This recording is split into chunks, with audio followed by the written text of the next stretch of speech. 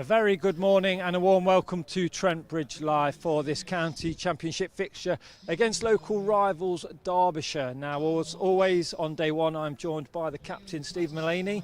Thought you were going to do the intro. You just did a practice to me and you were quite good. Yeah, all right. I don't want to take your job too early though, do I? That's true. And I don't want yours either. So no problem. Shall you keep yours and I'll keep mine? Okay, sorted. Let's do that then. Okay, so the toss has just taken place. You won the toss. You've chosen to bowl. Just give us an idea of why you've made that decision. Yeah, I wasn't too bothered. I think, overhead conditions, hopefully it'll swing around a bit. And obviously we've got a bowling attack that are bowling well, so try and put Derby under some pressure and then bat big when we get the chance. Now, back on home soil after the trip to Middlesex and the home of cricket. Yep. Frustrating, obviously, with how that finished, but what positives can we take from the first 3 days? I think if we play like that with the intensity we did and the skill that we did, we'll be very hard to beat and hopefully we'll win a lot of games. So I've asked for more of the same today and throughout this fixture, and it's our last chance to put on a show with the red ball before we go into that 2020 block. So, very simple, keep doing what we're doing and hopefully it'll be good enough.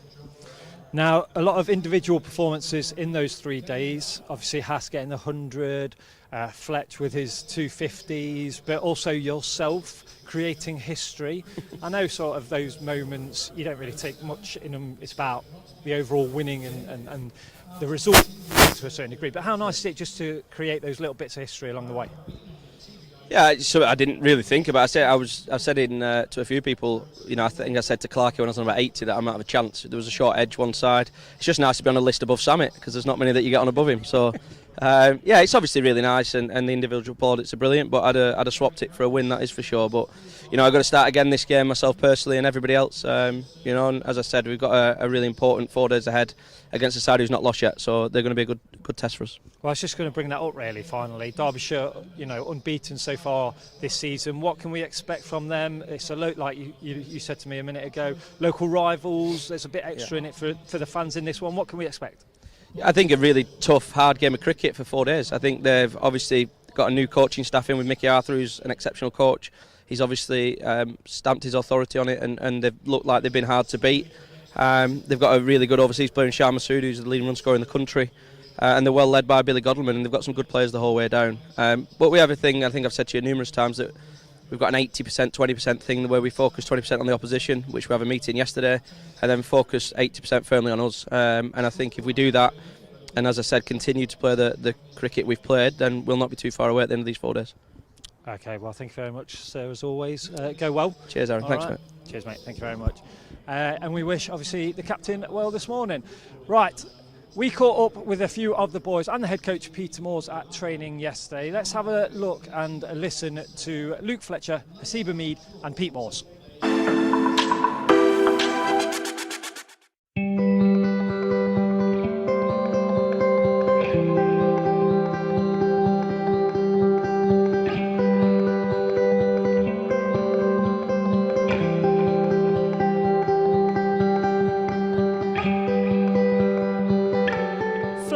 Take us back to Lords. What a game for you in terms of things that don't normally happen in opening the batting for starters. No, it was crazy how it all worked out, but yeah, great. The first 3 days were brilliant. We dominated the game. It was just unfortunate the rain came on day 4. Yeah. We set it up so well to get them 7 wickets the next day, and yeah, we deserved the win, but. Like I said, the weather defeated us. So it's so uncontrollable as well. You can literally prep and go out there and play your strongest game, and then it just turns and it's against you in that sense. Yeah, I mean that's the thing really. I mean we've been lucky all season really. We've not had much rain at all. So yeah, I guess we were unlucky in that situation. Where the game was set up for the rain to come down. But actually, I mean, you come away from Lords having absolutely smashed, I'd say, Middlesex in all 3 departments really. Yeah. We were happy with our performance. And yeah, we're going to this game against Derby now full of confidence. And that's the thing, take the mindset of where we were at Middlesex when the rain hit and bring that here for Derbyshire. Definitely. I mean, yeah, it's the vibe around the place at the minute is brilliant. We're playing some good cricket. Individuals are achieving some good milestones. Mullaney last week with 100 off 54 balls or something, which is a record. Hassie with 100. James Pattinson with a ball. So there's loads of people that are putting their hand up, but collectively as a team we're performing well, so that's the main thing. So you mentioned Hasib there. You and Haas don't normally stand at the crease together very often, do you? No. How was it? It was weird actually. Yeah. Weird but quite a nice feeling. It was. I thought before I went out, I thought this is the the only position I've not batted for Notts. Really? But Mulaney told me that I'd opened against Warwickshire years ago with him, so I'd always forgotten that one. But no, it was nice. It was good. And actually, it's different when you're going against a new ball because normally when you're going at the back end, people are just trying to hit you on the head all the time, so you're just ducking and weaving. But no, it was good fun, and obviously at the home of cricket as well, which makes it special. Yeah. And yeah, to get another 50 was brilliant. I enjoyed it. So racking up the scores as well. Haas, congratulations on your first 100 of the season down at Lords. Just sum up that game, because it was kind of a game of a bit of a roller coaster in many ways. Yeah. Good weather to start off with, rocking and rolling, and then the weather hit. Yeah, I mean, to be fair, I think it was one of our best performances of the season, and we've had some good ones. But that last week, a lot of big individual contributions. Obviously, Mo was unbelievable with the bat throughout the game. Fletchy creating history, we feel, or we believe, with scoring a 50 at 11 and 1. Yeah. But also with the ball as well. Obviously, we had Jimmy P. Brody contributing. So no, I think all in all, we've just spoken there this morning and said how good a performance that was, and shame we weren't able to try and force a result on the final day. So you mentioned batting with Fletch, something that we don't see very often at all. No. But talk us through that then. How was it? Was there any kind of like chat as openers between you before you went out there? Or? Well, more than chat, I think one thing I've never done walking out for a first class game was take a picture before we entered the field of play, which is what we did. So no, I mean, it was obviously something that I've not had the pleasure of doing before, batting with Fletch, so it was nice. And yeah, it was a shame I couldn't stick around with him long enough. Nice. But was there, so obviously Fletch did face the first ball and kind of took the whole of that last over for you. What did you think whilst you were stood out there watching him? Oh, honestly, felt at ease. I thought he was playing really nice. Obviously, he was fresh off his first innings 50, which was, the confidence was showing. Yeah. But no, honestly, I was watching him from the other end, and he was actually batting really nicely, so I was very confident. I know we always talk about breaking it down and achieving things at certain places. Are we where you would like to be as we go into the last game of the Champion at this stage and then take the turn into T20? Yeah, I think so. I mean, we'd like to be top of the league, but credit to Middlesex, we've just had a good scrap with them. But yeah, I think we've played some really good cricket. I think if you judge it by the style of cricket we've played, which has been aggressive, the unity of the team and the mood of the team, I think it's really strong at the moment. So we're looking forward to what should be a really good scrap against Derby. So you bring up Middlesex. There are quite a few things that are really easy to talk about. Obviously, Mull's performance, Fletch coming in and opening the batting and getting a 50. We were just talking about whether he's the only person ever to get a 50 at 11 and 50 at 1 as well in that sense. Yeah, I mean, it's a world record, and which Fletch keeps reminding us. But it wasn't just, he got 50 in both innings. It's the way he played, really. Yeah. In the first innings, we really wanted to put the icing on the cake of that first innings. So I think Stewart did what experienced players do. He saw Luke was going, took a bit of a back seat, and Luke played brilliantly to get 50. And then at the end of that day, after bowling so well, of which Luke was part of that bowling performance, we had this 1 over, so we sent out Luke as night watchman to just make sure we didn't lose one of our top order. And then Rowley does really well. Rowley does really well. And then the next day, all I said to him really was, it's a privilege to have the opportunity to bat at Lords as an opening batter. And he took it absolutely literally. He went out and he played brilliantly. Always nice to catch up with a couple of the lads, and obviously Pete the day before a game. Right, let's have a look at the Nottinghamshire selected 11 for this fixture.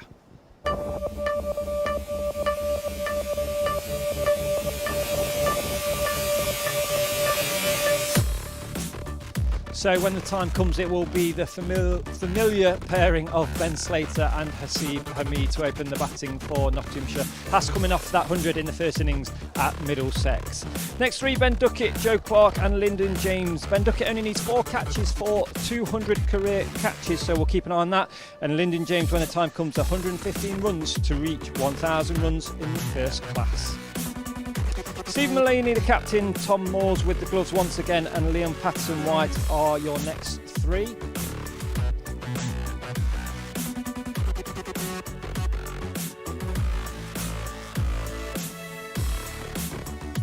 And then what about these three? 1,626 first-class wickets between them. Yes, that is Stuart Broad, James Patterson and Dane Patterson, who last time out here at Trent Bridge got his career best figures of 8.452.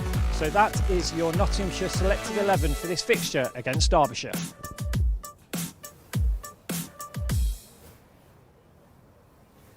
Okay, we are literally a couple of minutes away from the start of play here. Start of play is due to get underway at 11 a.m. So if we just take a look at the table very quickly just to see about the standings here in Division 2 in the County Championship, you will see that Nottinghamshire are currently second behind Middlesex, and Derbyshire, as I mentioned to the captain Stephen Mullaney, unbeaten so far, they lie in 5th. So that is your table. So points up for grabs, very important here. As Stephen said, we're going into a block of T20, so it's important to try and finish this first part of the First Class County Championship in a good fixture.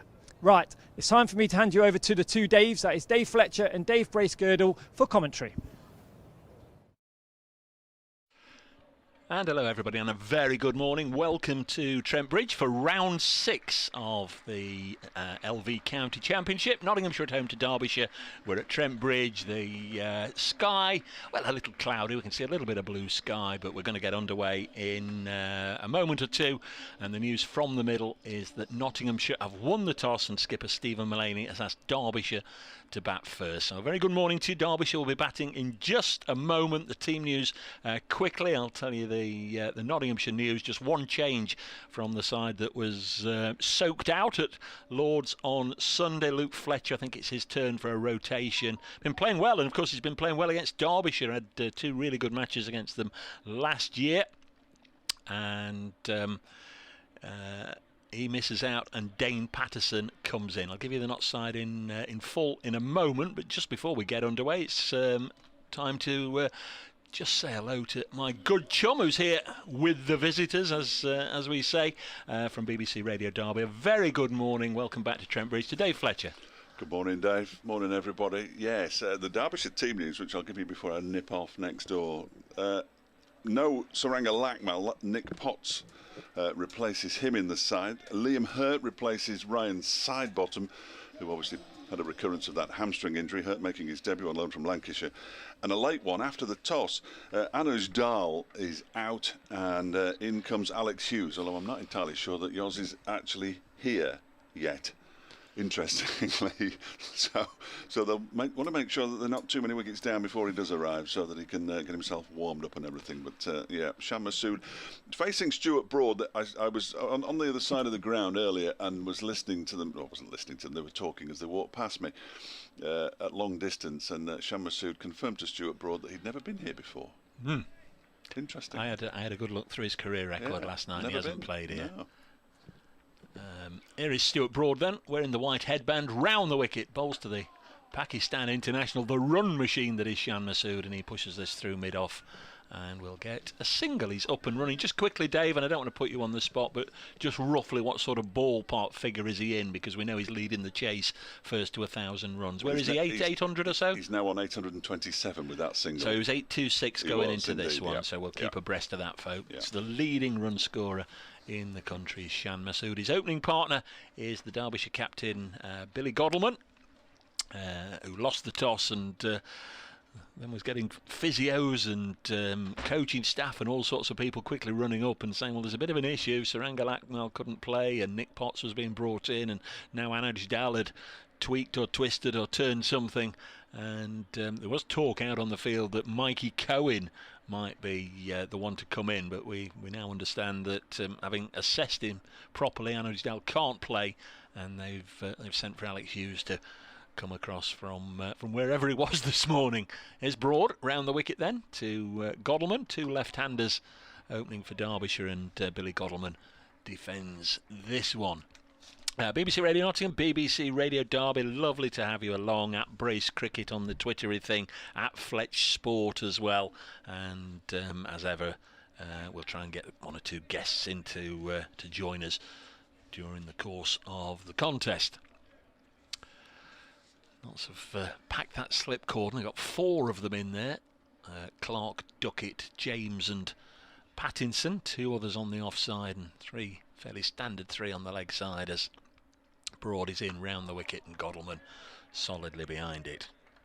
Billy Godleman Played here 4 times in first-class cricket, averages 51, so that's pretty decent. A century in 2017, a couple of 50s as well, so done well on this ground. And against Notts, 8 matches in all, but just that 1 century that he got here.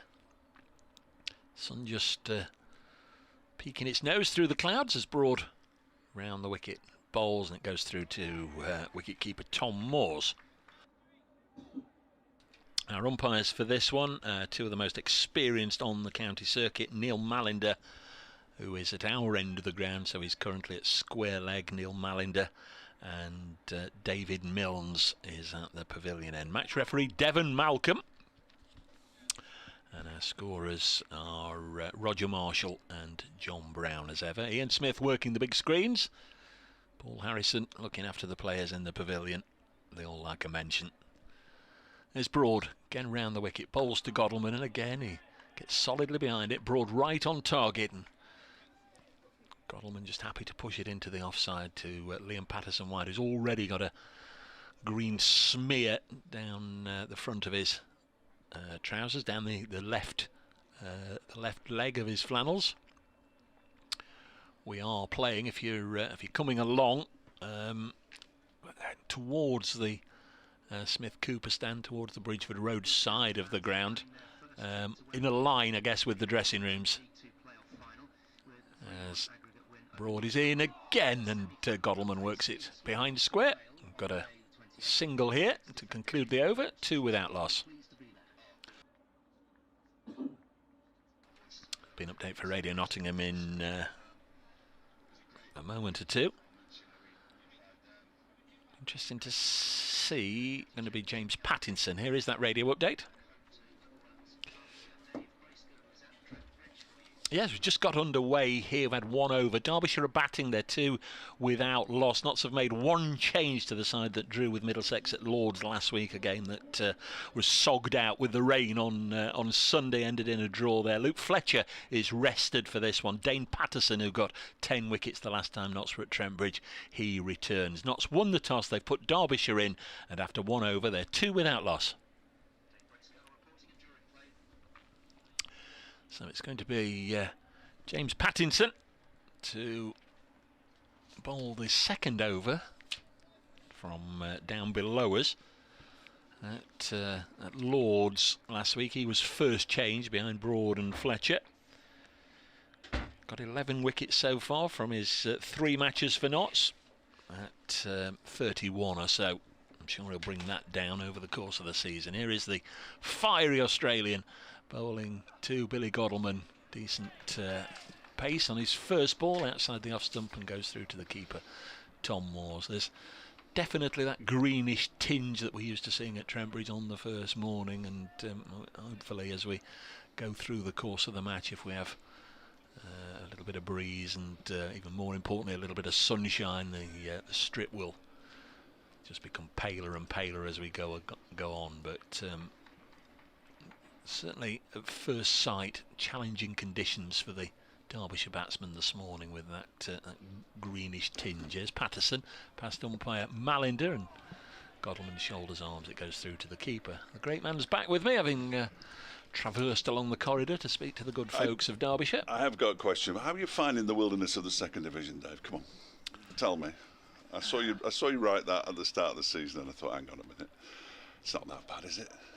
No, it's Good. No, Good. no, not at all, not at all. And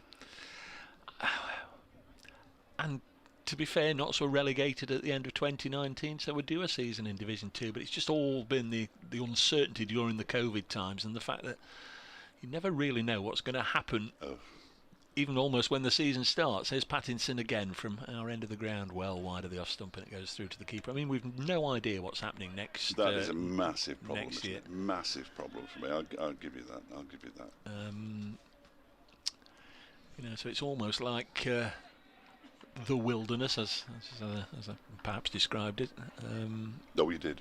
Okay. It's kept me entertained the entire first 5 matches. Well, people, they always say, "Oh, Division 2 runs don't count unless it's, all of a sudden player A, B or C, and then Potts has got a call up, hasn't he, with second division wickets? Yeah, so a lot of second division wickets. Yeah, as Pattinson is in, and this one goes through to the keeper. You've got a Potts in your side, Nick Potts. I'm not overly familiar with his work. And as you say, Liam Hurt, who we have seen here once or twice in the past for Lancashire.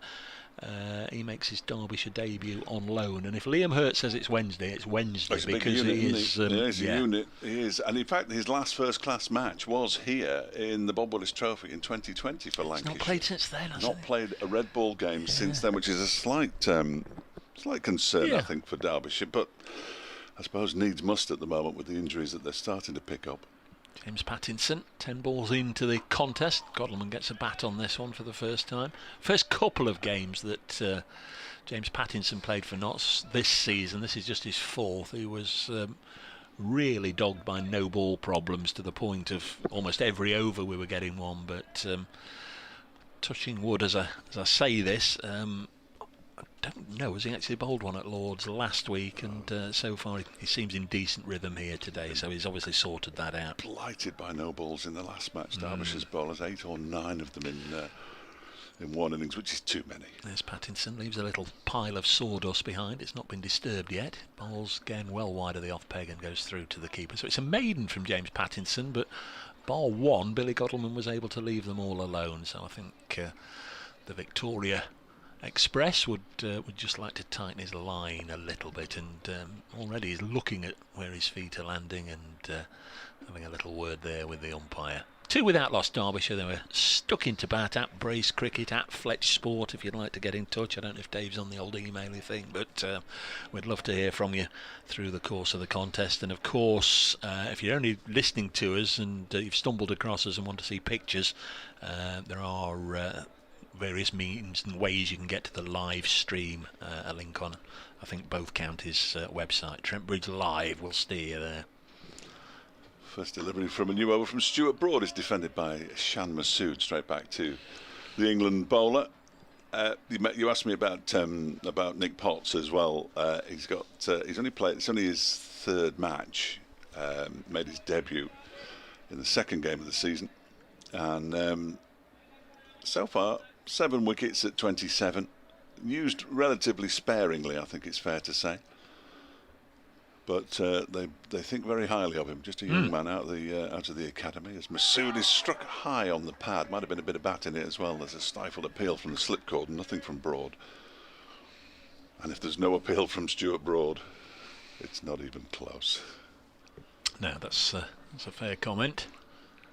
I don't mind. I've got absolutely no objection to him appealing vociferously. Indeed, should it be close? I assume that we're playing on this pitch because there wasn't one on the Bridgeford Road. Blimey, I've never a T20. Yes, absolutely, but this is a long way across to the right-hand side as we look out from the Radcliffe Road end. As that one is turned down to long leg by Shan Masood, fielded by Ben Slater. Good to shake Ben's hand earlier on today before the start of plays. He's doing all right. He's our Ben. They will go another strip across, another strip closer to the Bridgeford Road side, so they're not quite on the very edge of the wickets they use. I think it was Alex Hales one year here. He was just flicking it into that stand at will. It was horrible. From a Derbyshire perspective, that one's defended back to Stuart Broad. And there's no. I was trying to work out. I think the boundary rope just down to our left is further away from the wall than the pitches from the boundary rope on the other side. You could almost have 2 games of cricket. You could have left the practice nets up. It's a strange one, but there we are. So Derbyshire unbeaten, Dave. The start of the season, a lot of draws. A lot of draws, yeah, all but one. It's been a pretty decent square at Derbyshire so far this season at Derby. Broad balls, and that one is, well, Billy Godleman tries to flick it away down the leg side, but fails to do so.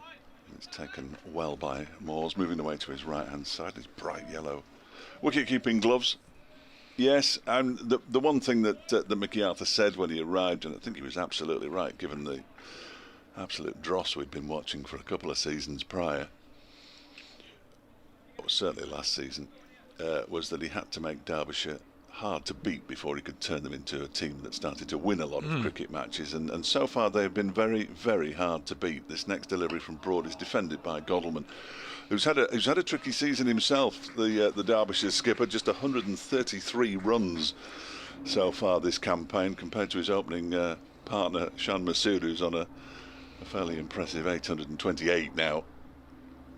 If he gets in this match, and there is absolutely no guarantee, I understand that perfectly, still needs an awful lot of runs, but in terms of the number of innings that he will have batted, because a lot of people have said, oh, by the end of May, but he was playing in April, but of course we won't play in May again after these 4 days. He will be second in terms of number of innings, second only to Don Bradman. So it's not bad company to be in. It's not bad. He has been exceptional, I think it's fair to say. I've got this dreadful feeling that he's going to fail at some point. He has to, but so far so good. Yes, James Pattinson from our end of the ground, the Radcliffe Road end, bowls, and it's a no ball. Well, I certainly put the mockers on him at the end of the last over, didn't I there? Masood had a little flick, and certainly did. Don't think he nicked it, because there'd have been more angst amongst the Nottinghamshire team, but certainly against Glamorgan here, Pattinson had one chalked off when David Lloyd nicked to duck it at second slip, and it was a no ball, but there we go. I'm just wondering, Dave, in an act of kindness and charity, I guess Shan Masood is perhaps ready for a bit of a rest, but I know next week there is a first-class game, the first-class counties 11 against New Zealand. Next ball is cut away for 4 by Masood into the offside for a boundary. You can see where I'm going with this, and that takes the score on to 9. We had a couple of runs, of course, for the no ball, so 6 runs already from this over. I just wonder if he's, if he gets a decent number of runs in this game, and he's just a little bit short, just might squeeze him into the first-class counties 11 against New Zealand for their tour opener. That's at Chelmsford. Starts next Thursday, a week today, so it is still in May. Ooh, interesting.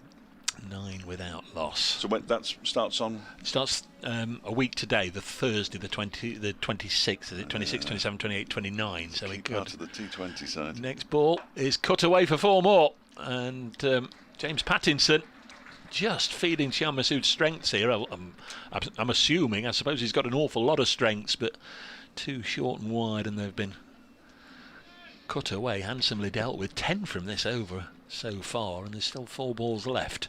So James Pattinson, who started with a maiden, has now just got a little bit of work to do, and the first thing he's going to do, I see, is go round the wicket. Presumably that match will be filled with players who don't play T20 cricket for their side, and Shan Masood is very much part of, I think. He's definitely playing. He's definitely playing in the T20. Yeah, I mean, there is some talk that he might even skipper the side if Billy Godalman doesn't make it. Right. So whether he'd be happy to go to Chelmsford, I'm not sure. Here's Pattinson, Australian Test match bowler to Pakistan, and very much Derbyshire quick. This is steered on the offside. Just on Derbyshire's season then so far, Dave, obviously Brooke Guest now finds himself at 3. He's been full of runs, and a big blow, Anuj Dal returning to Trent Bridge. Him missing out here would also be a blow, because he's been in the runs. I knew Anuj was really looking forward to this game. He's a mainstay. He's just signed a new 2-year extension to his contract as well, got a century in the last match, and guided the tail as well as moving up to 3 figures. And Brooke Guest has been in terrific form with the bat. Really pleased for him. Next ball is defended up to mid-on. Nice to hear from Australia. Robin Chipperfield's got in touch. Just pointing out there's a test match on the ground soon. That's why they're playing on the edge of the square. There's no excuse, Chippers, and you know that. I think there's an awful lot of important games that are lined up, and we generally find that they play on both extremes of the square, with the test matches, the ODIs. We've got the Royal London One Day Cup final, the 100, of course. They have to be in a televised position. Important, you say. Next ball round the wicket from Pattinson, down the leg side, taken by a diving Moores, and there was a little bit of animation from the slips, but they will have heard but not able to see the deflection, and it was clearly off the pad. 13 without loss here on BBC Radio Nottingham, BBC Radio Derby, and all our friends, including those in in Australia and all around the world who've joined us via the respective live streams on the county websites or through the BBC Sport website. Turning into a nice morning. We are told it should be dry, a little bit of breeze today. Tomorrow might be 1 or 2 showers around, and then a nice weekend. Next ball clipped away through square leg. In fact, umpire Milnes has to move out of the way so the ball doesn't strike him. Liam Patterson-White doing the chasing, and a couple of runs, and I think James Pattinson is pleased to get through that over. Went for 12 in total. A couple of boundaries, that 2 and a no ball. 15 without loss, Derbyshire put into bat by Stephen Mullaney, the not side. Ben Slater, Asiba Mead, Ben Duckett, Joe Clark, Lyndon James, Stephen Mullaney. Tom Moore's the keeper at 7, Liam Patterson-White, and then the 3 international quicks, James Pattinson, Stuart Broad and Dane Patterson. And there's a man on the first floor of the Batman scoreboard at the far end who Derbyshire would quite like to have had in their side today, I fancy. Stuart Broad begins a new over from the pavilion end, and Billy Godwin defends it back to him. Devon Malcolm's the match referee, so he'd have been useful. He might still be useful now. Who knows? He still looks in pretty good nick, because they've had their bowling attack torn apart by a couple of injuries to Anuj Dal and to Suranga Lakmal. Lakmal with an elbow problem. Dahl indeterminate at this stage, because I didn't see it happen, but apparently it was bending over. I'm hoping, against all hope, it's not hamstring, with the T20 starting a week tomorrow. There's Broad in and balls. That's left alone in his own inimitable style by Billy Godwin. High in the air, so you'd know who it was. He's very much a 3-dimensional fielder as well, player as well in T20. He's a gun fielder, Anuj Dal, and offers a little bit with the bat and with the ball. He's a good man. He's now got a prominent role in the PCA as well, hasn't he? Vice chair. A lot of people saying what a good job he's doing with that particular organisation. Wish him well, but not playing in this one. A late withdrawal after the toss. Godwin waits and leaves this next delivery from Stuart Broad alone outside the off stump. The Derbyshire batsman will be pleased to see the cloud breaking up. I think there's more cloud on its way, but at the moment we're bathed in sunshine here at Trent Bridge, as you'd expect, of course. Decent crowd in as well. Look across to my right. The top deck of the stand that we're on is well, it looks packed from here. That's great. Fair few in the pavilion as well, or in front of the pavilion rather. Godwin waits, 4 slips in place, and this one is left alone again by Godwin. Oohs and ahs, because, well, that's just the way Billy bats. I know it's very often a word that gets people putting their fingers in their ears on cricket commentaries and old football, but the place is absolutely alive with people on the concourses before the game, talking about the week that's been. Forest obviously just over the road from us, qualifying for Wembley on Tuesday night, and then Mansfield Town doing the same last night. So big weekend coming up. Nigel Clough's Mansfield. Yeah, for BBC Radio Nottingham, of course. Yeah. This next delivery, strikes the pad. There's a big appeal. Umpire Milnes is unimpressed. Billy Godwin flexes his left knee as he marks out his guard again. Just having a little look at the old replay here. Broad round the wicket, bowling to Godwin. Yeah, I can understand why he was especially keen there. It was pitched up, coming in on the angle. Didn't seem as if Godwin had overly got outside the line. Well worth a shout, but turned down. He didn't shout earlier, so if he is shouting, it's getting close. What can he do this time with his headband on? Bowls to Godwin, who gets the bat on that, just about. Pushes it back towards Broad, who, speaking of football, does a very nifty bit of footwork and puts his foot down. Ball leaps into his hand. It's the end of the over. 15 without loss. A maiden over bowled there by Stuart Broad. Yes, Broad probably seen, even if you didn't watch the football, even if you don't like football, there's been lots of social media photographs and on the news and whatever of Stuart Broad and Joe Root at the football together, and also photos of Luke Fletcher was there. I saw the Luke one. Very much in the shot. Is that his kid? That was young Freddie on his shoulders. You wouldn't want to be sat behind him. Joey Everson alongside him, and a couple more of the Trent Bridge staff either side. And the Forest fans remember the way to Wembley? They'd be all right with it? Not been to the new one, of course. 15 without loss. Shan Masood with 12 of them. Here's Pattinson round the wicket, bowling to the Pakistan left-hander. This goes through to the keeper. Just 2 slips now. Clark at first and Duckett at second. And I'm not going to bang on about it, but I just can't believe that Ben Duckett still hasn't been called into the England squad, because I don't think that, for me, I don't think there's a better number 3 in the country. And when they say we're playing a guy at number 3, Ollie Pope, who's never batted number 3 in his life, I don't know. Doesn't make a lot of sense. It doesn't to me. No, Duckett has been in prime form. He really has. Terrific player. Pattinson round the wicket, bowls to Masood, and seems to be playing with a bat that's about 2.5 feet wide. It's been like that, honestly, David. It's been like that all season.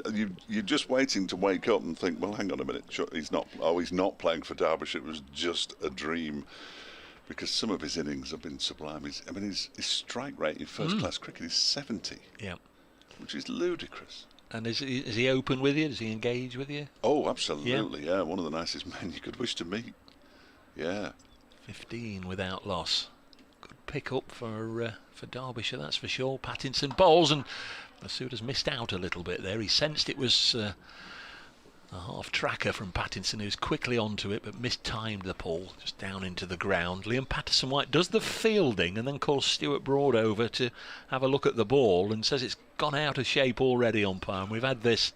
In fact, now Broad is doing it properly, because he's not going to the umpire. He's giving it to the captain. Shocking cricket balls this season, haven't we? Yeah, there was reports this week that a new batch. We were talking the other day at Lord's. The only time you hear the word batch these days, unless you go into the bakers and buying a batch loaf, the only time you hear the word batch is when you're talking about cricket balls. But this is an official approach, and looks as if umpire Malinder says, no, that's fine, get on with it. Always takes a couple of goes, doesn't it? Always takes a couple of goes. Yeah. Umpire Milnes will need to be on red alert, because they'll be showing it to him in the next over. They will. As Pattinson leaves behind that sawdust and comes in, tall, athletic man, tattooed, pulls a fuller delivery that Masood plays it on the leg side. Liam Patterson-White, the ball polisher. He walked past me. Dane Patterson. I think it's the closest I've ever been to him. Dane or James? Dane. Right. Is it? Yeah. This is James bowling. Oh, sorry, James Pattinson walked past me. I beg your pardon. Yeah. My word, he's a big unit, isn't he? As well. He is wide. He is. Broad shoulders. Bit of white line fever is the archetypal nasty fast bowler as well. Lovely fella. Bowls, and Masood will pull this away. There's protection out in the deep. Hasiba Mead is out there at deep backward square. Seems to be more and more retreating into the distance in matches for Notts. I mean that in the sense that over the last 2 years we've been used to seeing him in the slip cordon, but whenever you see him in the field, he's got so much tape and bandages over his fingers, and it's very rare we see him anywhere near now, unless he dons the helmet and goes in at short leg. He still does that. He was in my neck of the woods a couple of Saturdays ago up in Lancashire, sub-proing, I think, at Ramsbottom, possibly. 16 without loss. There's Billy Godleman on strike. Next ball is pushed into the offside, and there's no run. I think I'm about 6 for 6 this morning, calling Billy Godleman's name correctly, because we always end up with Kerry Godleman in the back of my mind, and I think they spelt the same, aren't they? But end of the over. 16 you wouldn't be the first, and you almost certainly won't be the last. No. 16 without loss. Masood 13, Godleman with 1, and there are a couple of extras on the board from that Pattinson no ball. Yes, he took some wickets as well in the Lancashire League. Did from what I was told. Who, Hasiba Mead? Hasiba Mead, yeah. But I mean, you get that with pros, don't you? The pro has to be able to bat and he has to be able to bowl as well, because that's the whole point of paying your money. Samit Patel's been doing a bit in playing for Clitheroe, and I understand he's not now allowed to. I don't know quite what's gone off. All right. Masood waits and pushes this first delivery of a new over from Stuart Broad to a wide mid-on, where Stephen Mullaney moves across and just puts a little slide in to keep them down to a single. 17 without loss. Masood, as has been the way, has got 14 of those. Not certainly not having a pop, but last year Nottinghamshire had the better of the two matches, certainly. And Luke Fletcher, who's not playing in this game, well, he got a 5 for in each, didn't he? Very pleased. Really I mean, well. I'm disappointed because I'm he's one of the nicest people you could wish to meet, Luke. Well, he's a distant relative. I'm not sure that he is. He's got all the talent if he is. Yeah, no, I'm disappointed he's not playing. Broad bowls, and it's defended by Godwin out into the onside.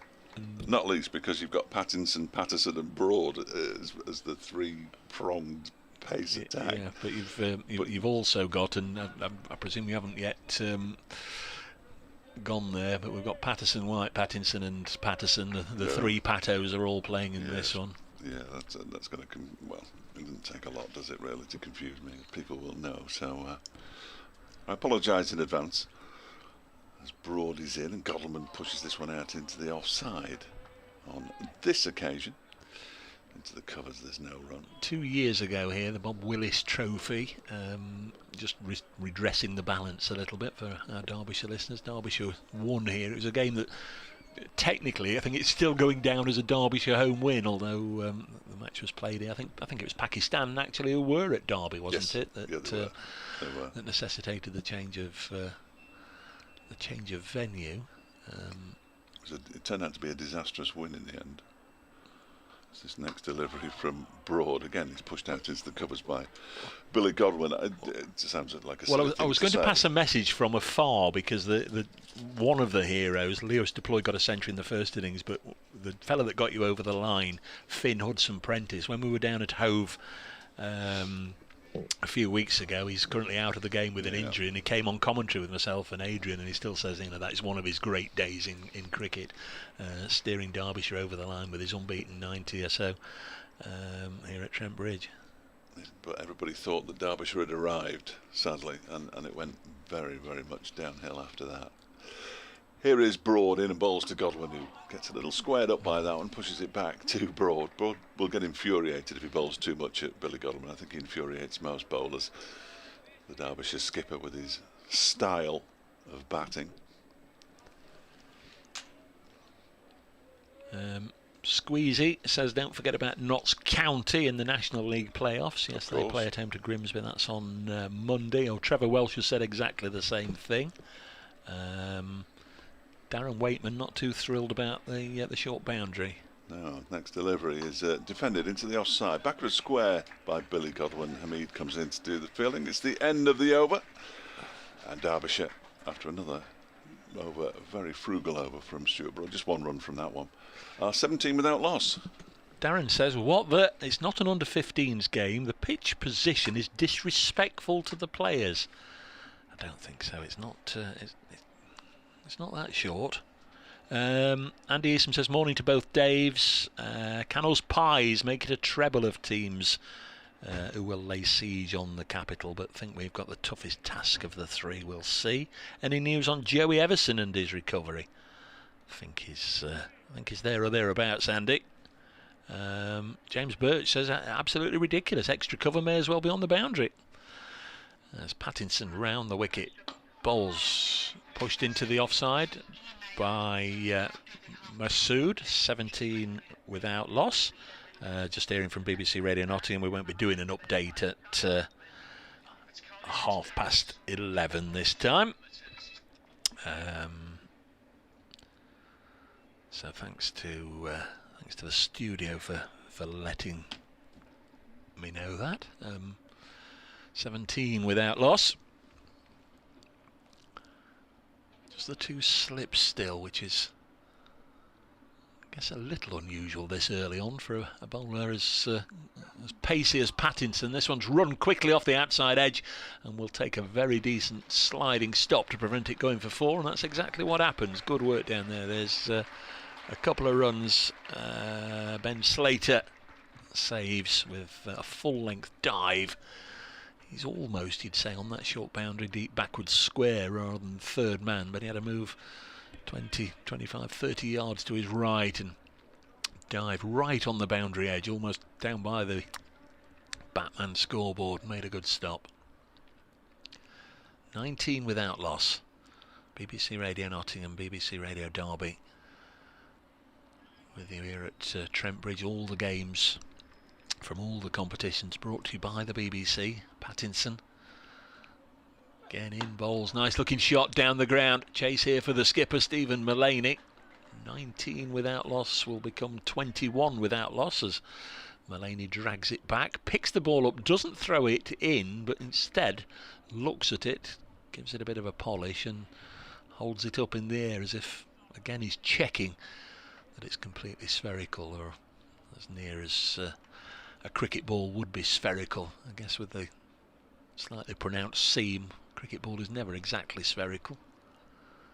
Halfway through the 8th over, Nottinghamshire of course got into a bit of a pickle down at Lords last week with their over 8 as Pattinson bowls and chopped down in the ground by Masood. He sets off 3 paces but is then sent back. Lyndon James doing the fielding. Yes, Notts were docked -4 points for their over 8 at Lords. I know a lot of people have had a few pops at them. I do have a little bit of sympathy because there was absolutely no rain forecast on the morning, and it just was light drizzle and it just set in. There was no breeze, no breath, and I know the plans were for Liam Patterson-White to bowl throughout from one end and the quicks to rotate from the other to bring the over 8 down, but they weren't allowed to get out there as Pattinson, a quickish delivery, fullish length just outside the off stump, is nudged into the offside by Masood. He was quite a tall fella, went out and obviously took notice and due respect of him when he was out there before the toss. He was just standing in a normal batting crease, just visualising, understanding he'd never been here before, not even to watch a game or as an unused part of a Pakistan Test squad. Not been here, let alone not played here, but that's not to say you won't get a lot of runs here. Plays this one up to mid-on to Broad, and James Pattinson down on his knees momentarily. He thought he was through. Masood has 18, Godalman 1, Pattinson 4 overs, 1 maiden, none for 17. He started with a maiden, then went for 12 from his next over. So he's dragged it back a little bit the last couple of overs. Broad is 4 overs, none for 4. May well be with Dane Patterson and Lyndon James in the side that there won't be particularly long spells for either Pattinson or Broad. Might just keep rotating things. Stephen Mullaney looking to find the right combination. Ben Duckett, who he's not the vice captain, but of course he is a bit of a senior pro, is in the ear of Stephen Mullaney. He's spotted something. He's passing on a little bit of intel.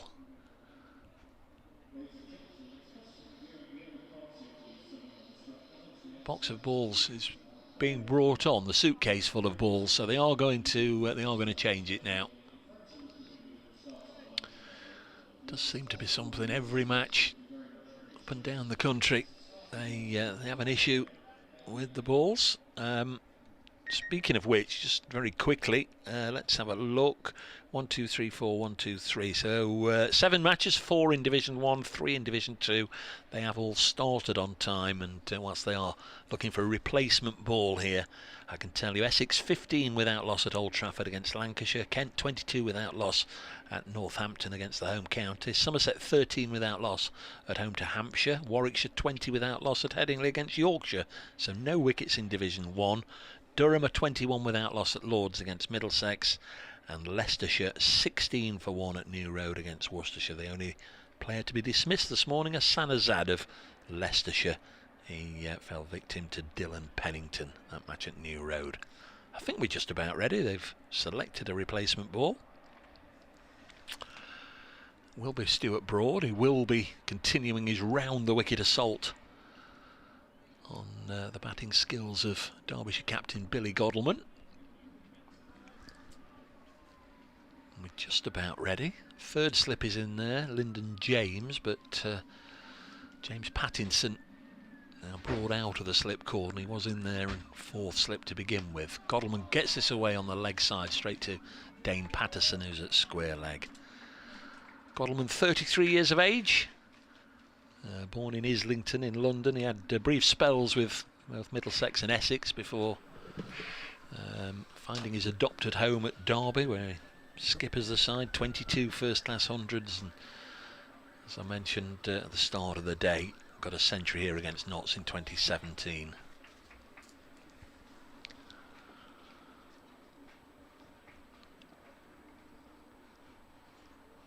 Taps his bat down a couple of times and waits for the arrival of Broad. Full pitch delivery right in the block hole, and Godalming jabs down on it and keeps it out. 21 without loss as Dave returns.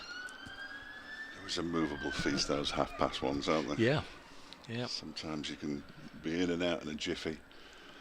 Sometimes you have to wait for the end of an Amy Winehouse song. Mark Stewart throwing the gauntlet down, and even I could hit a boundary on that short side of the ground. It is short. It's not much good for the left-handers, though, because they can't flick it round the corner. Wait and see what the right-handers do. Here's Broad.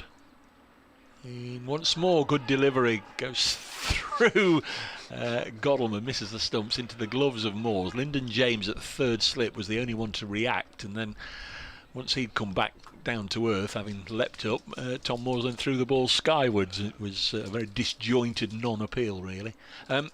Just on that, I would say, Notts played at Lord's last week. I would say the grandstand side was even closer at Lord's last week. So if it's good enough for the home of cricket, it's good enough for the true home of cricket as well. 21 without loss. Godalming 1 from 29 balls. A very defensive mindset from Billy Godalming, but he is a very capable player, and he will look to stick it out for the day. Blocks this next one up to James Pattinson at mid-off. They've just changed the ball, and already James Pattinson was holding that one up to have a look at it. I understand entirely the reasons for protecting the pitches in the middle, but it strikes me that if you want to see sixes hit, then you can play over there in the 100 and play proper cricket in the middle. 21 without loss. Broad in again. Godalming gets behind it. Lots of animation out there, maybe even a word or two. Certainly a stare. It's certainly a stare. It's defended. Held the tape for Stuart Broad this morning. 16 metres he marks his run out. I don't know if that's good, bad or indifferent, but might just be of interest to somebody. We used to just mark it. You used to walk a few strides. Yeah, that'd do. Long one at the end. They always have the green paint here. They have done pretty much forever, and that's something I like. I hate to see all the different white paint lines at various grounds. 21 without loss. Might talk about green in a second as this one goes through to the keeper. End of the over. 21 without loss. Decent over from Broad. 5 overs, 2 maidens, none for 4. Of course, the last time, I don't know if it's the last time we were together, maybe it was the Royal London last year at Derby, where there was a little bit of rain got under the covers, and they tried to soak it up, didn't they, with green sawdust, and Devon Malcolm was the match referee that day. It was all a bit of a farce, but when the game did play, was it Tom Wood who got a century? Tom Wood, indeed. Yeah, the second fastest in Derbyshire history. Still recovering from injury, Tom Wood. Yeah, well, they eventually put the mats out, didn't they? Yeah. They put the mats from the indoor dressing room. school. Yeah, because the Nottinghamshire boys were changing in the indoor school, so they had to move all their gear and. Because of COVID, wasn't it? They had separate chaos. dressing rooms. Here's James Pattinson. Here's Dave Fletcher. He bowls around the wicket. Timmersoon and goes straight through him and gets him. Caught by the wicket-keeper Tom Moores, and that is a big blow for Nottinghamshire, and it's a huge blow for Derbyshire because, well, that's his first failure, really. Masood goes for 18 and Derbyshire are 21 for 1. Seen the replay, good catch, Tom Moores, good delivery, Masood drawn into the shot, just pushing at it, thin nick, and certainly enough deviation not to leave anybody in doubt. And that's good work, good glove work by Tom Moores, and as Fletcher rightly says, that's a huge wicket for Nottinghamshire. 18 of the 21 runs to Shan Masood, faced 21 balls, faced 24 balls, and he's now on his way back. Hit a couple of boundaries, and I think we can say that James Pattinson restored the balance in their individual duel there. Yeah, I think both of those boundaries were off Pattinson, weren't they, down towards the, well, certainly into the offside. And Pattinson didn't look massively pleased with that, but he looks slightly happier now as Brooke Guest comes out to the middle. Big test for him. It'll be the first time this season that Brooke Guest, the number 3 batsman, and Billy Godleman, the number 1 batsman, have batted together. Crikey. Which sort of tells you how Shan Masood has dominated things. 18 of 24 is his, by some distance, lowest score of the season. And we knew at some point that Shan Masood would fail.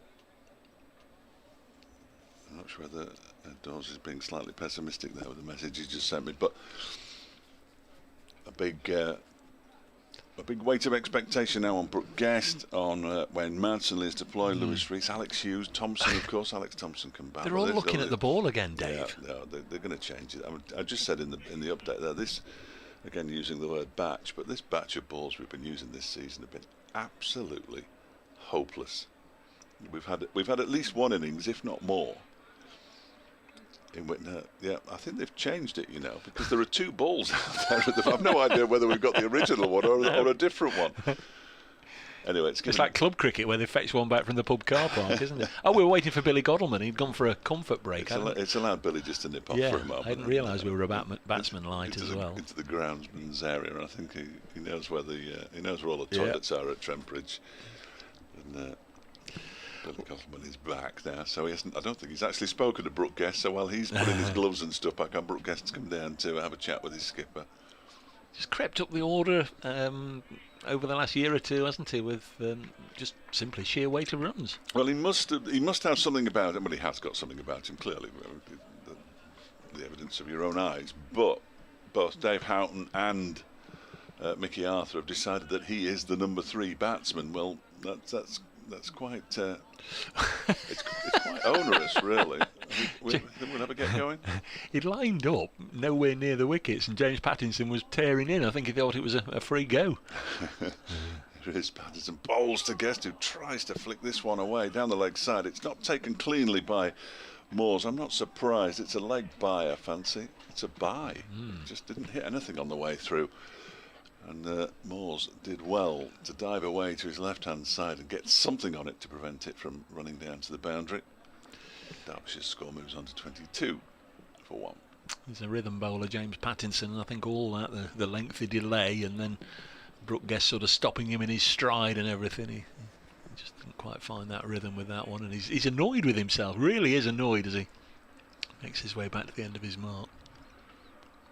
Got the big green undersleeve as he bowls to Godleman, who leaves this one alone outside the off stump. One of his sleeves is an actual sleeve of tattoos, and the other one is a like one of those that keeps your elbow and your muscles warm. Again, a little bit of dialogue with the umpire about where his feet are landing.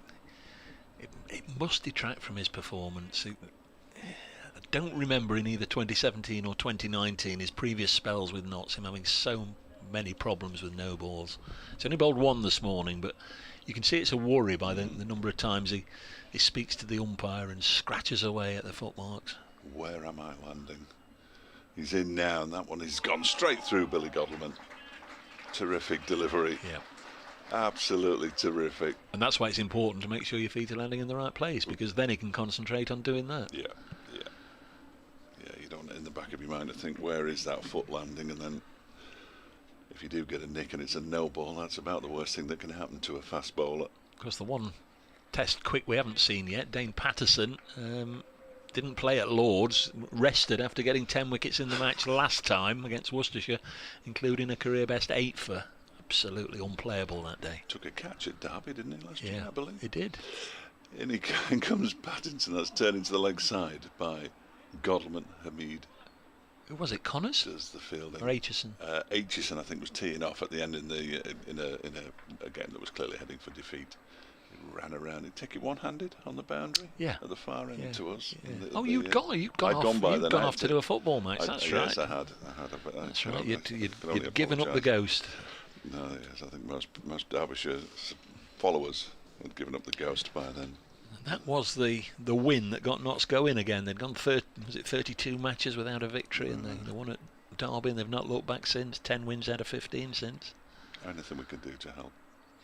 Pattinson balls left alone outside the off stump by Brooke Guest. It's the end of the over, a successful over for James Pattinson. There was a leg by and a single in there, but he took the wicket of Shan Masood, Derbyshire's leading run scorer. Well, the country's leading run scorer this season. He's already back in the pavilion, 23 for 1. And that's a pretty good start for Notts. You do worry now. You do worry. You just hope. I was talking to somebody downstairs. It's clearly the confidence that Masood's runs have given the rest of the batsmen, that whether they still can maintain that confidence, knowing in the back of their minds or even in the front of their minds that Masood isn't there anymore.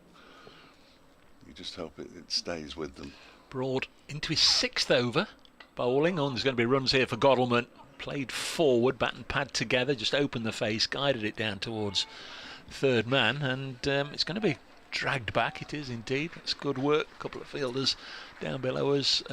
Joe Clark preventing it going from over the ropes, scooped it back to Lyndon James, and they took 3 runs. Of course, with Brooke Guest there now, we've got a right-hander, so they'll swap over to Guest facing Broad for the first time. Umpire Malinder trudges from square leg to square leg, and I'm sure will be a moment or two whilst Brooke Guest takes guard and everybody sorts themselves out. 26 for 1. Shan Masood has gone to James Pattinson. No sign as yet of either Dane Patterson or Lyndon James loosening up. There's Broad to the former Lancashire keeper. Brooke Guest, who's got a boundary, a little streaky maybe. Perhaps I'm doing him a disservice. It's gone down to third, gone very, very quickly. I think he was looking to drive probably in front of square on the offside, and it's certainly gone behind square and down to the unprotected third man boundary. And Guest is away with a boundary. Toe end of the bat really in the end, wasn't it? All the way along the ground, so never a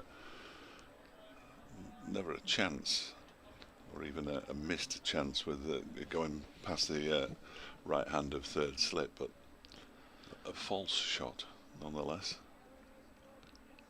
It'll make him feel a little better though. He's off the mark. 4 not out, it says on the board. Ball returned to Stuart Broad, recalled to the England Test squad for the forthcoming series, as Broad really delivers what his career's been about, hasn't it? One just in a good area, just there or thereabouts the off stump, just shapes away from Brooke Guest and goes through to the keeper. It almost seemed as if there was all the talk of a brand new revolution after the Ashes, and some new players being sought out both for that tour of the Caribbean in March, and then it'll all be brand new and fresh and shiny for the 2022 domestic season, and it almost looks as if as this one's played down into the ground, by and large it's same old. I know there's a couple of relatively new faces in Brooke, the Yorkshire batsman, and Potts, the Durham seamer, who played very, very well when Notts went to Chesterley Street 3 weeks ago. Looks a talent, but there's 1 or 2 players in that squad I didn't think perhaps we'd be seeing again. Yeah, I think they're sending a message. Well, the Championship's still not producing cricketers. 30 for 1. Guest has 4. Broad bowls to him and works it away off his hips. Nice deflection away by Brooke Guest. Bread and butter shot really. Asiba Mead doing the fielding. and a couple of runs. Had his hair cut since you last saw him, no doubt. Oh, yes. Dave. Yeah, It's a shame that. He was in the Finn Hudson-Prentice, Rory Burns sort of category for length of hair last season, but maybe it was during the Ashes winter or even in pre-season, but his long flowing locks have certainly had a trim. Disappointing. 32 for 1. Guest has 6. Stuart Broad bowls to Guest, leaves it 11, goes through to the keeper. End of the 11th over of the morning. Derbyshire ticking along at round about 3 and over there. 32 for 1. Shan Masood out for 18. Billy Godleman has 5, and Brooke Guest has overtaken him already. He's on 6. It did make me chuckle, actually, talking about England, and obviously Derbyshire lost Matt Critchley to Essex in the summer. From what I'm told, they offered him more money to stay, but he was determined to go and play in the First Division at a club where well, clearly they're going to be challenging for trophies and that kind of thing. It didn't take long, in fact 1 match, for him suddenly to be thrust into the England frame, having been pretty decent for the previous couple of seasons for Derbyshire, but clearly too far north.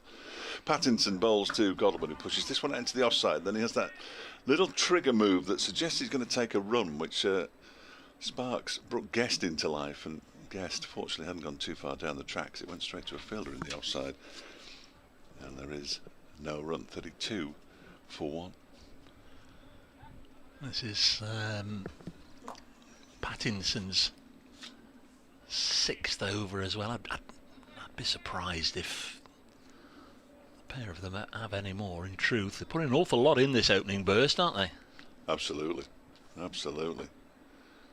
He's in now. He's full of delivery outside the off stump now, Pattinson, and this one's left alone by Billy Godleman.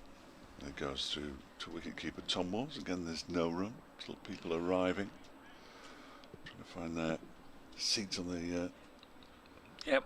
Nice. Bridgeford nice Road stand. Oh, there's plenty of room for them, Dave. So the blast not too far away. I know we're very much concentrating on this game. Any who will Derbyshire bring in, if anybody, that we haven't seen yet this season? Well, Mark Watt's the only one who's arriving. The Scotland left arm spinner. He's played before, hasn't he? He has. Yeah. 19 or 18, I can't remember which. This next delivery. Oh, he's played this a long way from his body, Billy Godleman, but he got a good chunk of bat on it as he pushes it out square on the offside. He's already played a second team game just to get himself back into the groove. I've seen photographic evidence. They play Notts, funnily enough, next Tuesday in what is designated, I think, as a second team T20, but I think it's going to be the major warm-up game for the pair of them. Yeah, Notts have had a couple of warm-ups already. The likes of Alex Hales, Dan Christian's here, Samit Patel, one or two others just getting back to hitting a cricket ball, albeit a white one. Pattinson around the wicket bowls to Godleman. That's bang on target, defended back to the bowler. Yeah, so I think it's 2 o'clock next Tuesday. I would double check on the Derbyshire website, but I'd be fairly sure that you'd be allowed in. Not you, people. You'd be allowed in, Dave. You're more than welcome. I'm going to be there, so come on down. But yeah, just the general public, for want of a better phrase. Should be quite interesting. Interesting to see who leads the Derbyshire side, what the bowling attack looks like. Pattinson around the wicket, a full toss, and he's punched down the ground by Billy Godleman. He's looking for the Yorker and just over-pitched it slightly. Mullaney slides in to do the fielding and they get through for a couple of runs, just searching for the block hole. Just seemed to be the effort ball as well, didn't it? And it was no more than a push by Billy Godleman. He picks up 2 more, moves to 7, 34 for 1. Again, every time Stephen Mullaney fields the ball, look, he's looking at it. They're not happy, are they? They're not happy with this. Well, I think this might be I can't work out whether it's the second ball. Because there are 2 balls out there. Yeah. Umpire Milnes had one in his pocket, almost anticipating a problem, wasn't he? We'll have to change it after 10, so I might as well take one out with me. Godleman steps away now. Now, that's interesting. No, well, I mean, Billy Godleman steps away an awful lot, and I know he steps away an awful lot, but I'll defend him on this occasion. The umpire had his arm out while Billy Godleman was getting himself ready, and Pattinson had started his run-up, but then Billy pulled out, and now Pattinson said, right, well, if you're going to do that, I'm going to go over the wicket. If I was Godalming, I'd be tempted now to take a fresh guard as he's coming over the wicket to him. He's just opened up his stance a touch, as you would expect, the left-handed Billy Godalming, as this next one is outside the off stump. It goes through to the keeper. End of the over. 34 for 1, Derbyshire having been put into bat. Brooke Guest has 6, Billy Godalming has 7. They've lost Shan Masood out for 18. Stuart Broad, 6 overs, 2 maidens, none for 13, and the very fact that Dame Patterson, don't get him confused early on, the very fact that Dame Patterson has taken his cap off would seem to indicate there's going to be a change at that end, and also Lyndon James is at third slip at this end. He's loosening up as well, so it may well be not exactly like for like, but a double bowling change. But Dane Patterson had the match of his life against Worcestershire, career best figures of 8 for 52 in the first innings, a couple in the second innings. It was terrific. He's going to bowl to Brooke Guest, the South African, and right on the money to start with, and Guest solidly behind it. He's one of these that can just move it both ways, Dave, and the number of times he's demolished a batsman's off stump not playing a shot, it's quite incredible how often he does it. He just lures them into a feeling that it's going to nip away, it's going to nip away, it's going to nip away, and you're already leaving it, and when it nips back and does the damage. I don't think there's any worse feeling as a batsman, not that I ever was one. 34 for 1. Brooke Guest has 6. Son again trying to peek through. He bowls again, just shaped away a little bit. Decent pace. Skiddy bowler. You won't see him necessarily banging it in as much as you will with Broad and James Pattinson. Skiddy bowler. Ball's nice and full. Might go for a few runs, just trying to get it up there and inviting it to swing. But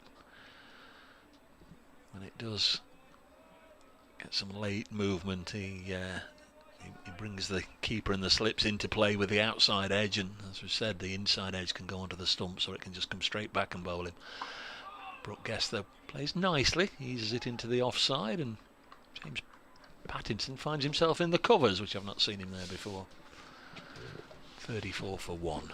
Where are we? We're getting towards an hour of play, which is absolutely whizzed by. We're only in the 13th over. Though about 3 minutes to 12, we've had a number of stoppages whilst they've been sorting the ball out. We've had a wicket, but already you'd say Notts were down on where they should be with regards to the overs. Patterson bowls, and again, I don't think that came off the full face of Brooke Guest's bat as he went to defend it. Seemed to play it down onto his boot, and it ran away behind the wicket to Ben Slater, who's in 45 position, saving 1. Deepish gully, maybe. Been very deliberately positioned there. Wayne Madsen due in at 4 for Derbyshire, then Leas Deploy and Lewis Rees. They make up the top 6. Patterson bowls wide of the pegs and through to Moores.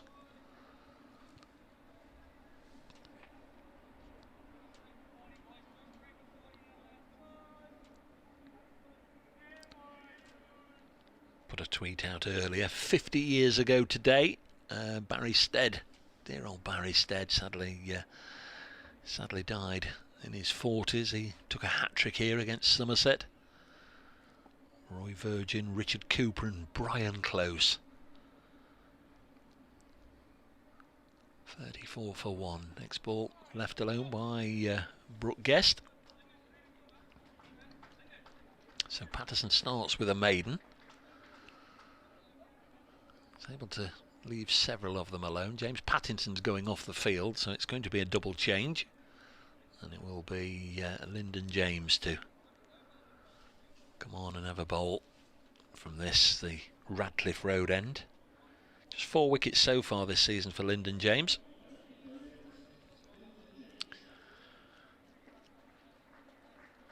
Will be, I think, looking to get amongst them to swell that number. In fact, he got all 4 numbers at Hove in the opening match. Didn't get any at Durham, here against Worcestershire, or last week at Middlesex. So it's on a bit of a barren streak.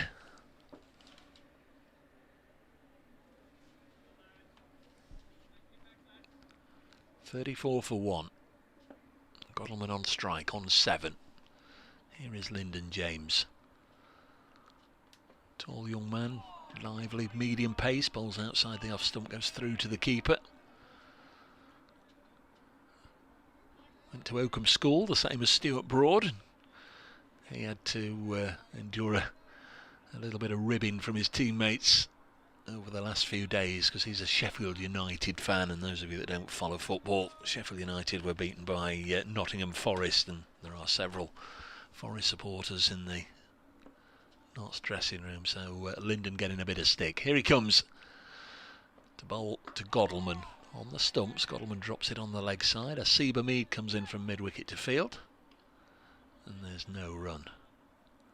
You sense that Lyndon James isn't going to be pitching it too full here because Notts are sort of doing without a conventional mid-on and mid-off. Stephen Mullaney at extra cover, Asiba Mead at mid-wicket, and they're both going to have a bit of a chase if the ball is pushed back in the V. James again in the 14th over. Getting plenty of encouragement from his teammates there. A full pitch delivery that Godalming digs out, plays it to a Mead at mid-wicket, and he hurls it across to Liam Patterson wide at point to do the polishing of the ball.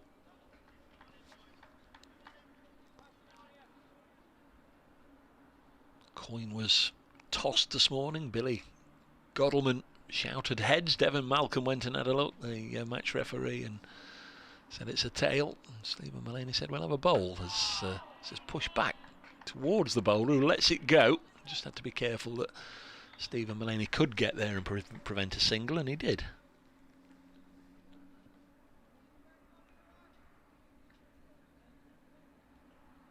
This is the 6th and final match in the opening block of county championship games. I think all counties over the 7 weeks have had 6 games and a bye week.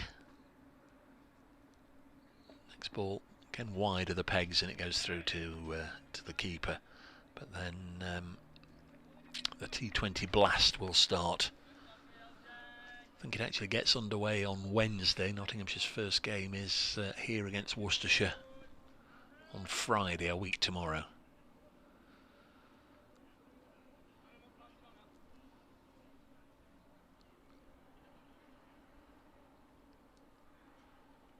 .34 for 1. The wicket went down on 21.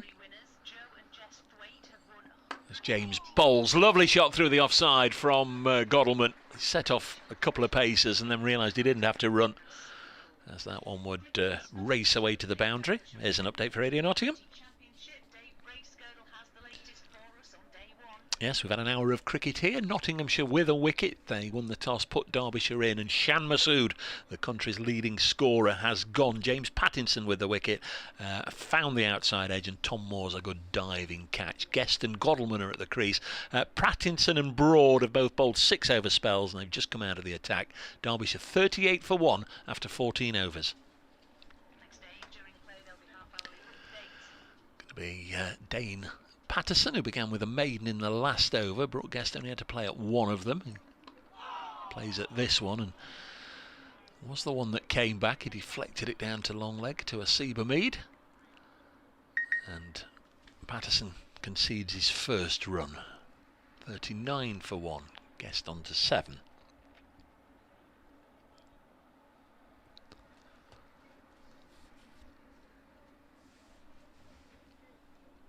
Decent crowd in, as you'd expect. County cricket does have its attractions after all, and the local derby brings the number of supporters in from both counties. Lovely to see so many Derbyshire supporters in the ground as Patterson in to Godalming.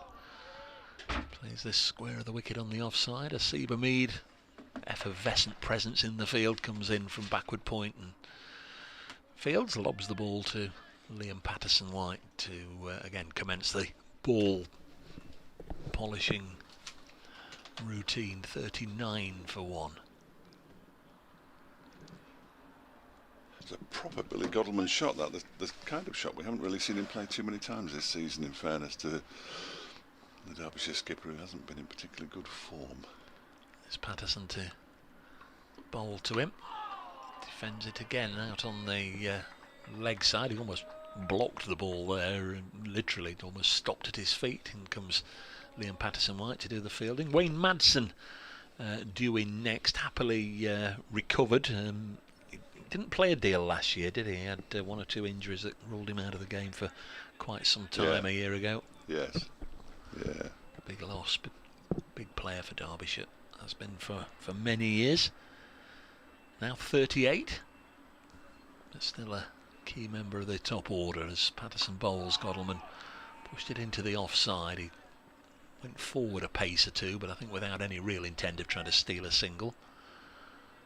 Until last season, it was very strange for me, having only started in 2016, to see a Derbyshire side without Wayne Madsen in it. And he tore a calf muscle, I think it was, at Lancashire in the first T20 match. Just to mark your card, Dave, that was fielded at extra cover. I think that's Matthew Montgomery, the sub-fielder. I think James Pattinson's. Now Hamid does the fielding. No, Pattinson's on the field. It must be Broad that's gone off, it is. So Matt Montgomery played for Notts in the Royal London last year, a top order batsman and off spinner, South African born. A little bit of the Kevin Petersons about him. That was how he sort of came to Trent Bridge back in 2000 as a just in playing style rather than attitude towards county cricket, presumably. Playing style, yeah, good. Patterson again. Don't know if this is my end or yours. I seem to be gobbling up the overs. It's yes, I've been away. It's the end of the over anyway. 39 for 1 after 15. Just a single from that over. So Dane Patterson, who they said he had a little bit of a niggle, so would sit out the Lord's game, but I've half a mind that it was his turn for a bit of rotation anyway. Once Stuart Broad has played these 3 games, we've had Patterson, and now Fletcher, each missing a game. Broad's back on the field. James Pattinson has left the field, and Matt Montgomery, who I just mentioned, has gone into third slip now. Right. Chances of me remembering all are fairly slim, but I'll give it a go. It's a new over starting from Lyndon James, who defends off his own bowling as it's pushed back towards him by Brooke Guest. Well, the slips are Clark, Duckett and the sub. Right. By about Saturday, I'll probably be with you. Well, you say all this, I don't even know yet. Has it been confirmed, the Derbyshire side? Is Alex Hughes definitely in? If people weren't with us at the toss week, as far as I'm aware, Alex Hughes is playing. We'll find out in due course as James bowls and back into his crease goes. Brooke Guest actually hits it behind him, down into the ground and behind him. Was a little bit fortunate not to crash that one into his stumps. Yeah, because I know the two captains, it's done all the time. They can get together after the toss. The two coaches can get together after the toss. But certainly on the field, the understanding out there at the toss was Anuj Dal has just picked up an injury, and if the physio says no when he's had a look at him, it will be Michael Cohen who will take his place. That was definitely, and it's only you saying Alex Hughes, so you've got the intel. I think Mikey Cohen is here as well as 12th. But this one is this next delivery is pushed back to James by Brooke Guest. Yeah, I heard both versions. One which said Mikey Cohen's playing, one which says Alex Hughes is playing. It's been announced it was announced by the PA that Alex Hughes was in the side, and he's on the NV cricket web pages, which is very much linked to the scores. So plenty of bowlers then for Derbyshire potentially in this game, with Sam Connors, Liam Hurt, who's here on loan from Lancashire, Nick Potts, Alex Hughes, Alex Thompson, Lewis Rees. Well, I'll tell you something about Rees in a moment.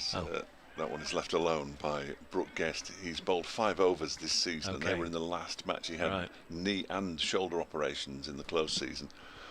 Hasn't been able to bowl, but did bowl 5 overs in the second innings last week. So.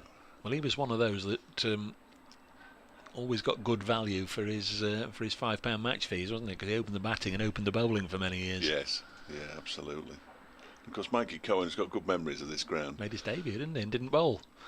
Didn't bowl for a long, long time, did he? That's right. James pushes this one. A guest pushes this next delivery from James into the leg side. They're going to come back for a second, as well as the slide is put in down below us by Liam Patterson-White. And they do get through for 2 more guest moves to 9. Yeah, it was a bit of a mystery as to why he wasn't bowling. When he did bowl, he did okay, and he did it really well with the bat, because he was out there in the middle when they scored the winning runs in the Bob Willis Trophy in that game, which did turn out to be a bit of an albatross. No, it did, Dave. Honestly, it was the worst thing that could have happened. This next one is left alone by Brooke Guest. It sounds perverse, doesn't it? It's the end of the over, 41 for 1. So in hindsight, the Open Top Bus Tour was a little bit over the top. Was a mistake. Yeah. All the gloating, that was all very much out of order. I'll say that here and now. No, it was one of those wins that you thought, wow, hang on a minute, and then it just didn't go well. I think Nick Buxton, who's a Derbyshire supporter, I think, but he's certainly from Nottingham because he corresponds quite a bit. He says, I think it's about time the ECB introduced a cap on the number of internationals allowed in county sides. He said the Notts team reads like a World 11. It's not far off. There's Dane Patterson, South African Test match bowler of recent vintage. Bowls one outside the off stump and it goes through to the keeper. And I say that because there's been 1 or 2 newspaper articles in South Africa that I've sort of managed to source on the old interweb there, suggesting with South Africa here the second part of this summer that he ought to be recalled. I don't know, I've not spoken to Dane about it, but they're obviously very much thinking about him. He bowls wide of the pegs and it goes through to the wicket-keeper Tom Moores. I know that Nick's actually taking the mickey because he says, I'd say make it 2 maximum to level the playing field and introduce it halfway through this match. Well, Surrey couldn't field a side, could they? No, exactly. You could only have 2 internationals. I think the standard of second division cricket and the overseas players who they now have, now that with the greatest of respect to a number of players who I thought were very good as Colpacks, but to lose all the Colpacks and bring in some quality overseas players, like the old days. Yeah, like the old days. Oh, false start here. Billy Godalman was just surveying the green acres of Trent Bridge, and Dane Patterson ran in, not realising the batsman was not yet ready, not back in his crease. There is Patterson.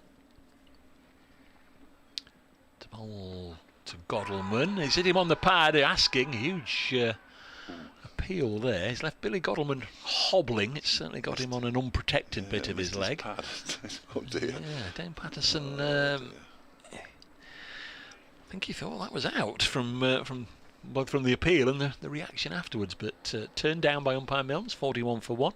Just quickly updating whilst Patterson walks back. Essex 41 for 1 at Old Trafford. Kent 42 without loss at Northampton. Somerset 45 for 1 at home to Hampshire. Warwickshire 41 for 2 at Headingley. That's in Division 1. And in Division 2, just 2 other games. Durham 49 without loss at Lords. And Leicestershire 48 for 2 at New Road against Worcestershire. 41 for 1 here. He's just about got a little bit of feeling back in his leg, I think, Billy Godalman. Stung a bit, didn't it, as Patterson bowls to him again. Edge caught, Lyndon James! Third slip, and Patterson's got his man. And Billy Godalman goes. Both Derbyshire left-handed openers have now gone. That was a good catch from Lyndon James. Took it to his left. And Godalman maybe discomforted by the previous delivery, but could only guide that one really off the outside edge into Lyndon James' waiting hands, and a wicket for Pattinson and now a wicket for Patterson. Billy Godalman made 11, faced 57 balls, batted for an hour and a quarter and won 4, and now he takes his leave.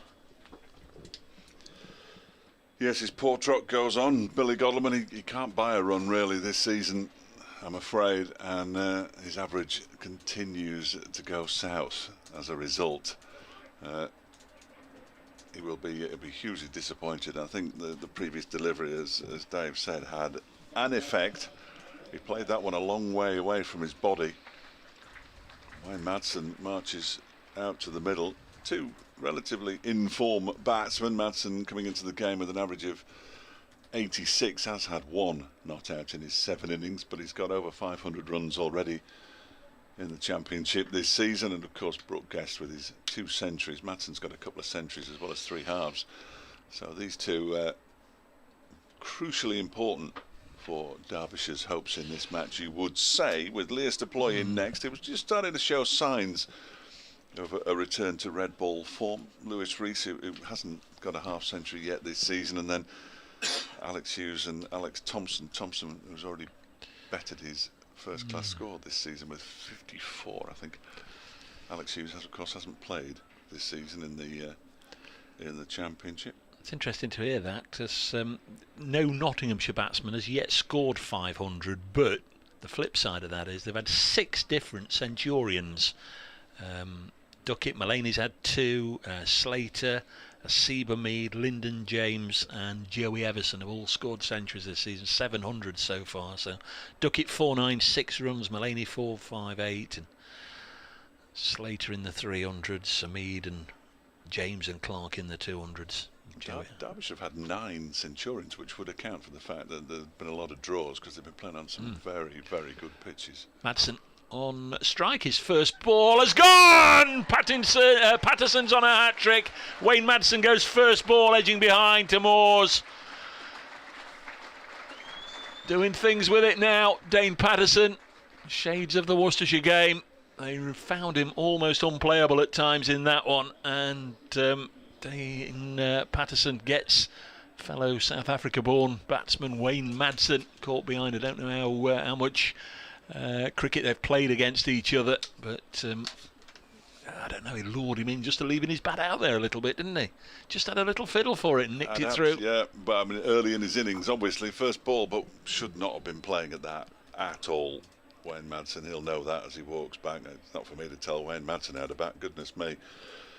But he'll reflect on that with a certain amount of disappointment, I think it's fair to say, as Lewis Deploy strides out to the middle. Not one of the Centurions this season, just a couple of half centuries for Lewis, who did have a spell back at home in South Africa over the winter and did pretty well. Happy memories of this ground though for Lewis Deploy. Well, he had that bizarre partnership with Sam Connors here, didn't he? Where Connors scored, I think, 3 runs, and Deploy went from 70 to 140 or something ludicrous. It was possibly some of the most infuriating cricket I've ever watched, because Notts did have everybody on the boundary for Lewis Deploy and brought everybody in, obviously, for Sam Connors, trying to get him out, but it just went on and on and on and on and on, didn't it, for about an hour and a half. Very strange. They let Lewis Deploy get from pretty much 75 to 130, just taking runs as he wished, really. He took a few risks, didn't he? Tried a few uppercuts and that kind of thing as well. But yeah, let's hope that his memories of that can help him here. Slip cordon reinforced. For the hat-trick ball, Dane Patterson to bowl to Lewis Deploy. 4 slips. Here's Patterson on a hat-trick and goes through to the keeper. Just about had everything in Nottinghamshire colours so far this season, but not yet a hat-trick, and Dane Patterson has now got figures of 3 overs, 2 maidens, 2 for 1. As I say, shades very much of the Worcestershire game, where he had extraordinary figures throughout in that first innings and finished with 8 for 52. Just couldn't lay a bat on him, or if they could only lay the edge of the bat on him. 41 for 3, and a lot now on Brooke Guest, who's got a bit of a start. 9 not out from 20 balls, and Lyndon James obviously taking a catch in that previous over, although it wasn't his bowling. One bit of cricket sort of transfers to another one, doesn't it, as he comes into bowl. Bowling from the Radcliffe Road end to Brooke Guest on his pads, and it's clipped straight to the man at mid-wicket. LPW. Liam Patterson-White has been in that region for most of the game so far.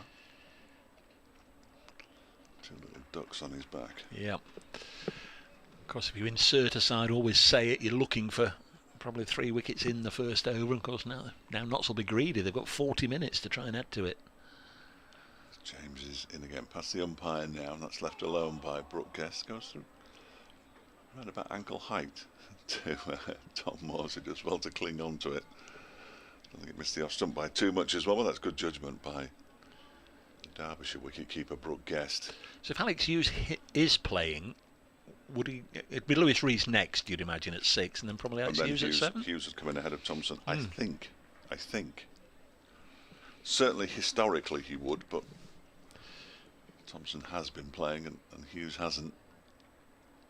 So this next one from James is pushed out into the offside nicely. Stuart Broad will do the fielding. He'll slide, stop it with his left hand and keep them down to a single. Guest moves to 10, 42 for 3. It'll be interesting to see how it's a huge opportunity for Alex Hughes, who hasn't really been in the picture. I mean, he's been named in squads, but when you've arrived at the ground the following day, he's not even been there. Wasn't in the squad for the last match.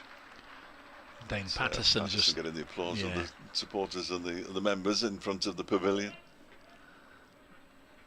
Just moved down there after that single, so it was the first opportunity that they'd had to greet him. And he acknowledges it, which is nice to see. Yeah. Always makes me laugh though, and the hat-trick ball that doesn't take the hat-trick gets a Yeah, huge ovation. There's James bowling to Deploy, who pushes this back up the pitch. Can also point out now that he's Nottinghamshire's leading wicket taker this season, because Liam Patterson-White was 19, Dane Patterson was 18 going into this game, but the 2 in 2 balls there means he's the first to 20.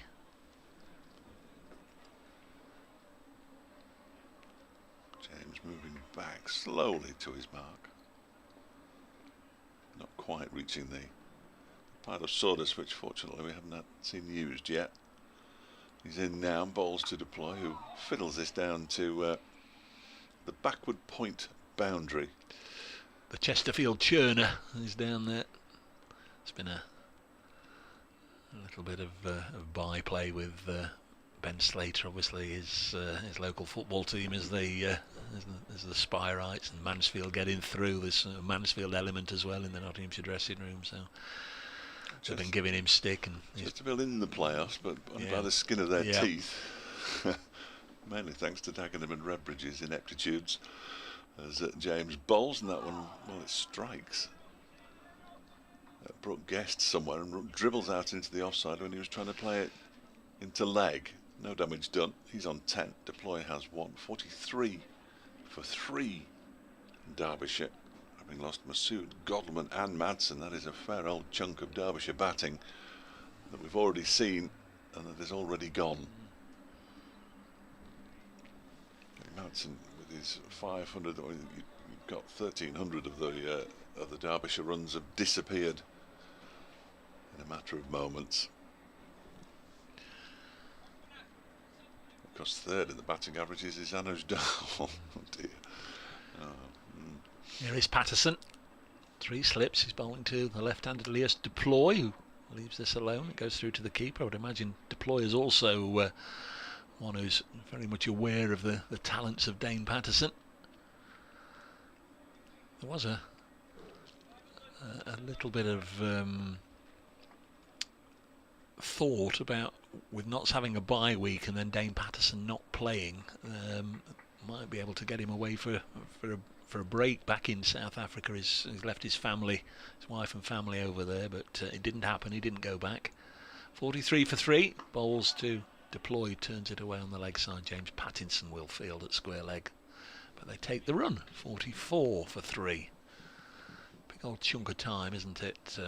Committing yourself to a full English domestic season and leaving your family behind. James Pattinson, he's brought his partner and child. They were out seeing the sights in London last week with Notts playing at Lord's. But Dane's family left in South Africa. 44 for 3. Brooke Guest on 10. Now facing Patterson. Comes in. Passed on by Milnes. Bowls. That's a pleasing looking push up to mid-off to the captain Mullaney. No real power in it.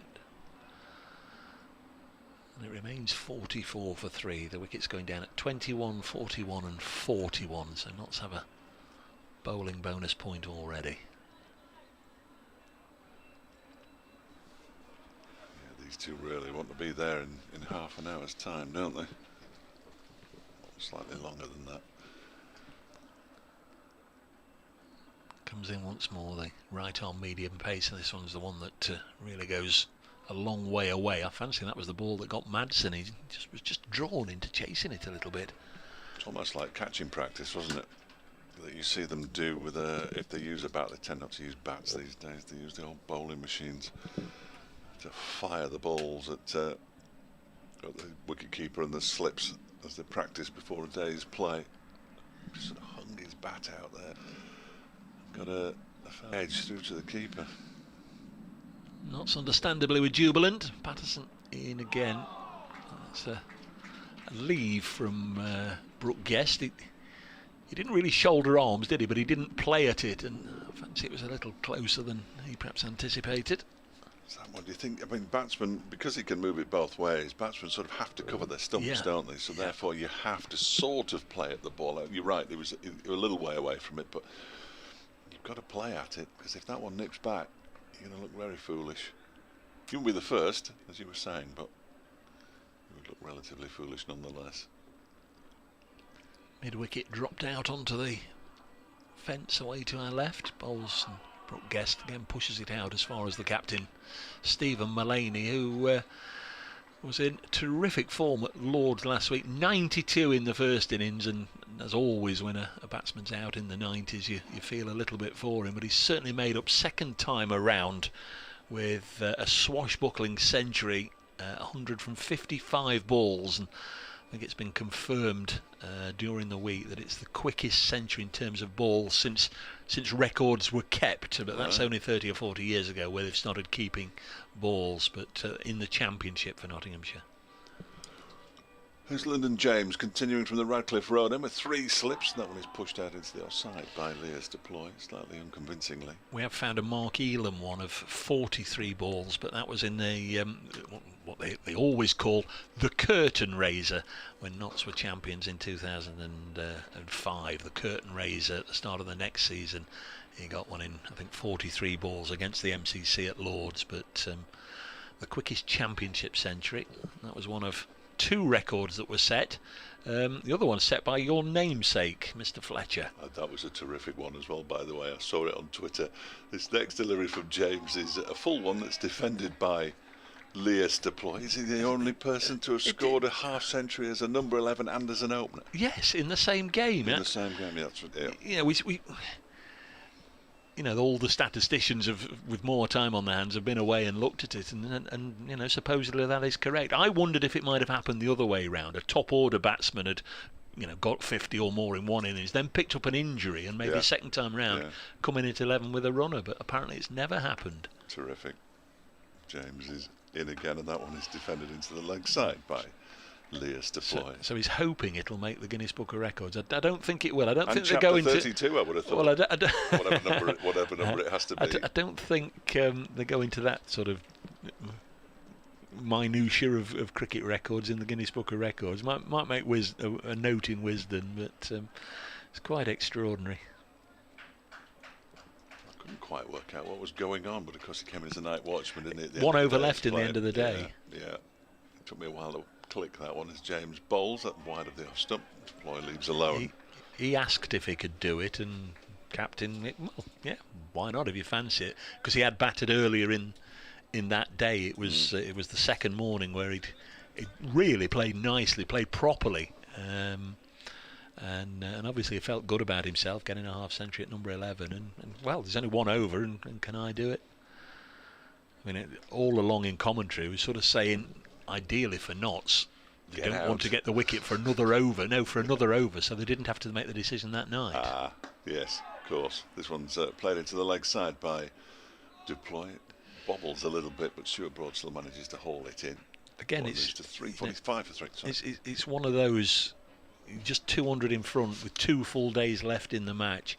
But Broad and Pattinson in particular had been giving it absolutely everything, and you know, it's a decent Middlesex side. They bowled them out, and you know, they had to make the decision that night. Yeah, it has gone out of fashion to a large degree as well, hasn't it? The follow-on is this next delivery is driven down the ground very nicely by Brooke Guess. There's a chase on here for Mulaney. He is going to hold it in before it reaches the boundary. And they're going to come back for a third as well under the throw bin at the stumps. Then Deploy might have had to have got the bat out. The aforementioned Guinness Guys world walking record around holder the- is with walking around the he's with the boundary. S&C coach, and they've got a bottle of water apiece. I think they're heading for the gym. Poor old Fletcher. He'll enjoy that. It's not one of those, is it, when they say you're sort of being rested or rotated? They seem to spend most of the match Yeah, working 4 days in the off? gym. I don't think so. Yeah. Dave's going to update the listeners across the A52 over the border. We'll be back with us before too long. We're knocking on the door of 12:30 local time in the UK. 48 for 3. Brooke Guest back on strike on 13. Leaves Deploy has 3. And here comes Dane Patterson to bowl to Guest. Bowls, and with a bit of a Seabermead flamboyant leave there, a real flourish to his leave. Lets the ball go through to Moores. So Notts making the one change. Luke Fletcher out, Dane Patterson returning. We've just sort of looked after the 3 principal quicks. Patterson and Fletcher all missing a game, while Stuart Broad has played the last 3. Doubt we'll see Broad again this summer. Next ball driven away for 4. Went very fine. Perhaps I've gone early on this. Ben Slater's after it now. The ball will win the race. Again down to third man. He was looking to drive through the offside. Skewed away off the bottom outside edge and down to the ropes. Just in front of us, down to our right, the Radcliffe Road end of the ground. Dave Fletcher said a very good crowd as usual on the middle tier here. Those away to the right of our commentary position, looking right behind the line. 50 up, 52 for 3. Patterson bowls again short, and Brooke gets taken on the pull but completely mistimes it. Runs away on the leg side. Those of you watching the live stream will have seen the bowler himself pick the ball up and do the fielding. And they take a single, 53 for 3.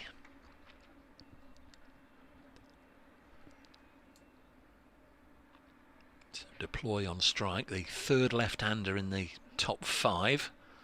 Lewis Rees will make it 4 out of 6. Nottinghamshire side with 6 left-handers as well. Next ball goes through to the keeper, Moores. We're Radio Nottingham update in just a moment.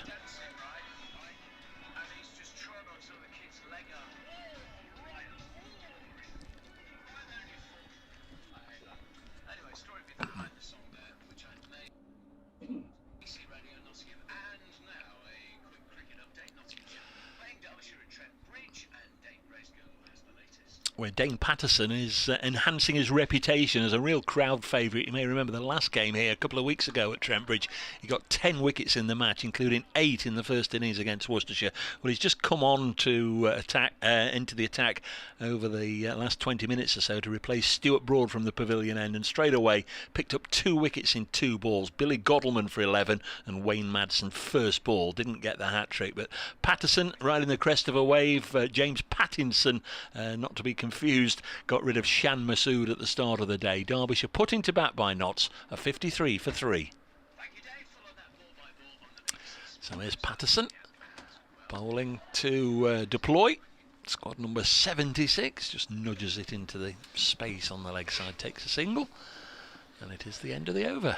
And not sure if it's gone up or not. 54 for 3 is the score. There we are. Deploy 4, Brooke Guest 18, Patterson 5 overs, 2 maidens, 2 for 8. I nearly didn't come back because they were playing our Eurovision song, which I really like. I really like it. I haven't liked one for a long time. Well, I had television problems down in our luxurious hotel outside the Lord's Cricket Ground, and each of the 4 evenings my television didn't work. Is Lyndon James in and bowls to Deploy, who pushes this out into the offside. They go through for a comfortable single as it's picked up by the former Derbyshire man, Ben Slater. Listeners over the weekend will have heard me banging on about it, but first night it didn't work. Oh, we'll have to get it reprogrammed. Second night still didn't work. We'll have to get it reprogrammed. No, it won't work. We'll get it changed. Third night they hadn't changed it. The fourth night was Eurovision night. I watched the Mansfield Town game with most of the team down in the bar. Went upstairs, popped it on. Oh, they have changed it. Oh, Eurovision's on. I heard our song and about 3 others, and then it packed up again.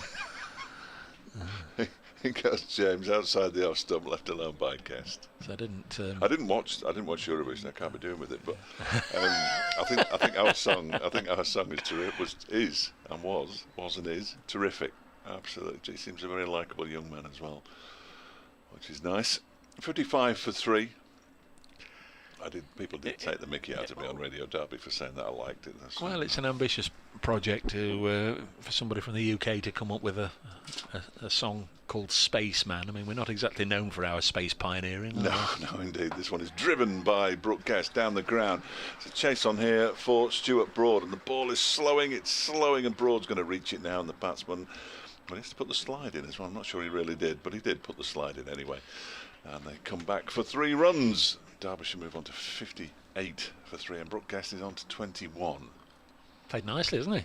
Top scorer now in the innings. Yeah, he's. I don't suppose his confidence has ever been higher. With a couple of 2 centuries in the same game against Glamorgan. First Derbyshire wicketkeeper since 1896 to do that.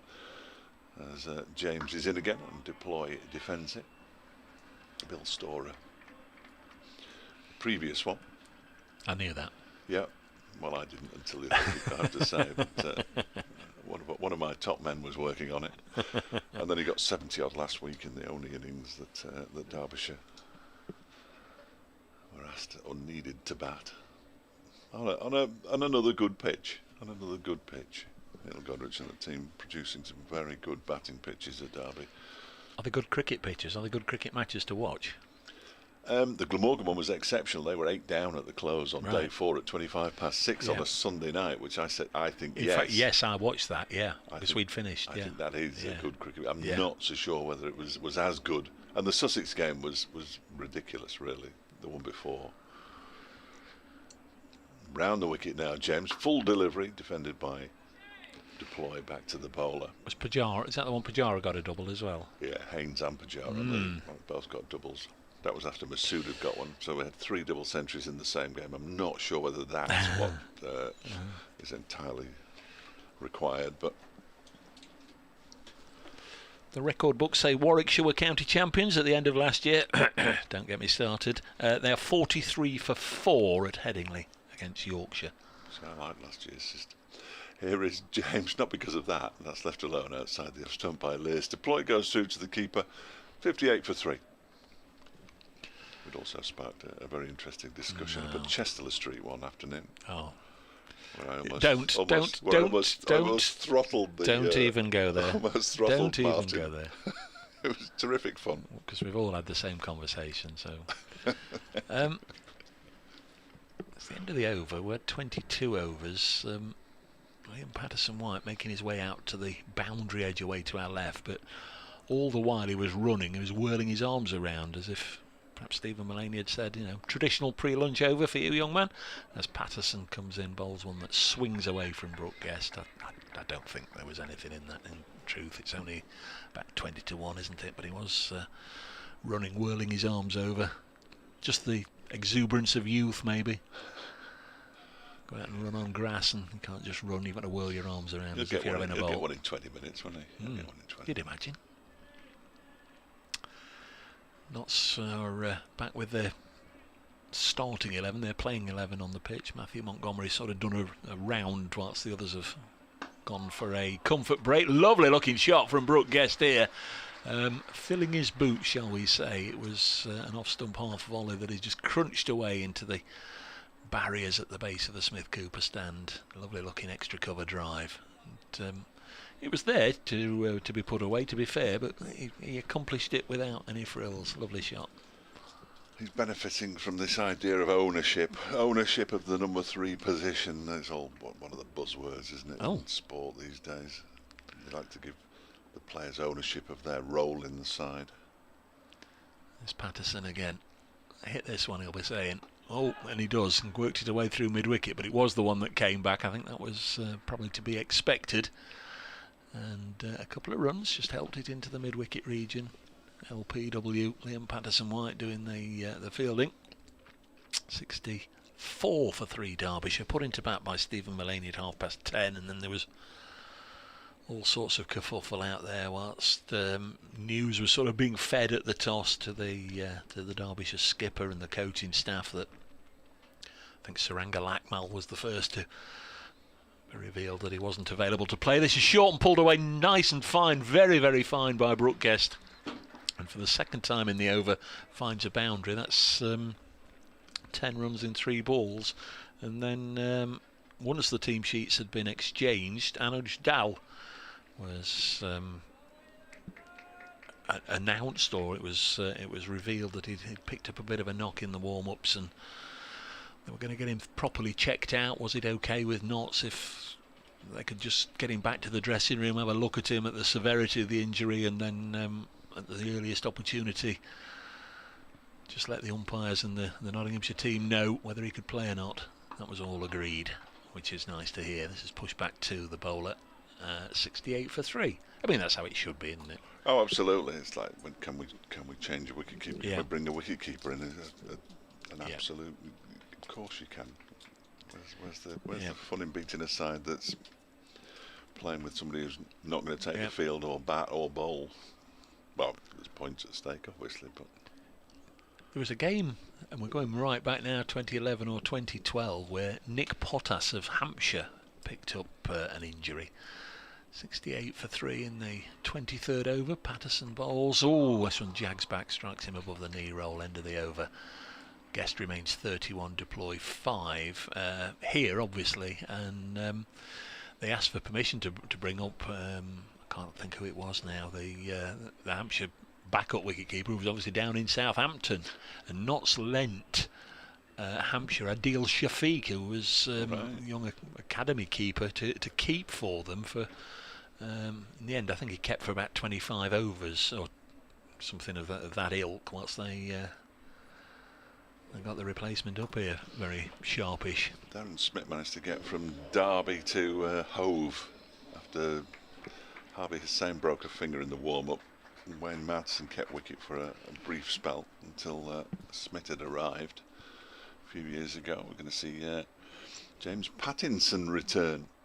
He bowls the first delivery of a new spell to Leas Deploy, who pushes it out into the offside. That go through for a single, and then James does the fielding.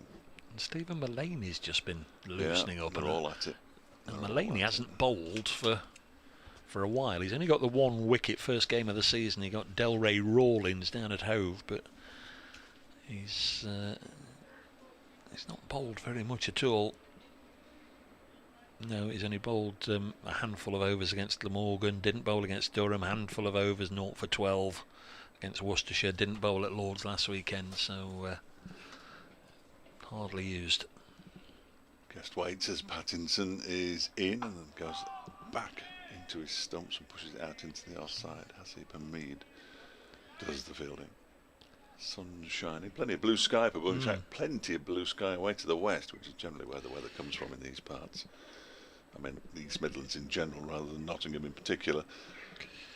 Best start of the day so far is in Division 2 at Lords, where Durham are 79 without loss. Alex Lees, who is in that England squad after a not overly successful tour of the Caribbean, but he's 43 not out. Michael Jones 34 not out. Sean Dixon not playing in that one. Pattinson bowls outside the off stump, left alone by Brooke Guest. Yes, Lee's picked for England probably 10 years after he should have been. The other Division 2 score at New Road, Leicestershire, who are bottom of the pile, having another disappointing morning there. 51 for 4 against Worcestershire. Yes, they'll have a few disappointing mornings, I think, Leicestershire, for all the bluster of how quick they can run. Sadly, Seems to be the same story on the field. And Callum Parkinson's captain in the side there. Pattinson is in, and that one is driven very pleasantly, but straight to Stuart Broad by Brooke Guest. Having a look at where Pattinson is landing his front foot again, which again that puts it into the bowler's mind, doesn't it? Oh dear, the umpire's had a look. What am I going to do? Hopefully he didn't see it, because he did have his back. I just don't know why you challenge the line so much. No, I've never really understood that. But they do, don't they? Yeah, I mean, they do. go all the way. They push it to as far as they possibly can. Here is Pattinson. And it's an inside edge onto pad out into the offside, hence the oohs and ahs. From the bowler, again, it's Hasib Hamida does the fielding, and there is no run. 69 for 3. 31 of those 69 to Brooke Guest. Slowly, it's developing into quite a nice day, actually. I think we've got more blue sky. There we are, just seeing on the live stream. There is still cloud cover, but it's it's just light, wispy cloud. But the bubbly stuff's to the south, isn't it? There's a lot of bubbly stuff to the south, which looks more threatening. But quite pleasant. That's not going to affect us at all. It's Pattinson bowls, and it's driven by Brooke Guest for 4 runs. There was a despairing dive from Broad. The ball hits the rope now. Once it had got past Broad, and he was unable to chase it, it was almost inevitable that it got all the way to the boundary. Guest moves to 35 and pinches the strike. Deploy has 6, and Derbyshire slowly recovering from the loss of Billy Godleman and Wayne Madsen in successive deliveries. To Dane Patterson, a 73 for 3. Doesn't appear overly happy with life, James Pattinson there, and again that. Here's your man though. Yeah, Stephen Mullaney's going to have a bowl. That last ball hit away for 4, and again it usually happens, doesn't it, with a fast bowler when they're hit away with 4, they start scuffing away at the crease, but. Certainly he's obviously challenging that line. Yeah, Stephen Mullaney's going to have a bowl, and Tom Moore's standing back, so he's going to be pushing it through. Obviously feels it's right sort of conditions for him just to get it to wobble around a little bit. Bowling to Leos Deploy. There is Mullaney, straight away round the wicket, bowls, and Deploy happy to work it up to mid-on. 2 slips, Clark and Duckett, then a Seabermead at backward point. Liam Patterson wide at extra cover. Ian Patterson at mid-off. Broad at mid-on, Lyndon James at mid-wicket, and James Pattinson for missed. Oh, Slater's over on the deep square leg boundary. This one's push and run up to Broad at mid-on, shies at the stumps and misses.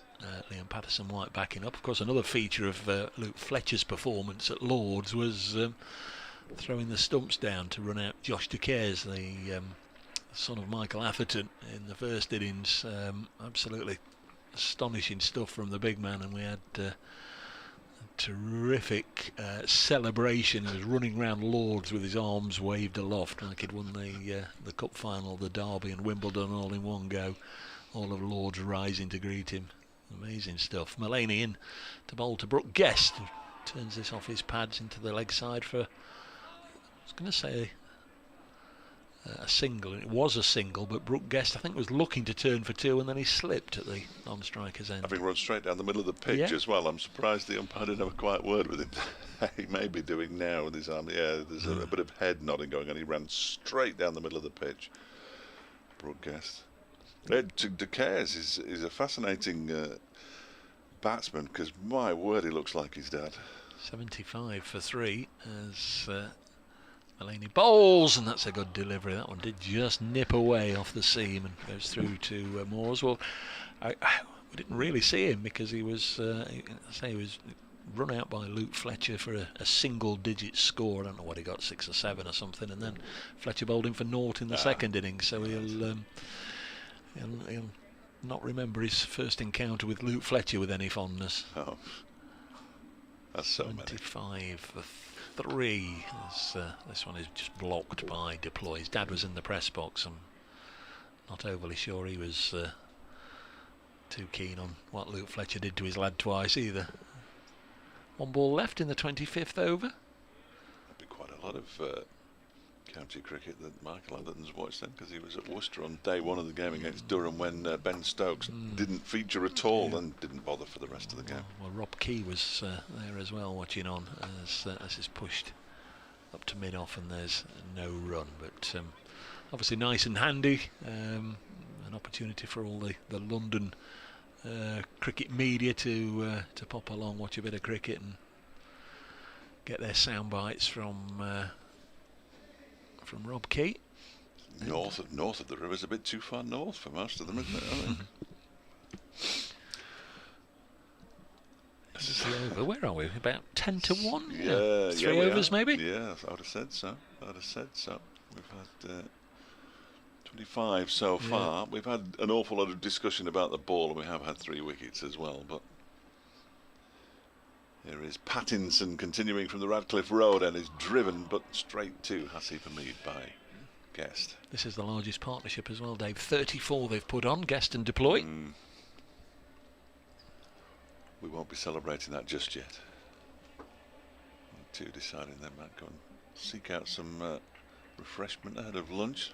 5 individuals all walking about 10 yards between all of them. Rather strangely over on the far side. As Pattinson turns,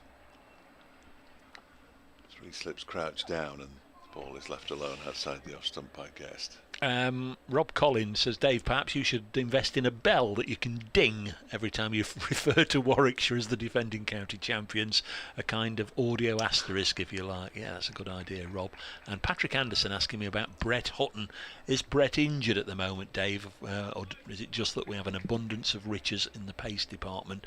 There might be some news about Brett Hutton in the next day or so, Patrick. It's not... Well, no. His Pattinson involves a full delivery that's defended by Guest. It goes back to Pattinson, who sort of rolls it towards the stumps at the far end without too much venom. I've already alluded a little bit to the fact that there's 1 or 2 first-class games around and about over the next few days, not involving the counties, but involving tour sides, and it may be that Brett... It may be. I'm just... hypothesising here. Absolutely. It may be that that Brett might be getting a game of cricket in the next day or 2, but not for Nottinghamshire. Play for New Zealand. He's going to play for New Zealand, but yeah, you might hear some news in a day or 2.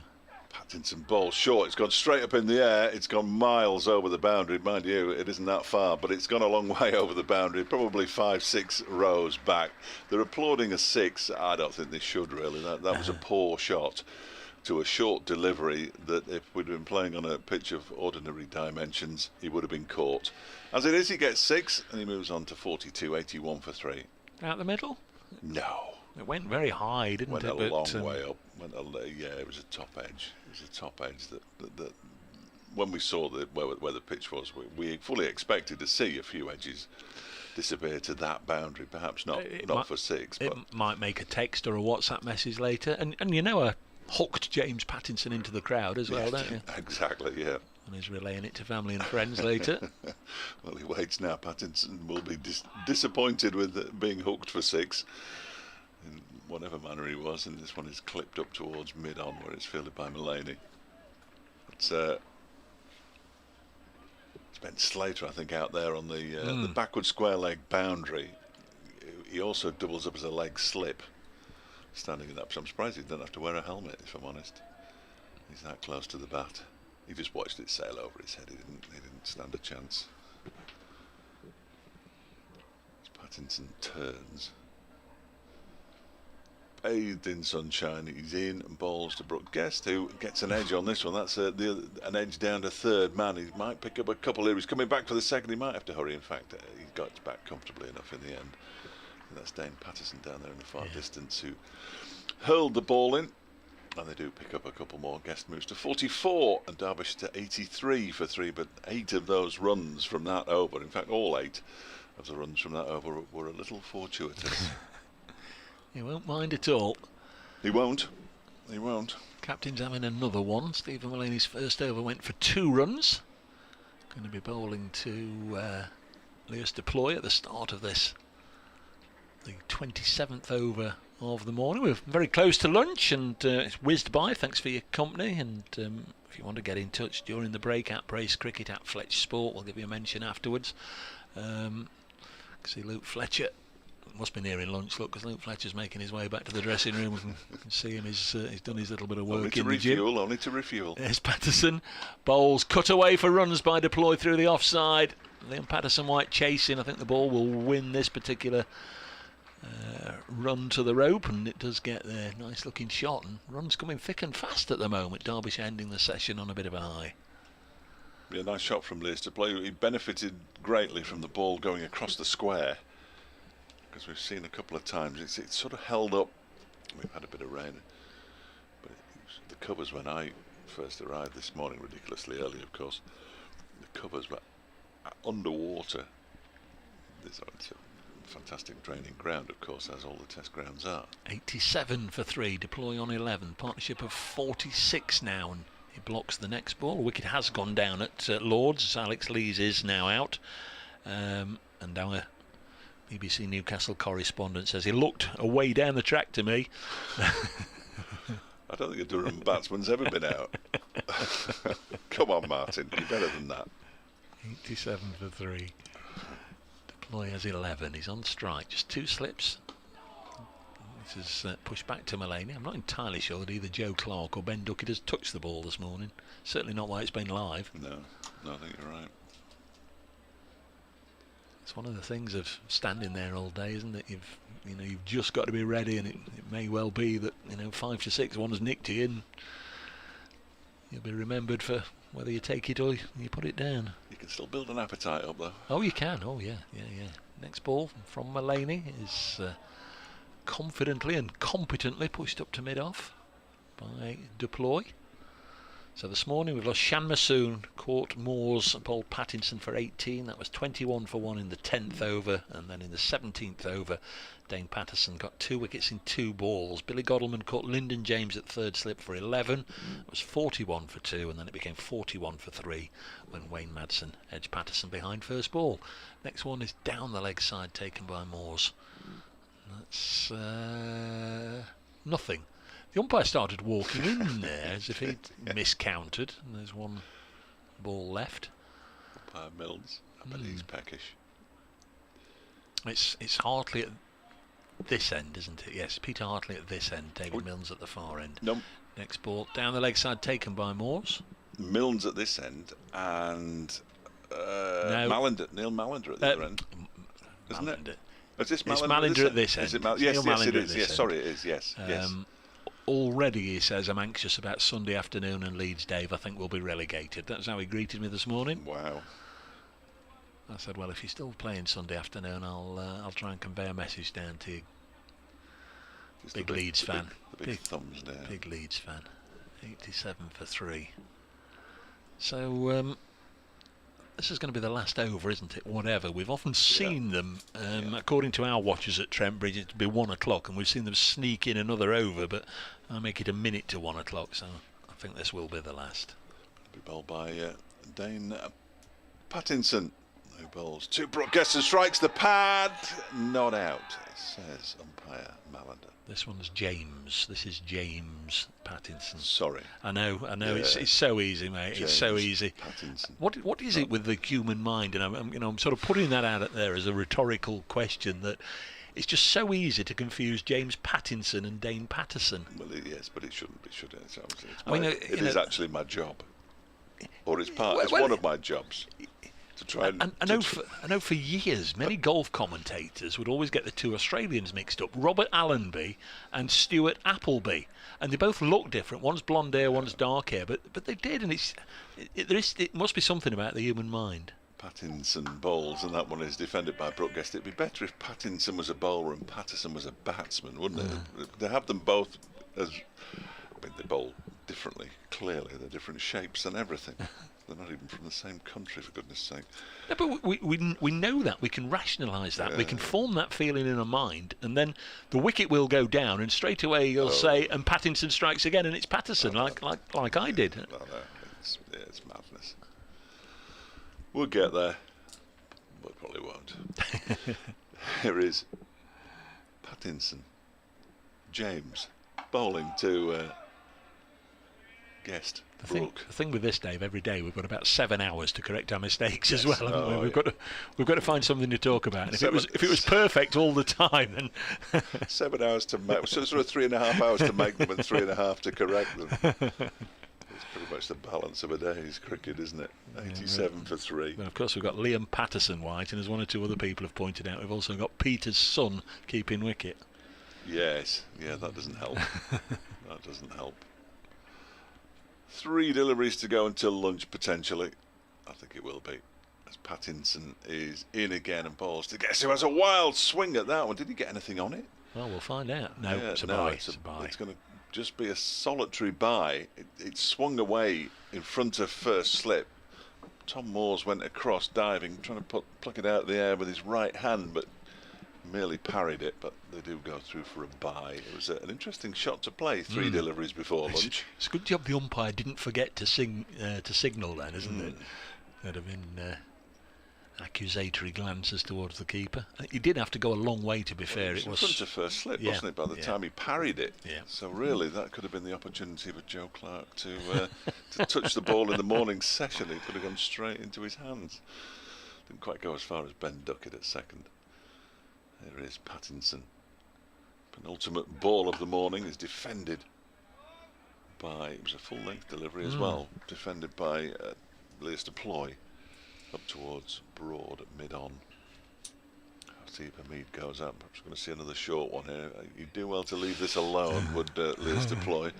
Hamid has gone back to backward square leg. There's a long leg as well. I think he's going to stick it up the chimney, as they say. Yes, yes. Or a full delivery, having put in the batsman's mind that he's going to bang it in short. Let's have a look. Final ball of the morning session at Derbyshire, 88 for 3.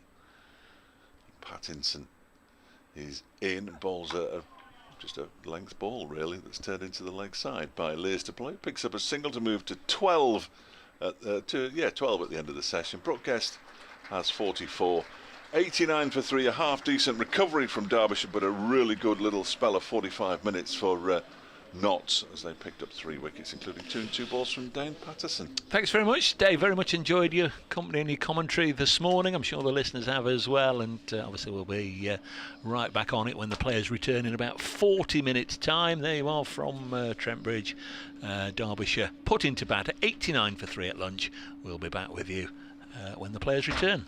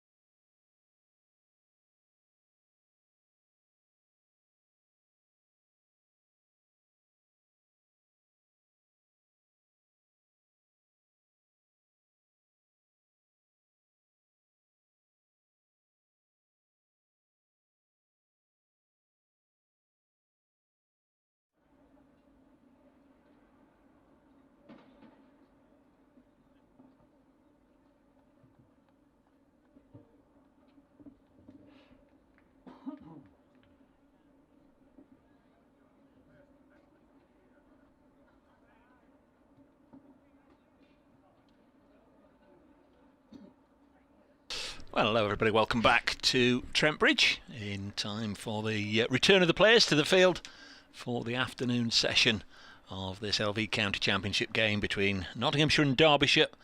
Excellent opening session, really good in take.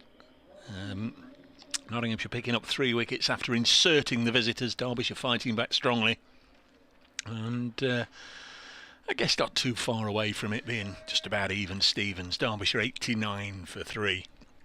Shan Masood out for 18, Billy Godalman for 11, and Wayne Madsen out for 0. Were the players to be dismissed. Stuart Broad wicketless so far, but he's going to get things underway in the post-lunch session. He'll be bowling from the pavilion end, and they'll be bowling to the left-handed Leas Deploy. I'm Dave Bracegirdle, Dave Fletcher with me from BBC Radio Derby. He'll be back alongside in just a moment.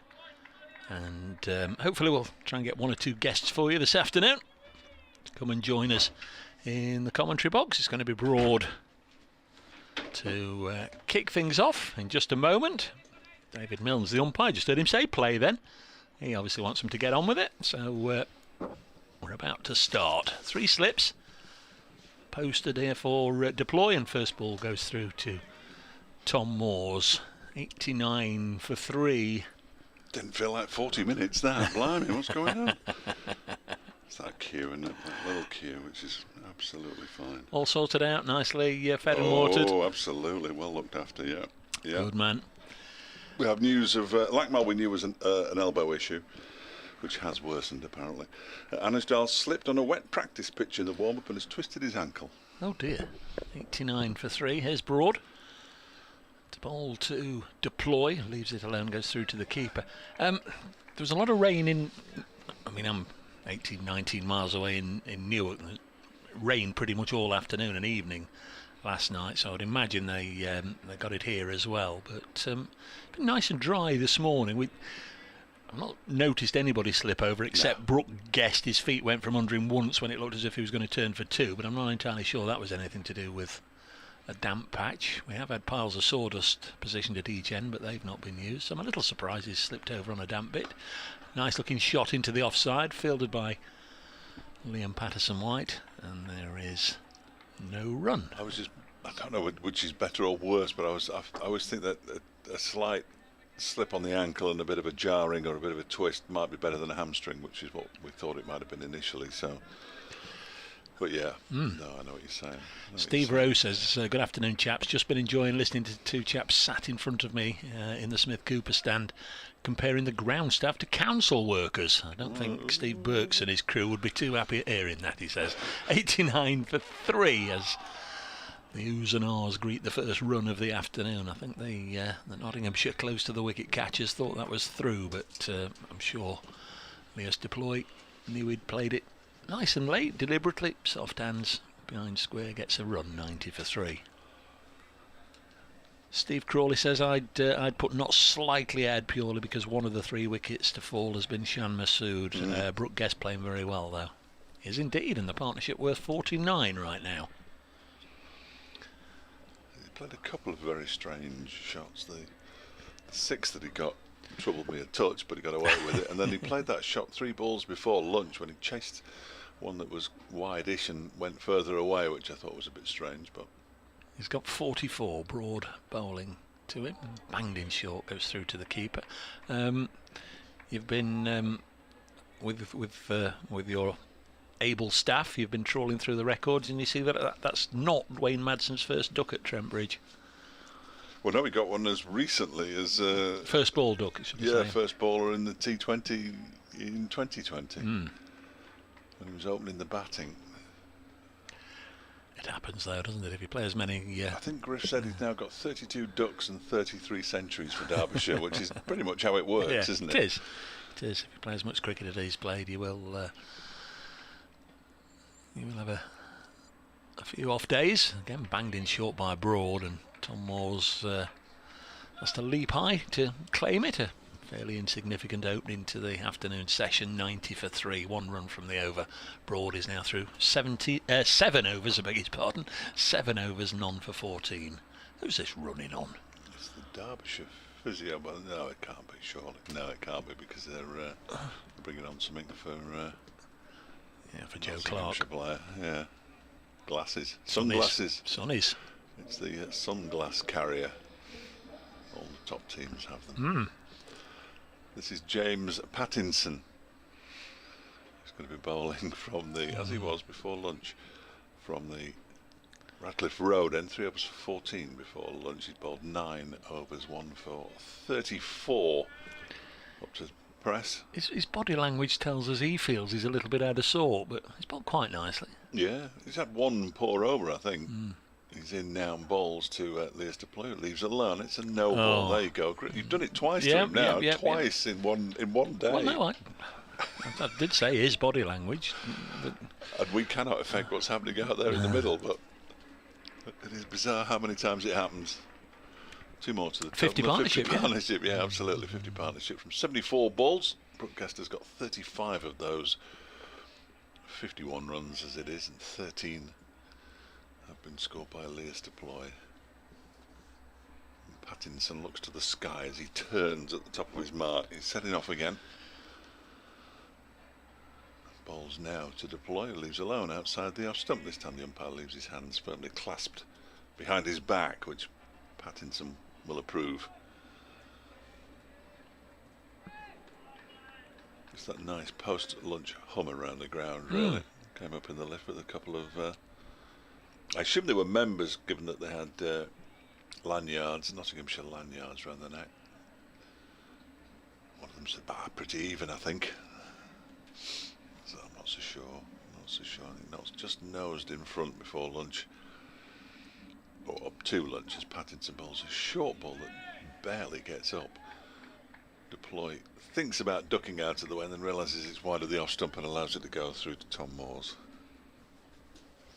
yes, enjoyed the morning session. It flew by, which is always a good sign that you're very much engrossed in the cricket. There was all the focus on Shan Masood whilst he was at the crease. Just how many would he get? I think it's the first time I've seen him in real life. It's the shortest time time I've seen him. Interested to see how he went about his work. Pattinson in, bowls to de Ploy, who defends. And then Dane Patterson, who didn't play at Lord's last week, go right back on it, finding his golden touch from the Worcestershire match a couple of weeks ago. 2 wickets in 2 balls early on in his spell. No, it's been good cricket. These two are fighting hard. Brooke Guest and Leas de Ploy, 92 for 3. And Pattinson is in and bowls wide of the off stump. It goes through to the keeper.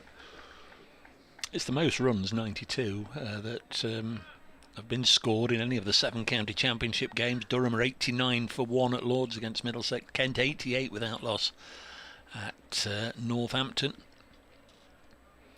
Essex 76 for 1 at Old Trafford against Lancashire. Somerset at home 64 for 3 against Hampshire. Warwickshire had a poor morning, 58 for 4 at Headingley against Yorkshire. And Leicestershire an even poorer morning, 66 for 6 at New Road. Ouch. Pattinson in, bowls to de Ploy, who takes one hand off the bat as he plays it down towards fine leg. They'll settle for a single as Patterson comes in to do the fielding.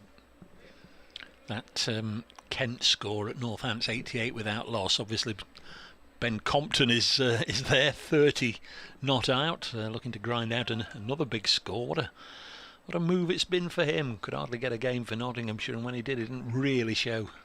Obviously the sort of form he's shown since moving to Kent. Zach Crawley, he's celebrating his England call-up. He's 58 not out. Pattinson turns. Final ball of his 10th over. He's in and bowls to Brooke Guest, who turns this into the leg side. They've run the first one quickly. Around comes Ben Slater, who's left-handed.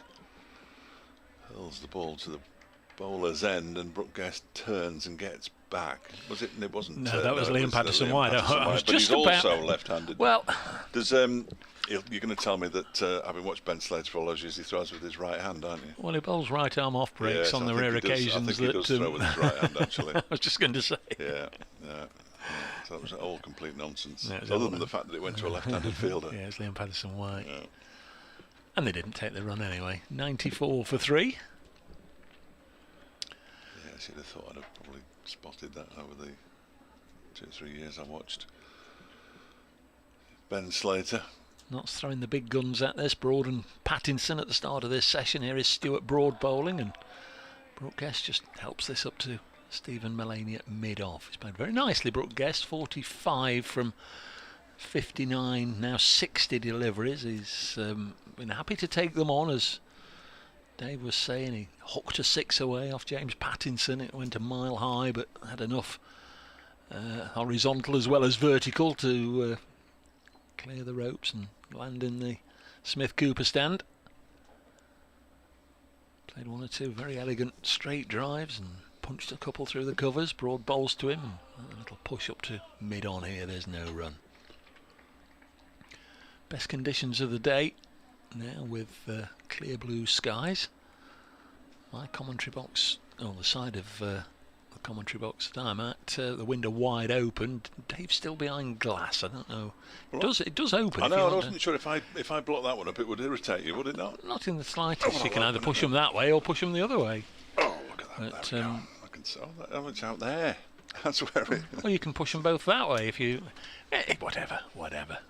94 for 3. Next ball is driven crisply by Brooke Guest to mid-on. Former Lancashire man, didn't get too many opportunities at Old Trafford. Moved to Derby a couple of years ago. As so many do. Yeah, I was going to say not necessarily seen as an understudy to Harvey Hussain, but likewise not necessarily moving as first choice wicket keeper, was he, when he first came? No, Harvey was still very much the first choice at that stage, no question. Brought in again, bowls about. Oh, good grief, that went. Tom Hoss has managed to stop it, but that seemed to be climbing even higher and higher as it reached the keeper. Strange one, wasn't it? He didn't really know where it was by the time it had reached him. You don't mind me doing a bit of technical work here whilst I'm talking to you, if the listeners could see this. I can't wait to see it, to be brutally honest, to what you said to me earlier. Well, I don't know. I think this could be exciting. Kirsty, our producer, just handed me a ball of wires and asked me just to hold these while she's sorting something out. Next ball is driven up to mid-on, and there's no run. So, yeah. What is it? You lick your finger and then touch the end. That's right. Is that what you do with live wires? That's exactly what you do. Not entirely sure what she's up to, Dave. But I think we're going to have one of those. No, we've already got one of those cams, haven't we? It can't be good news. No, 94 for 3. Stuart Broad with ball in hand. Brooke Guest on 45. Here he comes, past umpire Milnes, himself a former quick bowler. And I think for about the 3rd time in the over, it's punched crisply in the V, but doesn't bring him a run. End of the over, 94 for 3. A sluggish start all round to the afternoon session. 5 runs, 2 of them from a no ball, and we've had 3 overs. The players must have had the same sponge treacle pudding that I had. You had pud, did you? Good man. Yeah. Good man. Yeah. If it's on the menu, I'll have it. Always been my motto. James Pattinson is going to continue from the JP from the Radcliffe Road end, right on the start, right on the sawdust when he starts his run. But he's coming around the wicket to the left-handed Leas Deploy, who goes back into his crease and forces it away to 4 runs to the short boundary at point. Nice shot from Deploy. He moves on to 18, and Derbyshire to 98 for 3. Wasn't too much wrong with that delivery. It was just nicely played. Yeah, he played it. He got right up on his toes. It's a lethal combination for a bowler, really. A lightning fast outfield and a short boundary. Yeah. The one thing clearly, I mean, it's a truism, but it is going to be the same boundary for both sides. It ain't going to move at any time soon. No. So As ludicrous as it is, it's always going to be there. 98 for 3. Yes, deploy on 18. He's waiting now as Pattinson is in and bowls a full delivery that's driven straight to Stephen Mullaney at mid-off. Barely had to move Mullaney as he fielded that one. Fullish delivery from Pattinson. The other counters that you've encountered this year, Dave, with Derbyshire, who's impressed, who hasn't lived up to the billing? It's a terrific question. I mean, Tom Haynes' double century was probably the pick of the double centuries in that match against Sussex. Yeah, looks a talent, doesn't he? I think he is a proper player. He's also captain the side as well, and it's bowls an awful lot. Yeah. Pattinson bowls and it's turned into the leg side by Leas deploy, and there is a no run. And the only game in which Derbyshire have really been in any strife apart from this one was down at Lords, when at one stage they were a little bit behind the 8 ball but managed to force their way back. So yeah, Sam Robson got an excellent century last week. He was one that a number of judges were sort of tipping to perhaps make the squad. But yes, I agree with you with Haynes wholeheartedly. He looks like a proper cricketer. Pattinson is not bad either. Bowls, and it's pushed by deploy up to Stuart Broad at mid-on. But Haynes is one who won't want to hear any nonsense about it. Doesn't count if it's Division 2 runs or Division 2 wickets or whatever, because you know, if you do go down that sort of route or that line of thinking, then you know it just leads to players coming to the end of the contract and then being snapped up by somebody else. Yes.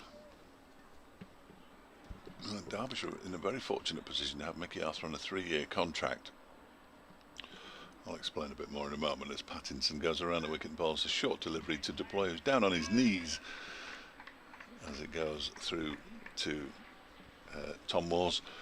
In that players want to play for Mickey Arthur because of what he's done in the game at international level. So you can sort of hold on. Brooke Guest being the perfect example of a player who was already just starting as well, very early signs, but just starting to show signs of being able to bat high up the order and keep wicket. Well, they're fairly useful commodities, and you could see him being poached.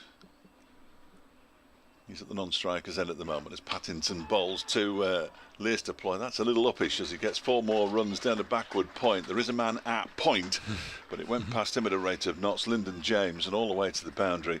No chance for Ben Slater to get round and do any fielding, and the 100's up for Derbyshire. 102 for 3 at the end of the over. Guest on 45, and Deploy, who was only on 12 at lunch, has now moved up to 22. The partnership's worth 61.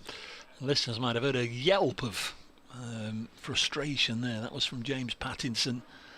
Once again, he did the John Cleese down on his haunches. Just imagine him bashing the bonnet of his car in frustration there. He's giving it everything and not entirely happy with the reward he's got so far. 102 for 3. I think Guest and Deploy are getting under his skin, and that often brings the best out of the fiery Australian. Here's Broad.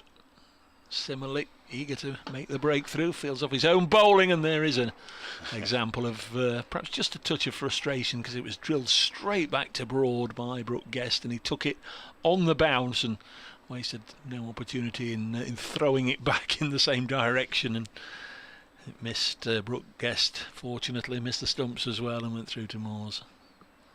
I don't mind that. If you hit somebody's ankle or pads and they're standing in front of the stumps, if they have moved, I'm not sure how much he have moved, but I don't mind a bit of that.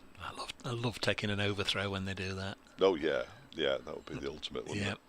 Guest on 45 still. Here's Broad in, bowls to him. Slower delivery, I think, but it's punched away. Square of the wicket on the offside. That's one of the shots of the day, Dave. He's tried to play that once or twice off Broad, and it's squirted down to third man, but that was square of the wicket, just where he intended it to go. I like that.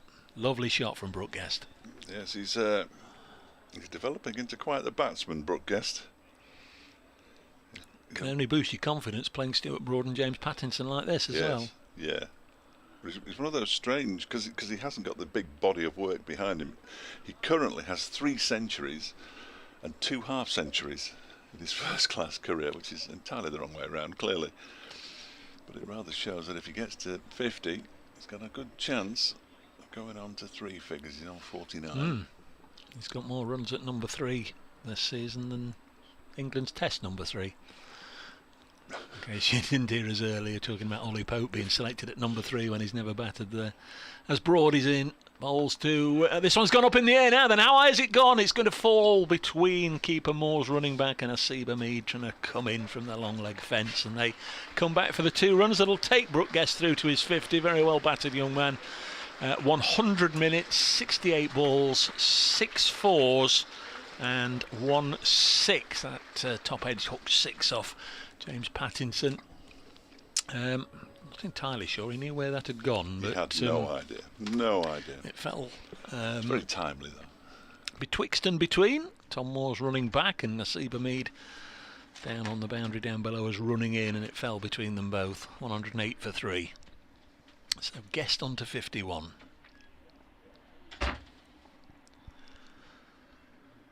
Halfway through the 33rd over, Broad in his 9th.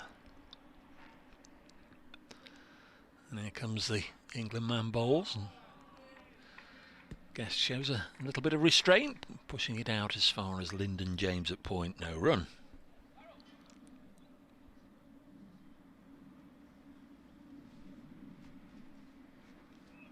Stephen Mullaney just making an alteration in the field. He's just switched Dane Patterson, who was at mid-on, with Liam Patterson-White deep backward square, so they've both had a journey of 40-50 metres to run.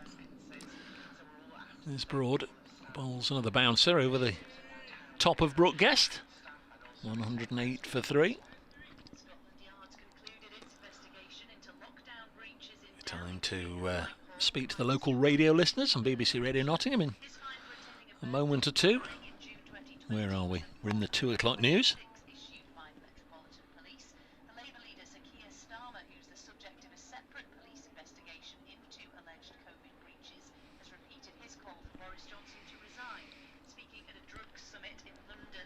Here comes Broad. Again, Brooke Guest bobs down underneath it and goes through to Moore's end of the over. Stuart Broad 9 overs, none for 20.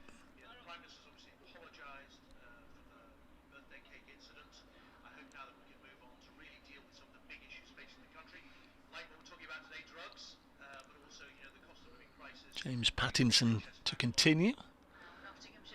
Hands his cap to umpire Malinder.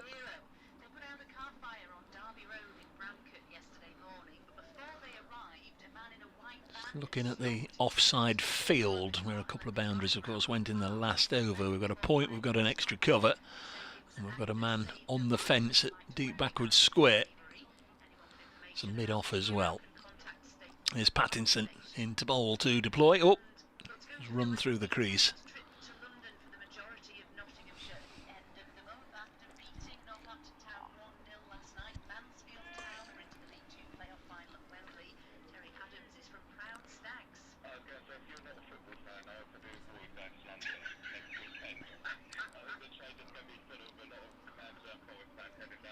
Pattinson trudges back to his mark. And turns. There is that radio update. We're in bright sunshine. Derbyshire are batting nicely now. They're 108 for 3. 3 wickets went down before 42 runs were on the board this morning. 2 to Dane Patterson, 1 to James Pattinson. But Brooke Guest leading the fight back. The Derbyshire wicketkeeper's just gone to a fine 50. Nottinghamshire with Pattinson and Broad bowling at the moment. Derbyshire 108 for 3.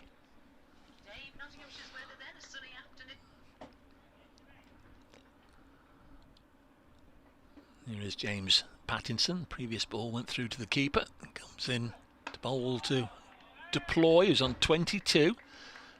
Pushes this into the offside. Ball just about reached Liam Patterson-White. He has to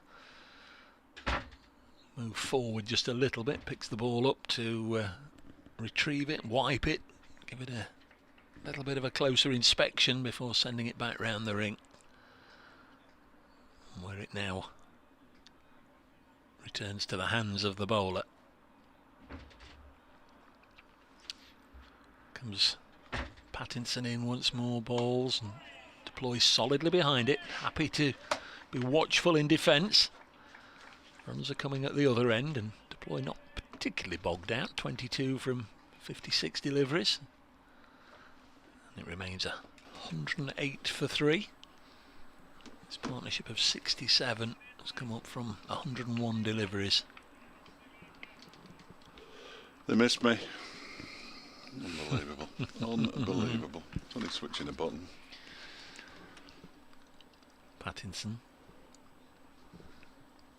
in once more, balls, and struck deploy, and he's up. He beats the count. He's the most struck batsman in the history of cricket. He was squared up there, deploy, and I don't know if it got him right in the belly button or a little lower, but right now he's gone down on his haunches. He dropped to the ground and was up within a count of 2, but then realised it stung a little more than he first realised, and had to go down again. 108 for 3. A little bit of gardening going on. Brooke Guest's gone down there just to touch gloves. That'll sort it out. A modern day equivalent of the cold sponge, isn't it? The touch of gloves. Oh yes, yes. It's obligatory most of the time nowadays for some reason. Born in Pretoria, 27 years of age now, loose deploy. Works this into the offside, and he's found the gap between Patterson, White and Mullaney to take a single. To move on to 23, 109 for 3 Derbyshire. Under clear blue skies now at Trent Bridge, in front of a pretty decent crowd, it has to be said. Absolutely. So the crowd to our right, they're packed in. Yes, always a popular vantage point, and down below as well. Can't see those, of course, in the lower Radcliffe Road, but there's plenty of light to go down there, get behind the arm, and feel they're fairly close to the action. They'll be watching James Pattinson run away from them now to bowl to Brooke Guest, nice and full, and Brooke Guest had a bit of a kitchen sinker at that, threw absolutely everything at it outside the off stump, and the ball scuttles through along the ground. Good stop from Tom Moores. I don't know if the batsman, he's looking at the bottom of his bat there. I think he perhaps got a bottom edge which made it just change direction, but it scuttled along the ground, and it was a good stop by Moores in the end. 109 for 3, Pattinson 12 overs, 1 for 47. Guest has shown in this innings he doesn't mind taking the bowlers on when he gets the opportunity. Even when he doesn't really have the opportunity, he'll take them on. He's got to be careful. He's got his fourth successive score of 50, or a third successive score of 50 or more. No, fourth. I was right the first time. And he'll want to go make it 3 centuries in 4 innings if he possibly can. Derbyshire will be keen for him to do so, having lost up Masood, Godalming and Madsen this morning. 3 very, very important men in the batting lineup. They're always working on something, Broad and Mullaney, and we've got a different sort of field setting now. It's a shortish third man as this first delivery of a new over to deploy turned into the leg side man at point as well. Yeah, well, quite close. I'm going to say it's not sort of the traditional point in the ring, walking in on the one Derek Randall type. He's 1, 2, 3, 4 strips away from the batsman, but he's absolutely square on. That's Lyndon James. It was he who you could hear applauding then. Broad is ready once more. He's only got the 2 slips now. At 109 for 3. Balls to deploy. Defends it up towards mid-off. Aeroplane just descending into East Midlands Airport, just going over the top of the Batman board at the far end of the ground. Got it now. Yeah. Still not as many, are there? I don't think. We certainly don't see many at the county ground at the moment. Went on one last week for the first time in 3 years. Jess Glynn Airways. Bit of sun for a few days from the week we had a bye week. Nice. Broad is in and bowls. That one is pushed up towards mid-on. Mullaney does the fielding and then stands up ready to throw the ball, but neither batsman was out of his ground. Very nice indeed.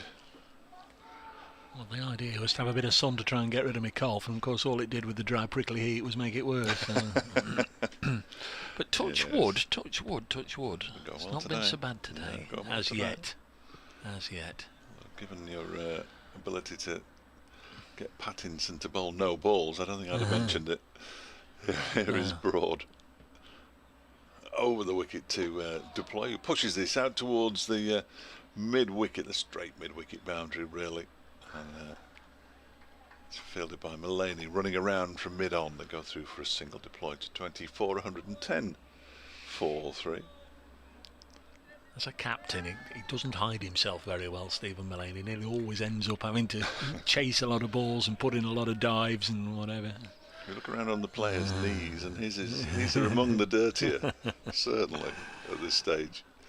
There's plenty of club skippers I've played with who they'd always have somebody behind them wherever they were in the field. Yours? A swing with the arm. It's Broad bowls, left alone by Guest, and through to Moores. Yeah, it's got a bit of a flourish there with the leave, a bit like a Seba Mead, hasn't he? Almost the Dhoni helicopter, but just to a leave. It is. It's very in vogue, really, isn't it? The extravagant leave these days. Yeah, Seba Mead is a joy to behold, even when he's not playing at the ball. Absolutely. Tottenham is down below us at long leg at the moment. Walking in as Broad is in, and that's bowled him. Middle stump. Might have gone off his hand the way he shook his hand there, unless that was just in disappointment, but the middle stump went cartwheeling. And Brooke Guest has gone, bowled by Stuart Broad for 51, and Derbyshire 110 for 4. Has it gone off his hand? Well, he certainly shook he wrung his hand as though it had gone off it, but I'm not sure whether it did or not. I just can't believe he's going to be bowled middle stump without it coming off something, and I think it was closer to the bat handle than it was the the inside of the bat face. So that's maybe it. 111 minutes, 74 balls, 6 fours and a 1. And hey, like Luke Fletcher at Lord's last week, as soon as he's got 51, he's out shortly afterwards. Not going to hang around. Wicket for Broad. Good applause for Brooke Guest, which is nice to hear as well.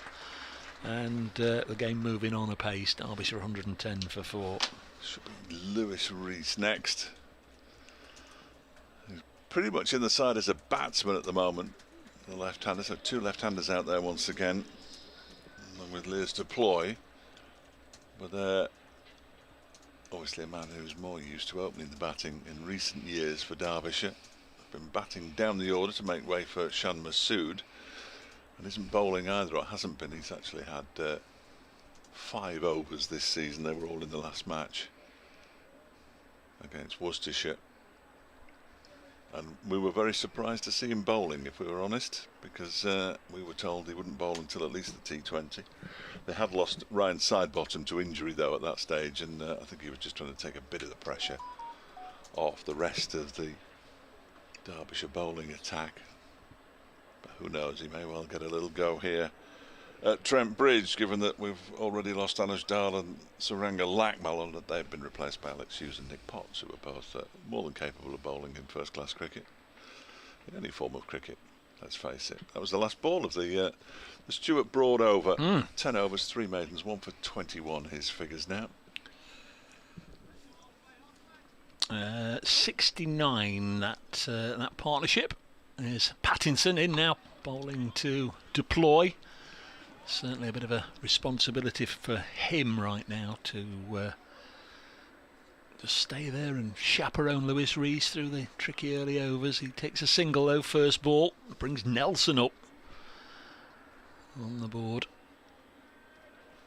Brooke Guest out the final ball of the 35th over. 69-run partnership.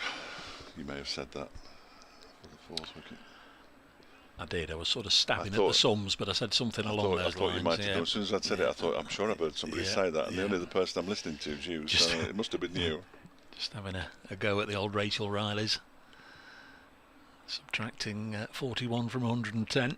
Hopefully getting somewhere near. Yeah, it's a brave thing. Don't know what's happened here. Is it Joe Clark maybe got something in his eye, or Tom Moore something in his eye at the far end? A slight hold up whilst everybody's looking into each other's eyes longingly, lovingly. It's like a 3-man huddle at the moment. There's a lot of man love going on. I think it must be the keeper. It's Dr. Clark, who is prodding and poking in the eyes of Tom Moores. It's in his left eye, whatever it is. Flyers, get off, Joe, get off. I'll sort it myself. Get off, he says. Blackmell went off last week for an over because as he was turning to run in, he got something in his eye and they couldn't sort it out on the field. He had to go off and have it washed out. There's Pattinson. Wide of the off peg and it goes through to Moores. I felt it was you doing James Pattinson, but of course we switched over with you going out of the room. Yeah. Sorry, no, you're all right. You're right. No, we switched over, didn't we? And, more than happy to commentate on anybody. No, you've got the broad wicket. It gave me no pleasure. 111 for 4. 3 of the wickets from the pavilion end. Shan Masood was dismissed by James Pattinson from the Radcliffe Road end, where Pattinson bowls now well wide of the off stump. Moores has to go right across in front of Joe Clark to take that one.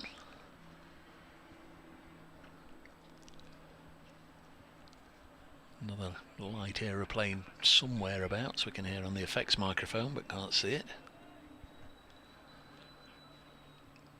Reached with a high score of 42 this season. That was in the last match against Worcestershire. Yeah, we know he played for Lancashire, but he was born in Taunton, wasn't he? He's a Somerset lad. Yeah, he doesn't lay too much claim to that. There's Pattinson bowling, and this is steered into the offside. There's no run. I know with Anoj Dal from here, I did an interview with him, and the bit of play on calling him Geordie, and he said I actually came early. My mum and dad were just visiting friends up in Newcastle, and I arrived early. Yeah. Because everywhere says Newcastle. One website says Newcastle upon Tyne, and the rest say Newcastle under Lyme. No, it's Tyne. It's Newcastle. Right, so it was born up there, was it? Oh, yeah, it's in the northeast. Yeah.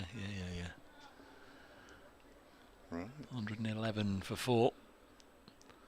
In the 36th over, next ball is pushed into the offside. There's no run. I've been to the MCG once in my life. I said this last week actually when he got runs, and that's why I said I was pleased for him.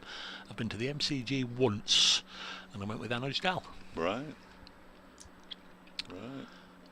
Winter of 2014-2015, the only time I've been to Australia, and Anoj was out there playing for Buckley Ridges, and we met up and went to watch a Blast game in which Michael Lum and Ricky Vessels were playing at the MCG. David Hussey was there as well. 111 for 4. Rees yet to score, and he does a bit of limbo dancing there as he leans back and makes sure he doesn't get his chin in the way of that express delivery that ends the over. 111 for 4 it remains. He definitely has family, Lewis Rees. I think his grandparents are still, though. His grandmother is still down in Somerset. Because I know I tried to interview him once and he said I'm driving down to Somerset, but he was educated and raised in Chorley in Lancashire, or near Chorley in Lancashire. Went to the same school that Matt Critchley went to, St Michael's in Chorley. I didn't know that because it's a few miles north of where I live, in Horwich. Still won't be able to find me though. In comes Stuart Broad bowling to Lears de Blue, leaves alone outside the off stump through to Moores. Mentioned in the last over Lyndon James' rather unusual position, square of the wicket, 4 strips away at point. I watched him then, and he actually goes down crouching like he was at slip. Like now he's being moved, so we can't watch it. He's going back into third slip where he was, where he caught Billy Godleman earlier. The ball went quickly to him. It was a good catch. Yeah. Good catch.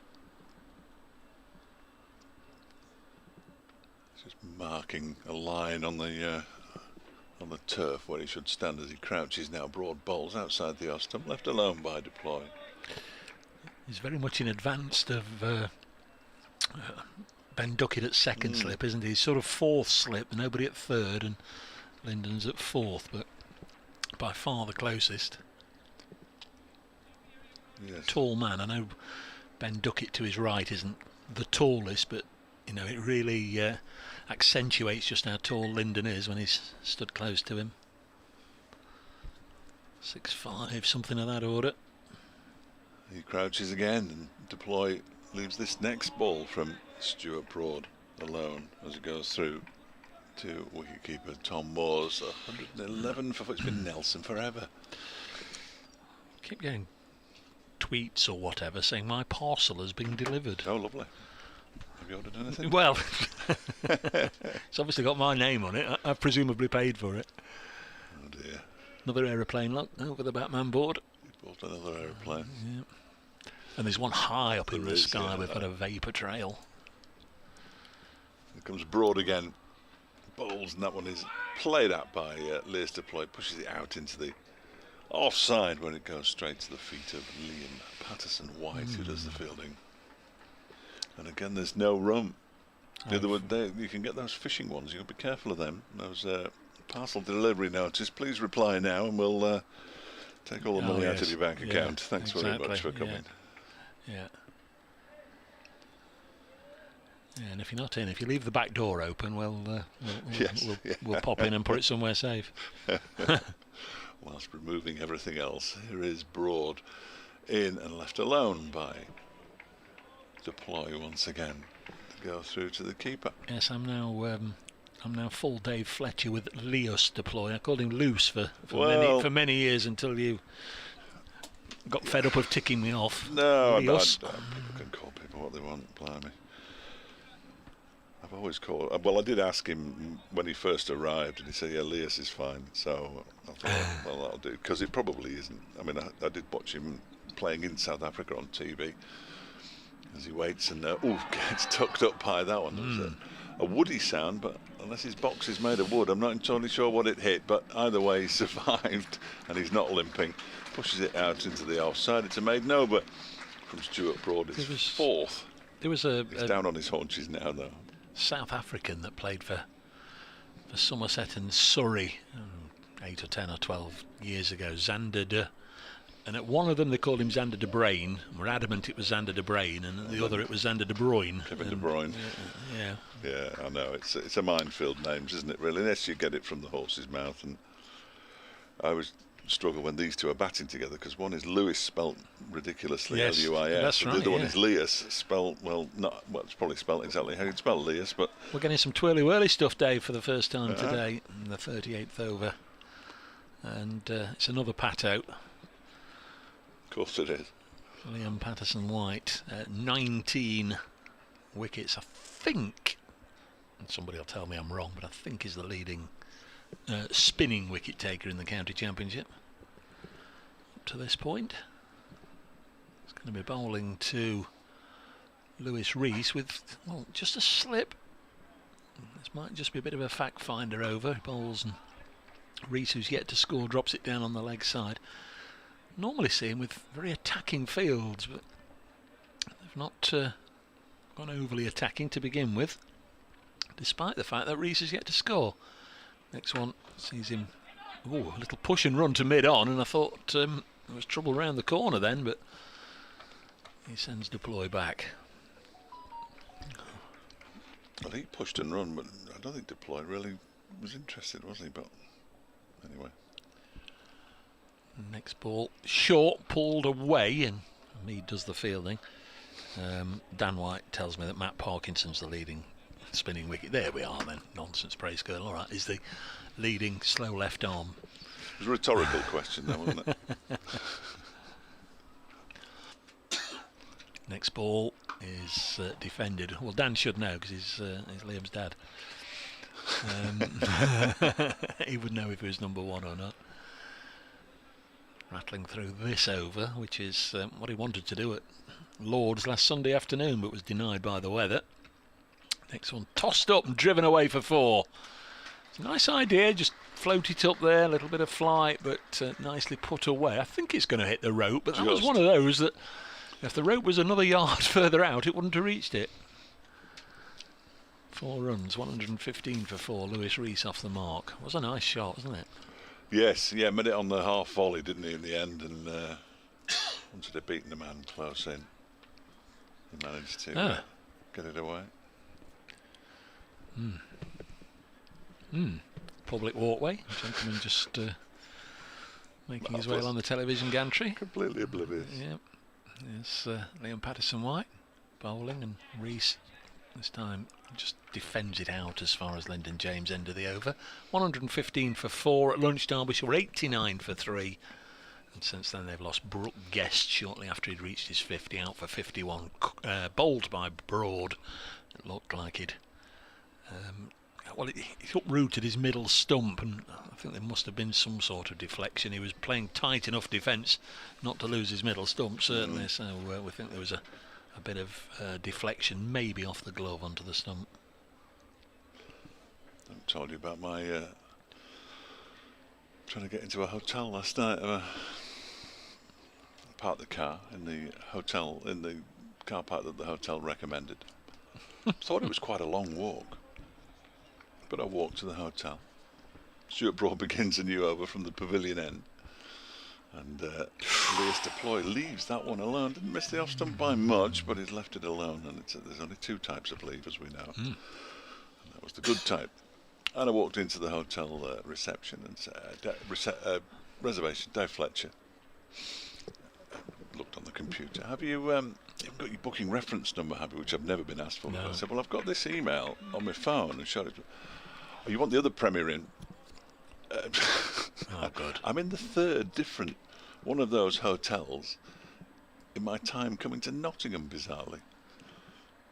Broad bowls, and that one is driven out towards the mid-wicket boundary for 4 runs. It raced away along the floor, over pitch really from Stuart Broad, and Lewis Deploy moves on to 29. Derbyshire to 119 for 4. So it's a perfectly pleasant hotel, which is exactly the same as the other 2, in all honesty, because they are, and you sort of know what you're going to get. But I couldn't find my bin. Couldn't find it. So when I was coming back after I'd been to Where's the bin? Yeah, I said, I'm terribly sorry, but I haven't got a bin in my room. He said, no, under the desk. I said, no, I've searched everywhere for it. I can't find it. We'll deliver another one, which I assume will be there today. Got back to the room, in goes Stuart Broad and bowls, and that one is played off the back foot out into the offside to Patterson White, and there's no run. And I found the bin that I couldn't find initially. It was in the place where they told me to look. I had an absolute shocker yesterday, but I blame it all on the fact that I'd swum in the new Moorways swimming pool in Derby, which is a sensational 50-metre pool. Myself, Andy Twigg, breakfast show host, and Heidi Booth had a race. You can see it on Facebook. I would highly recommend it. It's very amusing. Not as amusing as me going around the velodrome, but amusing nonetheless. In comes Broad again and bowls wide of the off stump, and it goes through to the keeper. I've been to the Moorways darting a number of times over the years.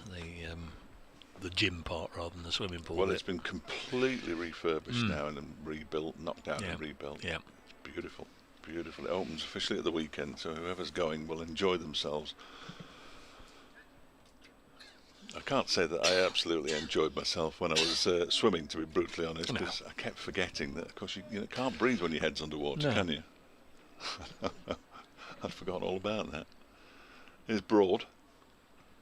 2 slips, bowls to Lewis Deploy, who gets it. I think it must have been off a pad, or was it off the bat? I don't think there's going to be a signal. I think it's off bat. Looped into the leg side for a single. He moves to 30, perhaps a little fortunately. 120 for 4. Just didn't go very far, which made me think it might have come off his pad, but perhaps bat onto pad, which deadened it a bit. Yes, I dipped in the swimming pool 2 or 3 times during my little break a couple of weeks ago, and sort of forgot how to swim. Yes, yeah. What do you do with your legs? You know, the old breaststroke. Forgot what you did with the legs. Bowls to Lewis Rees. Bat and pad together. Broad fancies pad before bat. Umpire Milnes isn't interested. Broad stands with his hands on his head for a moment, and it's the end of the over. 120 for 4. Rees has 4. Deploy has 30. He definitely thought pad before bat, though, didn't he? But it's difficult to tell. Without the old ball tracker and Snicko and all the other gizmos and gadgets and copyrighted names, no idea, but can understand why he was appealing so vociferously. 120 for 4, Derbyshire. Having lost Brooke Guest this afternoon for 51, this partnership has Been together for 24 deliveries. They've added 10 runs. Here's Liam Patterson-White. Bowling to Lewis Deploy, who's on 30. Played very nicely indeed and pushes this back to the bowler. We've got Joe Clark down below us, fairly close to the long-on fence, just in case Deploy tries to loft him down the ground, and he advances down the track to get to the pitch of it and then drills it along the ground to Joe Clark. 121 for 4. Can't believe that half an hour's gone very quickly. Nottinghamshire playing Derbyshire at Trent Bridge. I saw hordes of people heading into Trent Bridge early this morning. It's in the county championship. Dave Bracegirdle is there for us. Hello Dave, how are things looking? Very well indeed. Glorious afternoon here. Lovely blue skies, sunshine, and there's no finer sight for a Nottinghamshire supporter than seeing Stuart Broad in full celebration. And that's where he was a few moments ago when he bowled Brooke Guest. The Derbyshire wicketkeeper played very nicely indeed. He was at the crease early on this morning and ground his way to 51, which included a big 6 off James Pattinson. But Broad got him. Might have been a little inside edge, but the middle stump went cartwheeling out the ground to Broad's absolute delight. That was when the score was on 110 for 4. Derbyshire have now moved on to 122 for 4, having been put in by Stephen Mullaney this morning. Oh, wonderful stuff, Dave. Enjoy it. Trent Bridge in the sunshine. There ain't no better places. Next one is push back to Liam Patterson-White. Deploy on 31. Big century on this ground a couple of years ago. Well, 130 he made in that Bob Willis Trophy year. Final ball of the over worked square to a Seabermead. End of the over, there's no run. 122 for 4.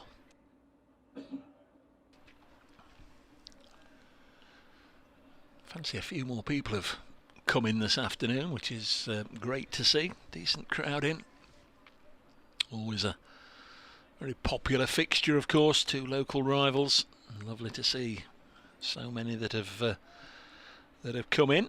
Going to be Dane Patterson replacing Broad. 12 overs, 1 for 26 for Broad. Patterson 6 overs, 2 for 18 earlier, and he comes back from the pavilion end just while they're sorting themselves out. Quickly elsewhere, Essex 103 for 2 against Lancashire.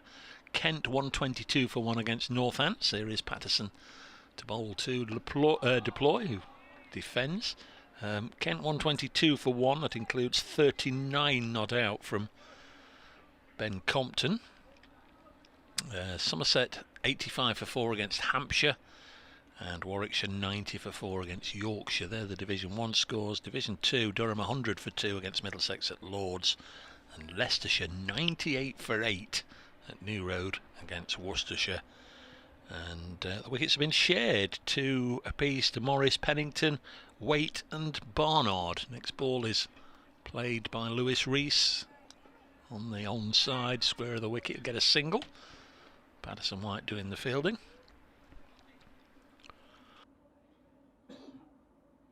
One, 2, 3, 4, 4.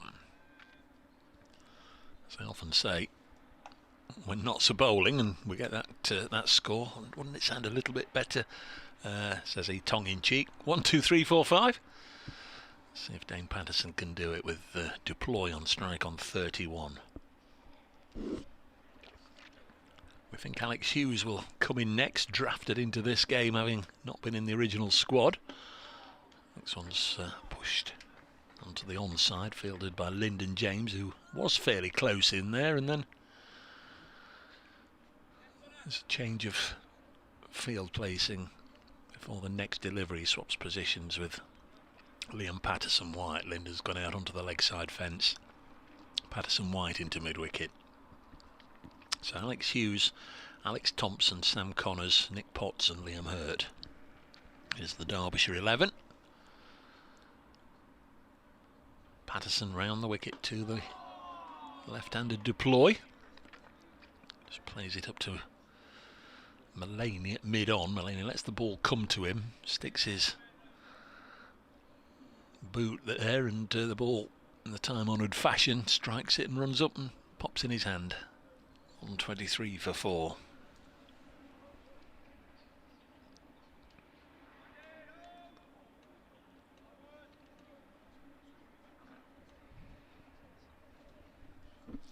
Patterson again. 2 of the 3 wickets so far. Deploy clips it to mid-wicket, and again there's no run.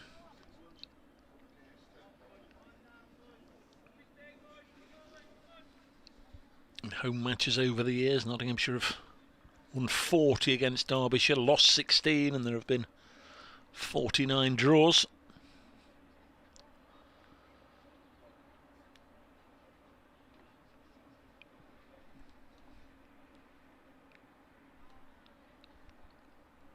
Patterson bowls, and again it's worked on the onside.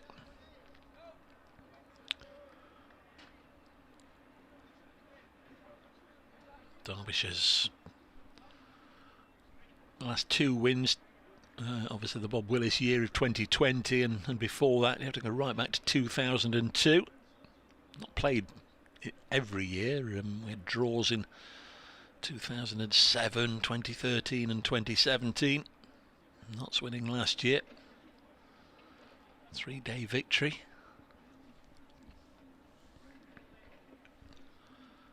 There's Liam Patterson-White to bowl to Lewis Rees, who's on 6. He'll get a run, deflecting it down to long leg. 124 for 4.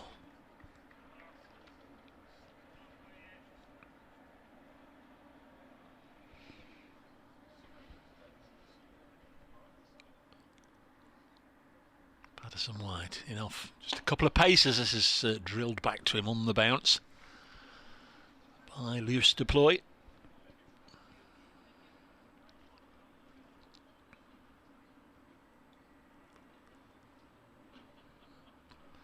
Do that one again. Tosses this one up. Full toss, hit away for 4. Again, he skipped down the track, made it into a full toss and just eased it away through the offside, bisecting extra cover and mid-off. Nice looking shot from Deploy, starting to impose himself on proceedings. Moved on to 35. 128 for 4. Ball's just taken a little bit of retrieving. Stuart Broad, who's got the floppy sun hat on now, goes and fetches it from the railings at the base of the William Clark stand. Nice shot that, wasn't it? Was indeed, yeah. Quick to use his feet and made it into a full toss. Comes again, this time drives up to Broad at mid-off, but Broad's so deep that they're able to take the single. 129 for 4. I was just looking, this fixture last year, a player on each side made his first-class debut. Ooh. 129 for 4. As this has dropped on the leg side, and considering it was the middle of the season, The Nottinghamshire wicketkeeper. that's good work, sir. Can't remember his name. That's good work. 129 He's for been 4. playing for the twos, hasn't he? Here's the next one, and it's defended. Yeah, after a couple of days, Ben Duckett, who was 69 not out, was whisked away. I think it was when they had an England squad and they all had, well, for COVID reasons, I won't say they all had COVID, but for COVID reasons, they all had to isolate in a bubble the first England squad of 15 and select another squad, didn't they? And Ben Duckett was whisked out of the game, and Dane Schardendorf, you're quite right, came on. He did a little bit of batting and then kept wickets, so that was his first-class debut. But who was the Derbyshire player who made his first? See, that's the one that I should have got. 129 for 4. Wow. Yeah, I'll think about it. Yeah, threw this over. It is Patterson around the wicket, bowling to Deploy, who just gets a thick inside edge onto that when it goes out towards mid-wicket, where Patterson-White does the fielding, and there is no run. Well, it's none of the players who are on duty here, clearly. Wow. Yeah, it's going to stump me, I think. I'm trying to think who made their debuts last season. They can't have brought an overseas in. be somebody on loan. And I remember the match. This next delivery is driven very pleasantly by Lewis Rees, but fielded on the slide by Stephen Mulaney, and there's no run. Derbyshire 149 all out. Notts 307 all out. Finn Hudson Prentice 5 for 68, and then Derbyshire 122 all out. Fletcher 5 for 38. Yeah, it was the game after which Dave Houghton told me that well, the problem is that our batsmen can't play the moving ball, which is always a bit of a concern in England. Which is the one country where it tends to move most. I thought that was the beginning of the end. They're going to show the ball to the umpire now, which is going to give me more thinking time, but I don't think it's going to help me. Was he a batsman or a bowler? He was a bowler. Oh no, I can't remember. He's a big, tall lad. Yeah, oh yeah, I'm sure he was. Hugely tall. Really? Tall. Well, Billy Stanlake didn't play. No, you've got a spider. Have I? I hope it's a money spider. Yeah. Oh, he's fell on you. He's in your whiskers somewhere. Maybe. I think they're going to change. Are they going to change this ball as well? The umpires walking here. They're going to change this ball as well. This batch is absolutely. The notes underneath say first-class debut for George Scrimshaw. Oh well, it could have been. Yeah. Well, George hasn't. Yes. Apologies, George. If you're listening and watching. He's a big, tall lad. He's very much a big, tall lad. Yeah, no question about it. I thought he must have. Yeah, no, well, that makes perfect sense. We saw him bowling at lunch last week. He'll be back in time for the T20 that starts a week tomorrow at home to Birmingham, I'm guessing, because I can't actually remember. I think that's it. You start on the Friday as well, or do you start before that? No, on the Friday. On the Friday. Yeah. Derbyshire do play Birmingham next Friday. Joy of Joys. We play Birmingham on Friday. Yes, I know. Play Birmingham on the Friday. Then we're at Leicester on the Saturday. That makes no sense at all. And then the tour of the North, where we visit Headingley and Lancashire on successive days, with the night match first and the day match second. And then on the 3rd of June, they play someone called the Notts Outlaws, it says here. Well, there's one game I'm particularly looking forward to. Is there? Yeah. Notts are playing Lancashire at Blackpool in the T20. Are they really? Yes, oh, it's not nice played up there. Yes. Oh, no, I've been to Stanley Park, but not played a T20 game. I would imagine that would be quite a high-scoring affair on there. You'd expect so. With the changed ball, Dane Patterson. Yeah.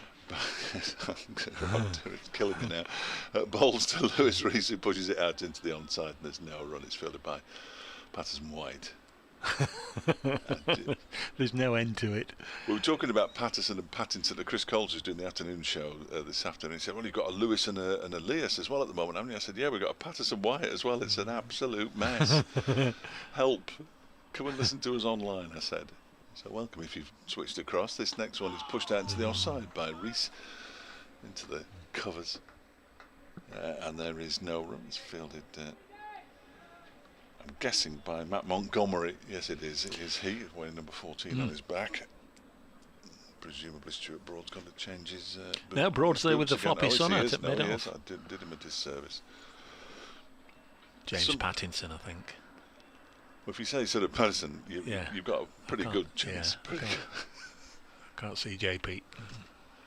That's Patterson bowls and turned into the onside this time by Lewis Rees. And there's no run. There is a little applause as well, though. Not entirely sure why. There was a group of youngsters here earlier on, all dressed in red. Did you see them? They went round the back of the stand when we were at a walk round before the start. Well, they were on the field at lunchtime, Dave, with either. Brilliant. I don't know if it's cricket or quick cricket they were playing, but lovely to see. Yeah, absolutely. Better than school. Now, there were 200 school children at day 2 last week at Derby. This next one is defended by Rees. Up the pitch, back towards the bowler, and it's the end of the over, an over which saw the scoring of just one run, 130 for 4 Derbyshire. It's quite a sedate little passage of play, but what have we had? An hour since lunch, 41 runs, 41 for 1 in an hour. But you sense very much that both sides are battling for supremacy. If Notts could knock over 1 or 2, then they'll really feel they've made a hole in the Derbyshire middle order and can perhaps look to restrict them to maybe no more than 200 or 220. But if Derbyshire can get a partnership going here, somebody stay with deploy for most of the rest of the day as this one's hit back to the bowler, then who knows, top side of 300 or 350 might be a decent first innings score. Patterson White tosses this up, and again he uses his feet to make it into a full toss, and again Stuart Broad called into action, puts in a bit of a tumble turn, stopping the ball. I don't know if you saw the pictures of him the other night with Joe Root at the Forest game. No, I didn't see. I saw the Luke ones, Luke Fletcher, but I didn't see those two there. Next ball, again driven to Broad, but this time just too much force behind the shot of Lewis Rees, because it got to Broad too quickly for them to take a single. Is Root a blade then? Yeah. 131 for 4. Next ball is just dropped on the leg side. Ben Duckett doing the fielding there. We've had Ben Duckett do the fielding. We had Joe Clark stop one here at Long On a little earlier in the session. So they both fielded more than they did during the morning. Next delivery is turned into the leg side once again by Lewis Rees. Taking no chances at the moment, Lewis Rees. He's got 7 from 26 deliveries. When he least deployed, he's been out there for 83 for his 38.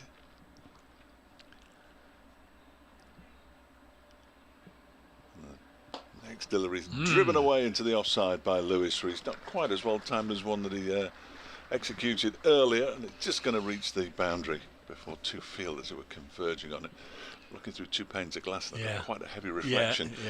So it was a bit tricky to see if it was going to get there or not, but it did. Liam Hurt's making his Derbyshire debut, Dave, in this game. Is that, has somebody gone down injured and they need to bolster? Is it just for this championship game, or is he here for a period of time, or is it up in the air? It's been described as a short-term loan, and of course it's because Ryan Sidebottom suffered a recurrence of the hamstring injury that he bowled 7 balls in the season opener at Lords against Middlesex and pulled up lame. He managed to get through the first spell against Worcestershire, and then bowled a delivery that got a wicket. Immediately took his sweater off the umpire and marched off. So he basically bowled somebody behind the arm. Look at the far end. Is it Devon? Is it Big Dev? Oh, you'd hope so, wouldn't you? Check it out. It's deploy on strike. Excellent. This next delivery. Stephen Malcolm holds up. I'm going to make a note of that. There he is. He is. He's moving Match around. referee behind the arm at the far end. Oh, marvellous. The steward sat him down now. You can't stand there, mate. Come on, sit down, sir. Don't you know who I am? I can't imagine Devon Malcolm saying that in all honesty. No. He'll be telling him now, pleased to meet you, I'm Devon. Yeah. So he did to me this morning. I'm sure I recognise you from somewhere. We've actually been out and had a meal together, Devon, but I'm glad it's registered. There's Patterson around the wicket, bowling 2 deploy, pushes it up towards Broad at mid-off. There is no run. Yeah, just make a note of Devon Malcolm stopped playing. That'll go down well at 3:30. In the lengthier update. It's one for the captains, isn't it, if they're getting a ticking off later on for something? Yeah, well, of course we would have got through the overs far quicker if you hadn't have been walking behind the batsman or the bowler's arm. Come on, Dave. See if David Griffin's got a picture of it. You would be surprised. Deploy waits as Patterson around the wicket, bowls to him and beats him. Good delivery. That one went away. The crowd enjoyed that. Not sure whether Liz Deploy did very much, but the crowd did. That was a terrific delivery. It's just breaking a stand, isn't it? And then you think it's it's going to be difficult again for a new batsman to start. Yeah. Poor old Wayne Madsen getting a first ball at. Heavy machinery working away to our right hand side. Heavy plant. As Patterson around the wicket, bowls to Deploy, gets bat on this one and pushes it up towards mid-on by Mulaney. Yeah, I'm not sure what the fielding. There was a sort of car park and was there a car showroom there at one point? There was a car showroom, and then a year or two back there was a bit of a garden centre. Come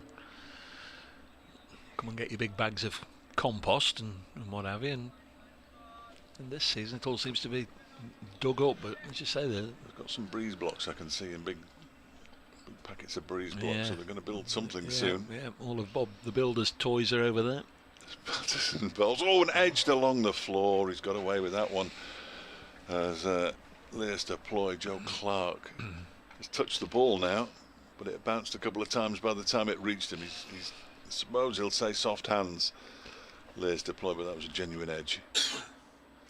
Never really daft thing to say, but you know, a lot of the children's TV programs, either I watched them back in the day, my kids watched them, or my grandkids watched them, but none of that line sort of watched Bob the Builder. I couldn't name any of them.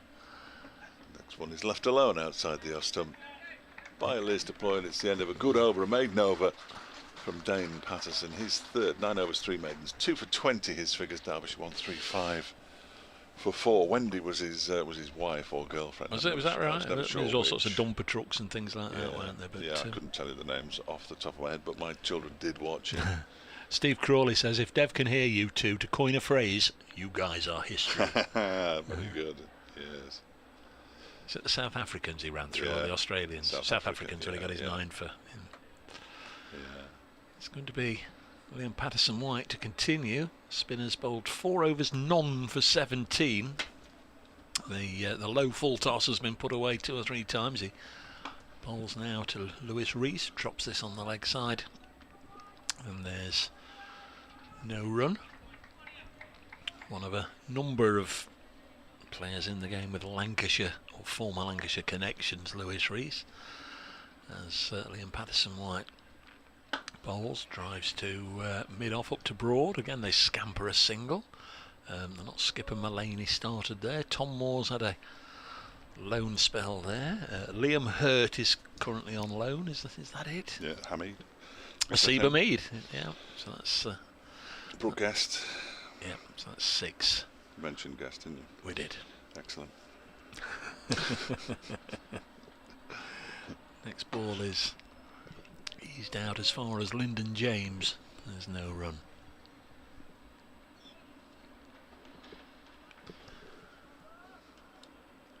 Certainly more active with the heavy plant machinery, is that what you called it, than they were this morning. Didn't hear them this morning. Next one's hit back to the bowler on the bounce. 136 for 4. It's one of it's the kind of thing that once you spot it, you can't unspot it, and you can't unhear it, and you can hear it in the background. It's slightly irritating. And comes the spinner again, gives it a good old rip, but it's worked away on the leg side. Got one. James Pattinson, who's back on the field, bounces the ball in, and Tom was unable to gather it cleanly. It just pitched in front of him and squeezed through his gloves, but Mullaney was backing up. 137 for 4. Rees on 12. Deploy now on 39. He's just snuck up there nicely. Rees blocks this one. End of the over. End of the 46th over. 137 for 4. So we're not quite at the halfway stage of the day's allocation. 50 overs remain. Just starting to do what they did last week, and with the second half of the innings, if you like. It's not quite the second half of the innings, but we're not far off with that. 69-run partnership for the 4th wicket. This one's now worth 27. There were a number of half-century stands, unlike today, where Godalming and Madsen went on successive deliveries. There was never a moment in the Derbyshire innings against Worcestershire where they lost quick wickets, which enabled them to go up to their, I think, their 14th highest first-class score. Is Patterson bowling around the wicket, bowls to Deploy, pushes it wide of Stuart Broad, who then runs past it and allows them to get back for a second. That was very strange. I thought he got there, and then all of a sudden it sort of went the wrong side of the ball, so we thought he'd better go the other side of it, and it just seemed to just overtake him again. But anyway, 139 for 4. Deploy moves into the 40s. He's on 41. Devon Malcolm still sat there, right behind the arm front row of the pavilion, right at the end of the seats near the Batman board. Don't know if one of our magnificent camera crew around the ground are able to pick him up for the live stream viewers. It's around the wicket comes Patterson again. This one's turned into the leg side out towards the square leg boundary. It's fielded by James. Lyndon James is out there in the sort of deep. And they go through for another single. 140 for 4, deploy onto 42. Yeah, Lyndon James right on the boundary, and he's stood in the shadow of the floodlight pylon. It's just entered the field of play, hasn't it? The first shadow we've got, and it will creep right across the square as the evening wears on. Reese waits and drives up towards a straightish mid-wicket this time, and again around goes Stephen Mullaney. Tumbles as he stops the ball, but they're only going to take a single. Reese moves to 13. 141 for 4. The partnership into the 30s itself now, up to 31. There's Devon on the live stream. There we go. It's got a good view there. Always good. There's the steward that ticked him off. Please sit down, sir. You're right behind the bowler's arm. Good man, Devon Malcolm. Good servant for Derbyshire cricket and England. Next delivery is pushed into the offside by Lears deploy. They're going to scamper through for a quick single as a shot at the stumps from Stuart Broad that misses. Good backing up from Pattinson, tumbling as he had to stop the ball. Deploy to 43, 142 for 4. Don't think there's any opportunities gone begging today for Notts. They've gone out there, and obviously will have expected it to be a tough all day. Got to work hard for your wickets. As it should be. Yep. As it should be. Reese waits and he's beaten by one that just moves. So has terrific delivery from Patterson. That's the one that goes away from the left-hander. And, well, he just prodded at it. Through to the keeper. He walked down as if to do a bit of gardening and stood there about 6 or 7 paces down and thought, well, there's nothing to prod. It's it was just a good delivery. All down to the bowler. Might fancy his chances of a few overs in the coming days. Lewis Reese seems to have pulled up all right after his 5 in the last match. As he waits now, Patterson around the wicket, balls to him, and he leaves alone outside the off stump. Ball goes through to the keeper. There is no run. It's the end of the over. There were 5 runs from it. 142 for 4 at the end of the over. Reese has 13. Deploy has 43. Bit of a mothers' meeting going on. Liam Patterson-White, Captain Stephen Mullaney, and I think senior professional, we should call him, Stuart Broad, all engaged in a little bit of earnest conversation about how they're going to break this partnership. 142 for 4. It is going to be the spinner to continue, whatever plan they've come up with has been set in motion. Just liaising with, where are we? 3 o'clock.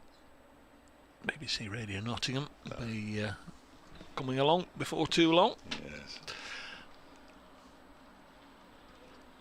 Patterson White is in and bowls, and this is a good stop by Ben Duckett. They've snuck him in a little closer at a, what do we call it? A short mid wicket, but he's fairly straight. He's almost a short mid on, isn't he? Yeah. Unusual position, but he made the stop, so he's in the right position, and now deployed with a flick of the wrist, drops it on the leg side, and they take a single. 143 for 4. On the drive, I think they call it, don't they? Did he play in the 100 last year for somebody, deploy? No? He played in Wales, I think. Yeah. Yeah. Thought he'd got an assignment somewhere. Both of these did.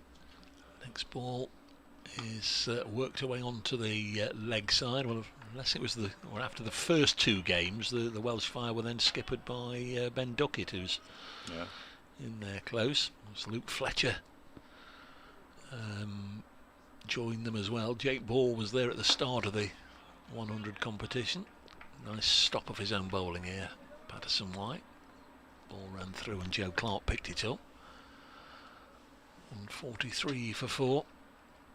So it might look like I'm about to walk out of the box because you've started talking about the 100, but it's because it's got to 3 o'clock. Next ball is dropped on the leg side, and Seba Mead does the fielding. 143 for 4. Both of these batsmen, Wayne Madsen was but was injured, but has been retained by Manchester, and Deploy's been retained by Wales, but I'm afraid Lewis Rees hasn't got a gig this year. Next ball is hit back past the bowler for 4. That's a lovely looking shot, straight down the ground by Lewis Rees.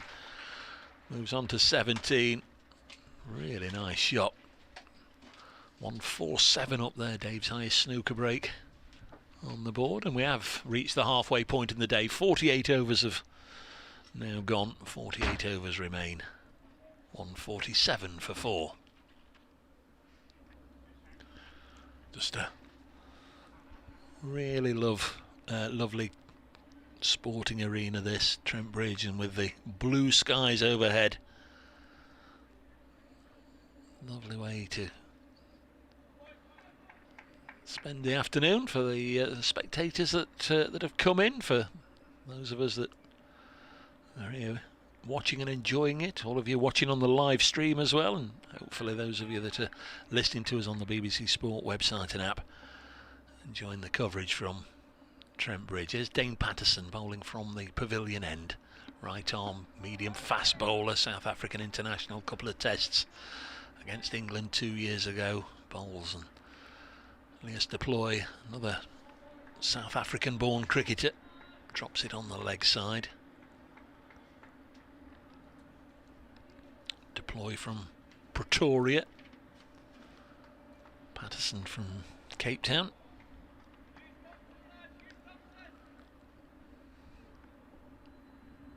That's James Pattinson's voice just here, encouraging everybody. Patterson bowls, an inside edge past the stumps. I don't think Deploy knew too much about that. Going to get a single as Ben Slater, formerly of Derbyshire, fires it in from long leg, and one more. 148 for 4.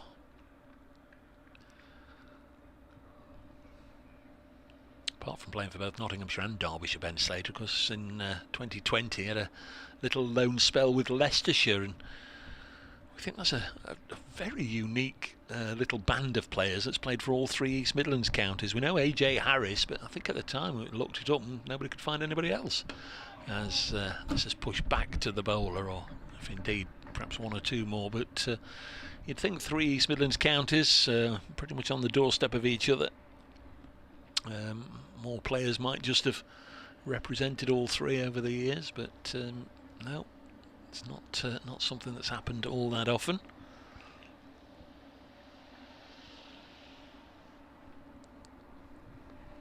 Umpire David Milnes on the screen. Those of you watching the live stream, he of course played for Nottinghamshire and Leicestershire.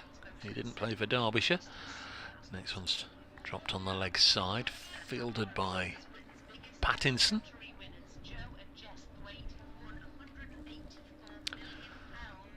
Got the 3 o'clock news in my ears. Still 15 overs to go until tea, so probably an hour or so away from the tea break.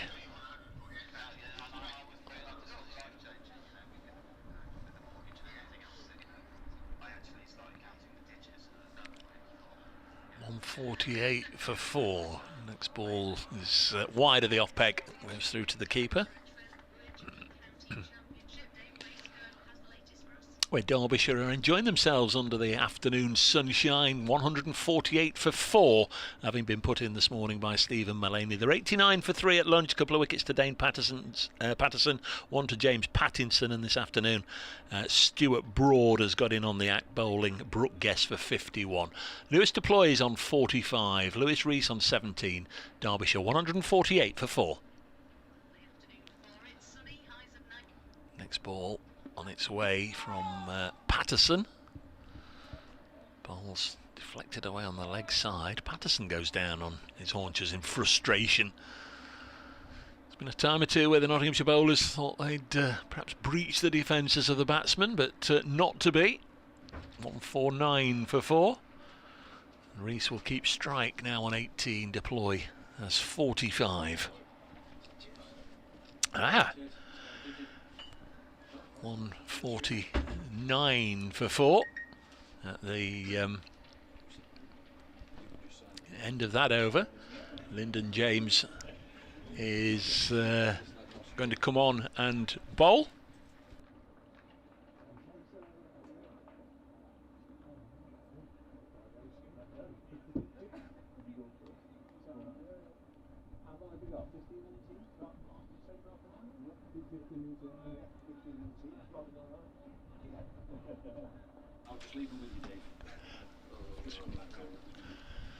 So it's going to be Lyndon James coming into the attack, 149 for 4. Pleased to say we've got one or two guests popped into the commentary box here, which is always an absolute pleasure. Lyndon James bowls to Lewis Rees 18, 149 for 4.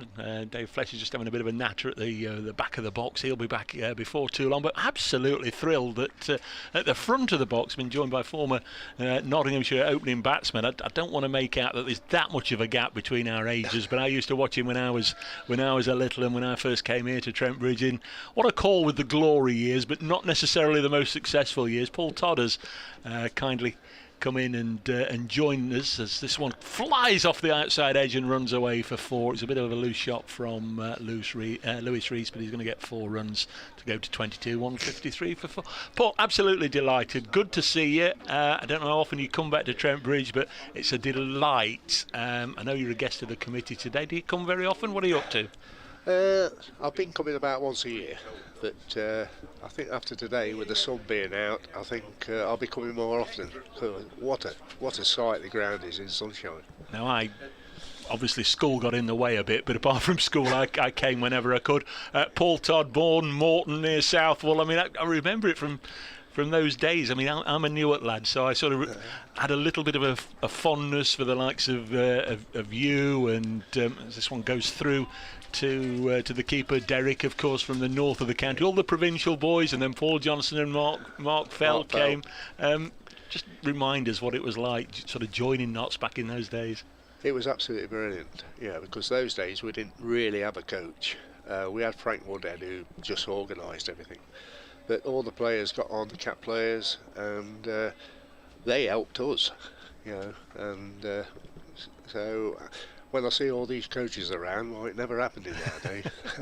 Round the wicket comes Lyndon James, nicely defended by Reed. So how did you get started then? What was your local club? Did you play in Southwell? I started playing for Fiskerton when I was about a 9-year-old, and then I joined Newark for a season. Yeah. And then my old mate Dusty Eyre, he got me to join Collingham. But I played all through the Notts age groups and Newark under 15s and things like that. I think I've played against you at Collingham once or twice back in the day for Cornton. But it's you and Dusty, and as I say, one or two really good players that came from the town. Oh, this one jags back and goes through to the keeper, 153 for 4. It remains. When you first got into the team, I don't recall it, but obviously it must have been something fairly nasty. You were on course for a debut century, weren't you, and then got a nasty blow? Is that right? You keep reminding me about that. Yeah, it was against Warwickshire. It was the year Warwickshire won the championship, and it was the year when 72, something like that. Yeah. And it was the year when there was uncovered pitches. Next ball, Lyndon James round the wicket bowls and dropped on the leg side, no run. Yeah, uncovered pitches, and another lad who was making his debut, Nirmal Nanan. Yeah. Oh, sadly, we lost fairly recently. We did, yes. What a great lad he was. Yeah, he was really, really Notts man. Yeah. And I went in and I got to 60 odd, and Nirmal got to, I don't know, 40 odd. And a bouncer came down and I tried to hook it, of course, before helmets, and knocked me to the ground. And who was this bowling? Can you remember? Yes, I do, but I don't want to. Oh, right. Pasties, who's in the Mike Harris is in the committee room, and he reminded me who it was. He was a wicket-keeper. 153 for 4. Lewis deploys on strike on 45. Next ball is pushed out onto the offside. When he came into the team, I mean, it was tough because there was a lot of experienced players that were looking to nail down those spots. You mentioned Pasty, Bob White, Knocker White, Basher was around, Derek was coming into the team, and of course a certain Garfield Sobers was around at the same time. Well, that's right. Gary really helped me the next season when I came back, because I was backing away in the nets, after being nicked. And he put a stump behind my legs, and he said, every time your feet touch that stump. 153 for 4, next ball on its way, left alone, it goes through to Moores. It was one lap around the ground. Well, those days this ground was quite a lot bigger. Yeah. And it worked. It stopped me backing away, and he was bowling off 18 yards and bowling me bouncers. This was who, Sobers? Sobers. Yeah. And he got me back on track again. Yep. What was it like sharing a dressing room? I mean, we all know, we've all heard the stories. He liked a quiet drink, he liked a quiet smoke, he liked a quiet bet on the GGs.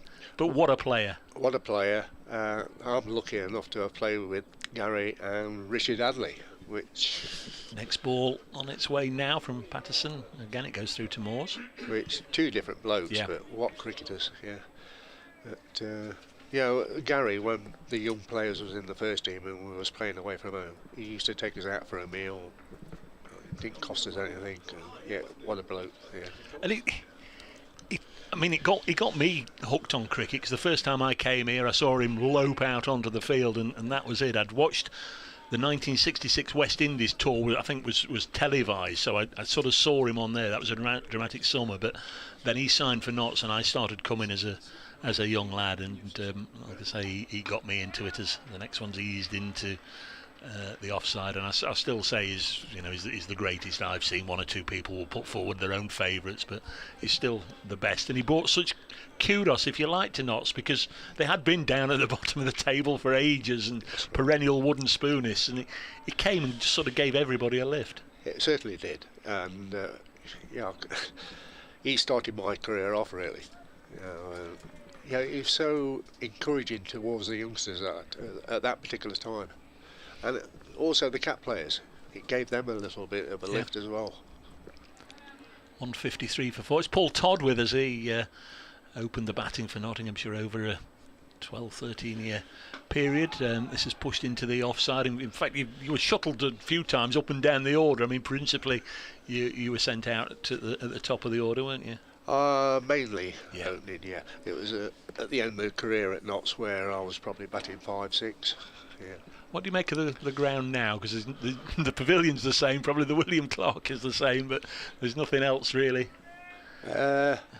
Wish I was still playing with the size of the boundary. It's a lot smaller. You like to give it a bit of a biff, didn't you? You'd enjoy the modern, I'm sure, short form games, as you say, as well as this is pushed back to the bowler. Yeah, but still my favourite game was the 3-day game. Yeah.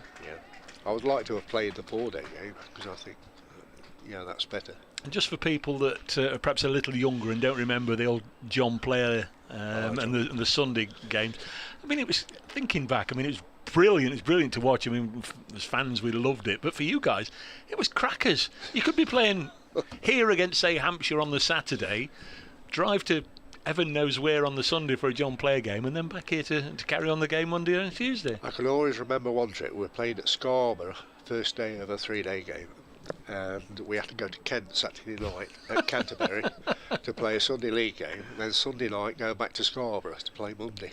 Yeah. Next ball is on its way. Lyndon James bowling a very elegant shot through the offside, away for 4 from Lewis Rees. Have you been watching much of the cricket today? I mean, yes, it really is cut and thrust, isn't it, at the moment? This is an important partnership. I think Derbyshire's done very, very well. After seeing the wicket when I first arrived, I thought, that they played very well in the first hour, and they're taking advantage of now the sun's come out. I mean, lots of, there's no let up. They've given it the full beans, if you like, with the big boys. Stuart Broad's had a good bowl. James Pattinson, Dane Patterson, here's one of the younger brigade. Lyndon James bowling, strikes on the pad. They're close. Asking umpire Malinder, not out. That's close, says Paul Todd. Not given, remains 157 for 4. And after Notts, you had a little spell, I think, with Lincolnshire, and you had a little spell with Glamorgan as well. Yeah, I had 2 years with Lincolnshire, which I quite enjoyed. And then I played for the minor counties in the Benson Edges Cup, and I, luckily enough, picked up 2 Man of the Match awards One was against Glamorgan, who we beat, and Alan Butcher, who used to play for Surrey, he was at Glamorgan. He did his Achilles tendon. And I got a phone call from John Steele. Next ball from Lyndon James, played on the leg side, no run. Who was manager at Glamorgan, and we met at Trent Bridge in Ken Taylor's office, and I signed the contract there. Good grief. 157 for 4. I don't know how long you guys have got, but we'll bring Fletch back in with his guest in a moment or two. I know there's one thing I hope Dave will ask his guest, because I'll mention it after this ball, because something very, very unusual happened in a Nottinghamshire Derbyshire game. It has gone through to the keeper, where they changed pitches halfway through. So I want to hear about that if he can remember it. And Michael Holding had a bit of a strop, but Paul, absolutely terrific for you to see, and any time you are on the ground, you're very welcome. I mean, perhaps another day you can come in and we can we can chat all day. You're always welcome, because it's not the worst of views at this end, is it? I know you've got a nice view and you've got waitress service at the other end of the ground, but it's not the worst of views here. This is a top class view. We're just going to have a little there's Lyndon James in, it goes through to the keeper. We're just going to have a little switch round here. Many thanks to Paul Todd for popping in and joining us for 10 or 15 minutes here on BBC Radio Nottingham and BBC Radio Derby, as Dave Fletcher comes back, and I'll let you take over the reins, Dave. I've got to do an update in 15 minutes. Yes, on Radio as have Nottingham. I, so we'll sort that out. Thanks, Dave. Thanks, Paul, as well. Ollie Mortenson's going to come in. Marvellous. It's we were trying to work out. Well, he knew exactly when the last time we spoke, which was at the county ground a few years ago, as runs here for Derbyshire, and 2 of them as well. So they move on to 159 4-4. If I press that button, Ollie, how are you? I'm jolly good. It's fantastic to be back in the Midlands, and not least Trent Bridge, one of my favourite test grounds. Is like a postcard, just watching Derbyshire play nuts. 434 first-class wickets at 23, and 200 List A matches, 219 wickets. Not a bad record. It's not a bad record for a token Danish Viking. A popular figure amongst the Derbyshire supporters, though, and bowled at a time when there were some particularly good players, but. Dave Bracegirdle there just mentioning about a game against Nottinghamshire. Was that here? Yeah, that was here. When they had to switch pitches? Yes. We played, and the pitch basically was like Weetabix. It was just breaking up, and it was a minefield. Really, really dangerous. And Mr. T. Michael Holding opened the bowling with myself, and he simply refused. He said, Stan, this is going to be very nasty. We might even, kill somebody. So he refused. He walked off, and they, with a lot of negotiation down at Lords, etc., we switched pitch, and Michael Holding was adamant. The game is over. He didn't want to play. He never took part in the match. 50 partnership for Lewis Rees and Leas Deploy from 103 balls, 28 of those to Lewis Rees, 22 to Deploy. They've done well here for Derbyshire, these two. So did he play? No, wow. He refused. Wow. He was and is a very principled man, isn't he, Michael Holding? He stands to his principles and nothing will get in his way. Absolutely. His delivery strikes the pad. I thought there was some bat in that, just from the effects microphone. But Michael, in all, he's a legend. He's a real gentleman. But at the same token, he's very stubborn. If he makes a decision, he's not going to change. Yes, I've only had the pleasure of speaking to him properly once. That was when he came and opened the media centre at Derbyshire a few years ago, and he was an absolute pleasure to speak to, and very kindly did us a piece on Radio Derby as well, which was terrific. Here comes Patterson again, third ball of his 12th over, 160 for 4, and that's turned into the leg side by Lewis Rees. So I know you come back periodically. Obviously, the last few years have been horrible and been difficult with travel-wise. So what brings you over here this time? You're absolutely right. The last couple of years we've all been basically locked in.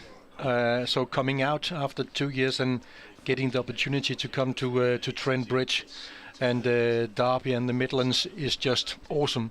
The reason why I'm coming is because obviously meeting old friends, but I'm bringing my team, the Vikings.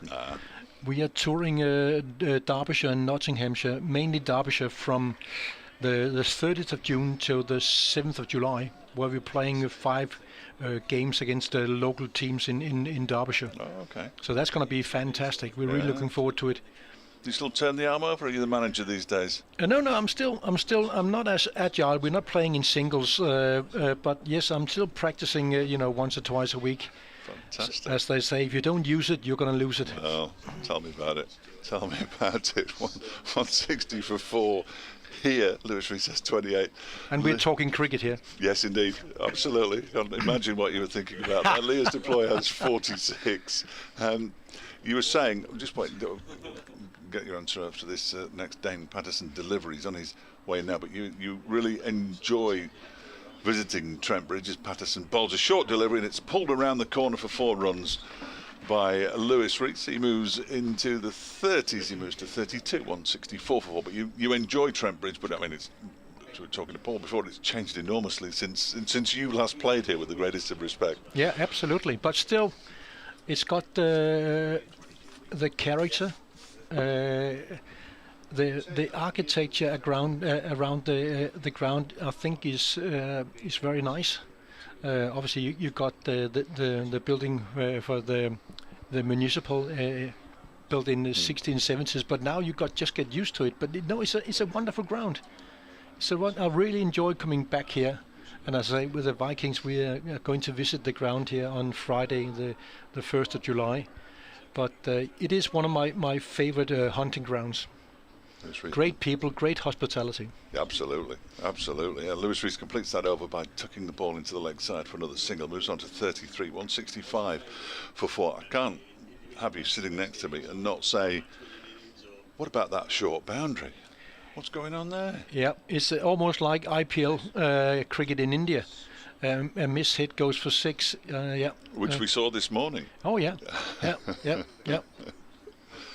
But it's good to see Derbyshire battling hard here, I imagine, from your perspective, with your Derbyshire connections. I mean, at 41 for 3, they really were staring down the barrel, especially as they'd lost Masood, who's been terrific this season, Godleman and Madsen, as James begins a new over, and that one is defended by Rees. But good battling performances here from Guest and Deploy and Rees. Yeah, if these two guys, Rees and Deploy, can get a productive partnership, and Derby can get around 250, 280, then they're definitely in. But it's that's some in the wicket for the bowlers, definitely. But it looked quite green this morning. They were telling us, all the locals were saying, "Oh, don't look at that. Don't look at the green. They are green, and then they dry out a bit, and it's still got a tinge of green in it, but you can see it changing colour before your eyes almost, can't you?" Obviously, the sun is out there baking, but. The Notts bowling lineup is pretty impressive, isn't it? The batting lineup's not bad either, with Hamid and Duckett and Clark. Ben Slater has been doing well this season. Player for player, they shouldn't really be playing in Division 2. But I'm so delighted that Derbyshire are doing so well this year. Getting Mickey Arthur in and some good signings, and things are looking a lot brighter this year for Derbyshire, which fantastic. Not before time, as this one is pushed into the offside backward of square by Lewis Rees. Are you still in touch with Michael? Do you chat to Michael? Yes. Definitely. We not just exchanging Christmas cards, but we are in contact on the web, and he's still going strong. Yeah, absolutely. I mean, because I imagine that the team that you played in, you become close with teammates, don't you? That group your era is the one that you stay closest with. Yeah, but then again, with Michael Holding, is very special, because he was a world-class performer. He was a Rolls Royce, and I was the Danish Viking driving around in a Reliant Rob in the plastic pack. So it was a fantastic combination, and for me, having the honour playing for Derbyshire, opening the bowling with Michael Holding for 6 seasons, absolutely brilliant. I never forget that. Never forget that. But he's a top performer, top bloke, and a very trusted friend. We saw Devon Malcolm, who's the match referee for this match. He actually held play up a little earlier on today, which is brilliant, because he was behind the bowler's arm. That one's pushed out into the offside by Reece. Devon's a character, isn't he? Oh, Devon Malcolm. I must admit, when he first came on the staff and we were pre-season in the indoor school on concrete floors, and I was batting in there, and I wasn't renowned as being a top-line batter. But Kim Barnett and the boys thought it was good fun for me to open the batting in indoor school. And Devon Malcolm running in, he was fast, but he had no idea where he was putting the rocket. And I'm just pleased I'm still alive. Well, it was almost like that when he was out in the middle at times, wasn't he? This next delivery is all beating Lewis Reece. There's a half appeal. It didn't touch anything on the way through, fortunately for Lewis Reece. And the other 167 for 4.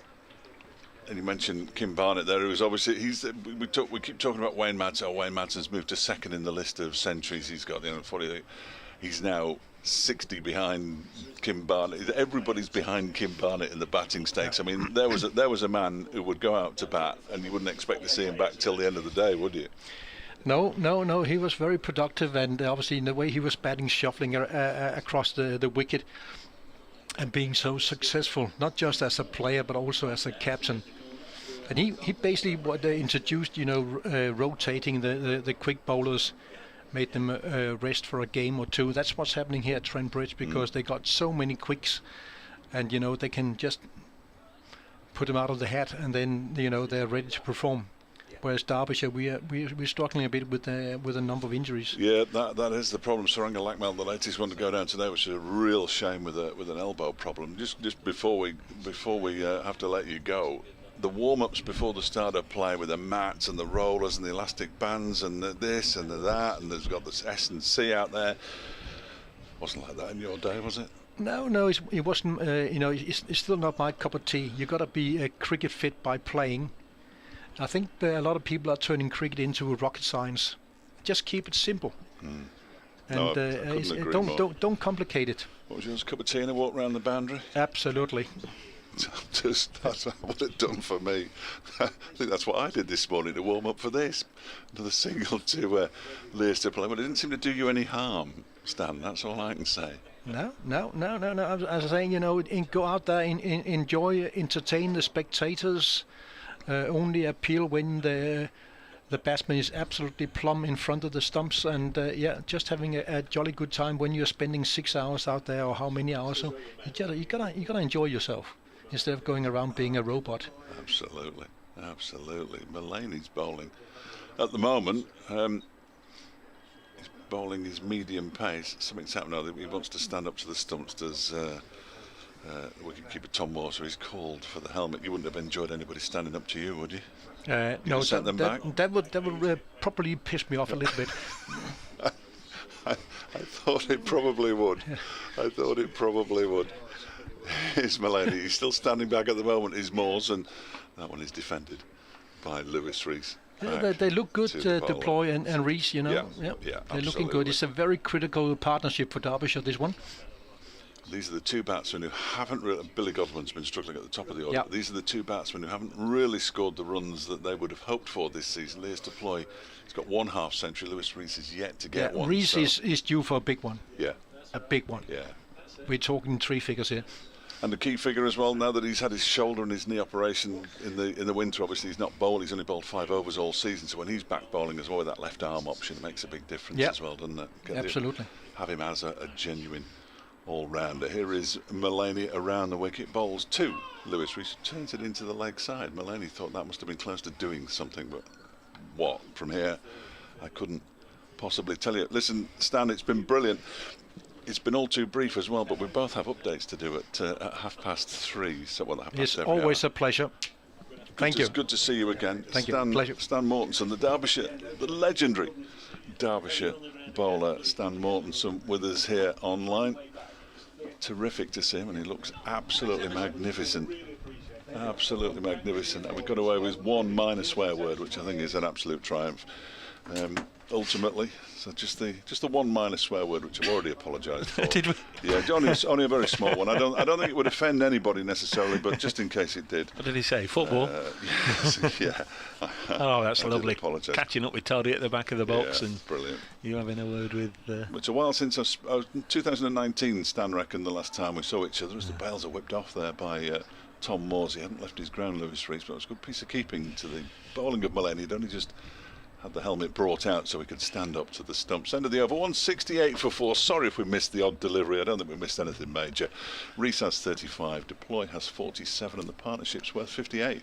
Thanks ever so much, Dave. I really enjoyed that. There'll be an update for Radio Nottingham in just a second. One or two people getting in touch. Let me just see if Radio Nottingham are coming now or not. Heaven knows where my bit of paper is, my scorecard. There it is. 168 for 4.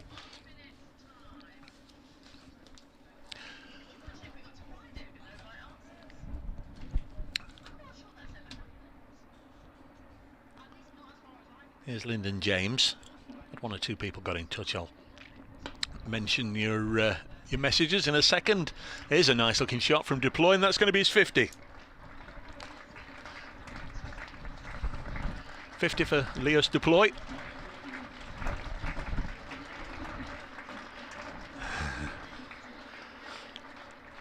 Well, the applause you can perhaps just hear in the background is for a half century for the Derbyshire middle order batsman, the South African Leos Deploy. He's gone to 51, holding knots up here really. Derbyshire 172 for 4. Yeah, a couple of wickets this morning for Dane Patterson, one for James Pattinson, and then after lunch Stuart Broad, the sight of him knocking out the middle stump of Brooke Guest was one of the features of the day so far. There's another boundary there.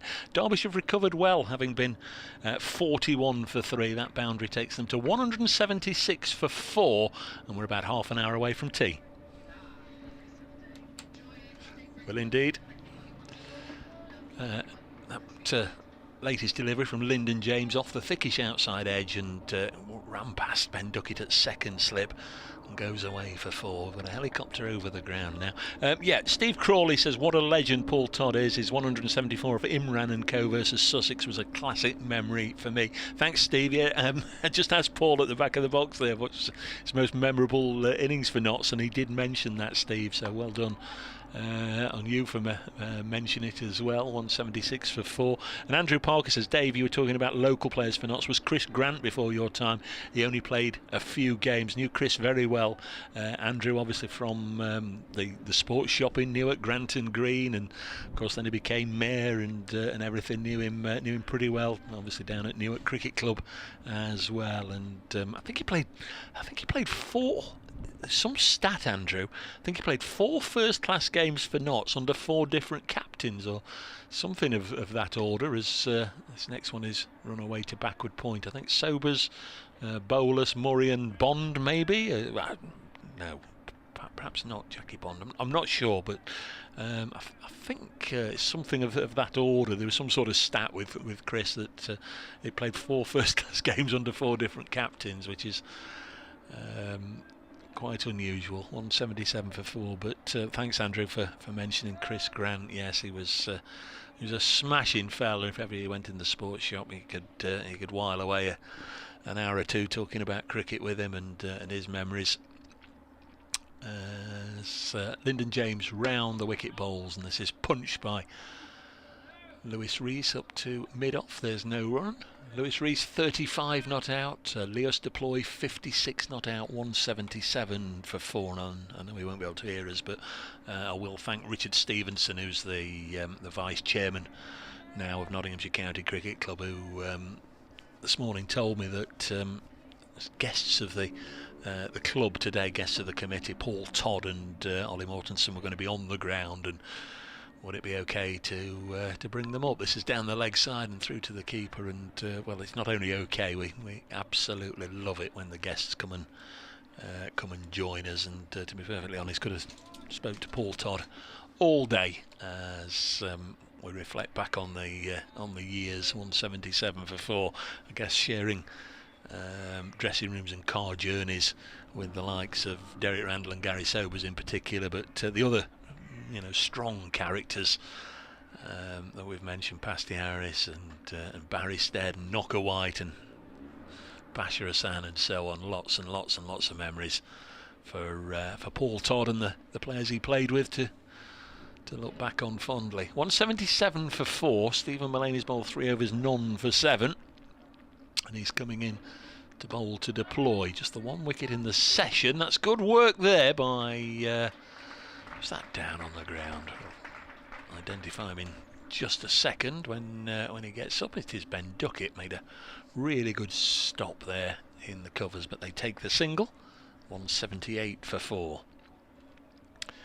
The other matches up and down the country we've not mentioned for a while, obviously, whilst we've just had a little chat with our 2 guests. Next ball from Mullaney is defended. In the Division 1 of the County Championship, the batting sides: Essex 143 for 3 against Lancashire, Kent 163 for 1 against Northants, Somerset 117 for 6 against Hampshire, and Warwickshire 153 for 6 against Yorkshire. I ought to have a look at Kent, didn't I?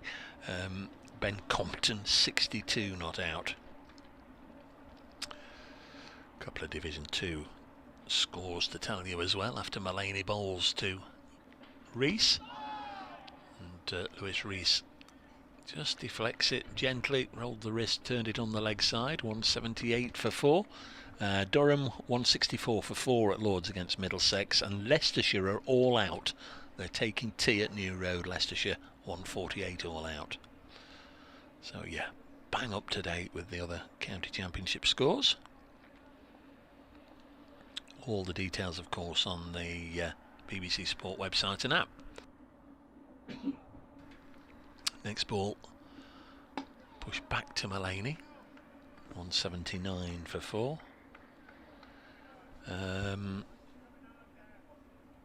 Some things I've got to mention. Let me have a look. If you on the ground or coming to the ground, there's lots of signs about heritage events this week. Steve Lamotti just sent me a list of what they're up to. Try and work my way through that just to mark your card as this is defended.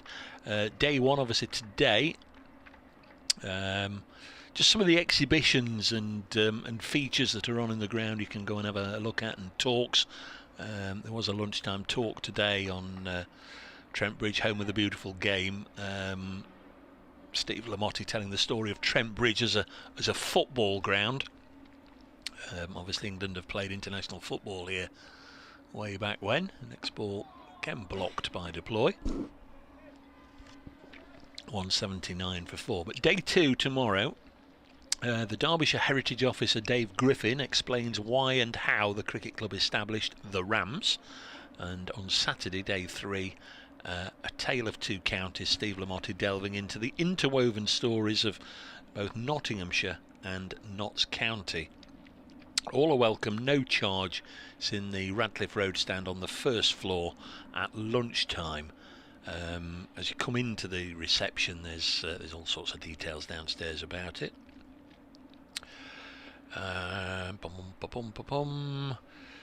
If you are coming to the ground, remember you can get access to the library, the Peter Wynne Thomas Library, of course, as Lyndon James bowls, nicely dropped at his feet, almost on the leg side by Lewis Rees, takes a single. 180 for 4. Rees on to 37. In the library this week, some football-related documents from the club's archives.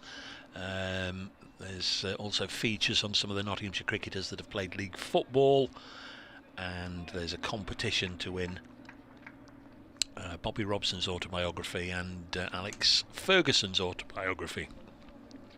They're all in the library this week. Next ball drilled back to Lyndon James and E. Fields, and also as well in the museum room off the long room in the pavilion this week, we've got exhibitions paying homage really and respect to the to 2 great men, Peter Wynne Thomas and to Colin Slater. I'm sure all local people, Nottinghamshire and Derbyshire, will be well aware of Peter and Colin, and sadly we've lost those over the last couple of years. This is forced a backward point, fielded by Liam Patterson-White. If you want any more information on any of those, Steve Lamotte is the Notts Heritage Officer, Dave Griffin the Derbyshire Heritage Officer. Would have all the information, or indeed if you come into the ground, there's signs to all the exhibitions and what have you. Steve Crawley says, blimey, today's guests were the cricket equivalent of Ferrero Rocher. You're spoiling us, they were brilliant. Thank you, Steve, that's very kind. Thanks very much, as I say, to Richard for bringing them across as Lyndon bowls outside the off stump. Don Topley, is he with us? Can Griffin Fletch get a game, he says, for Derbyshire with all their injury problems in this game. 180 for 4.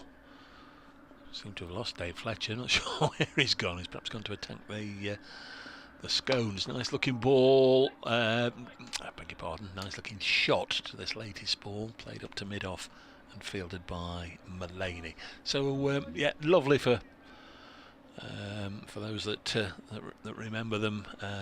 Paul Todd and Ollie Mortensen dropping in to join us.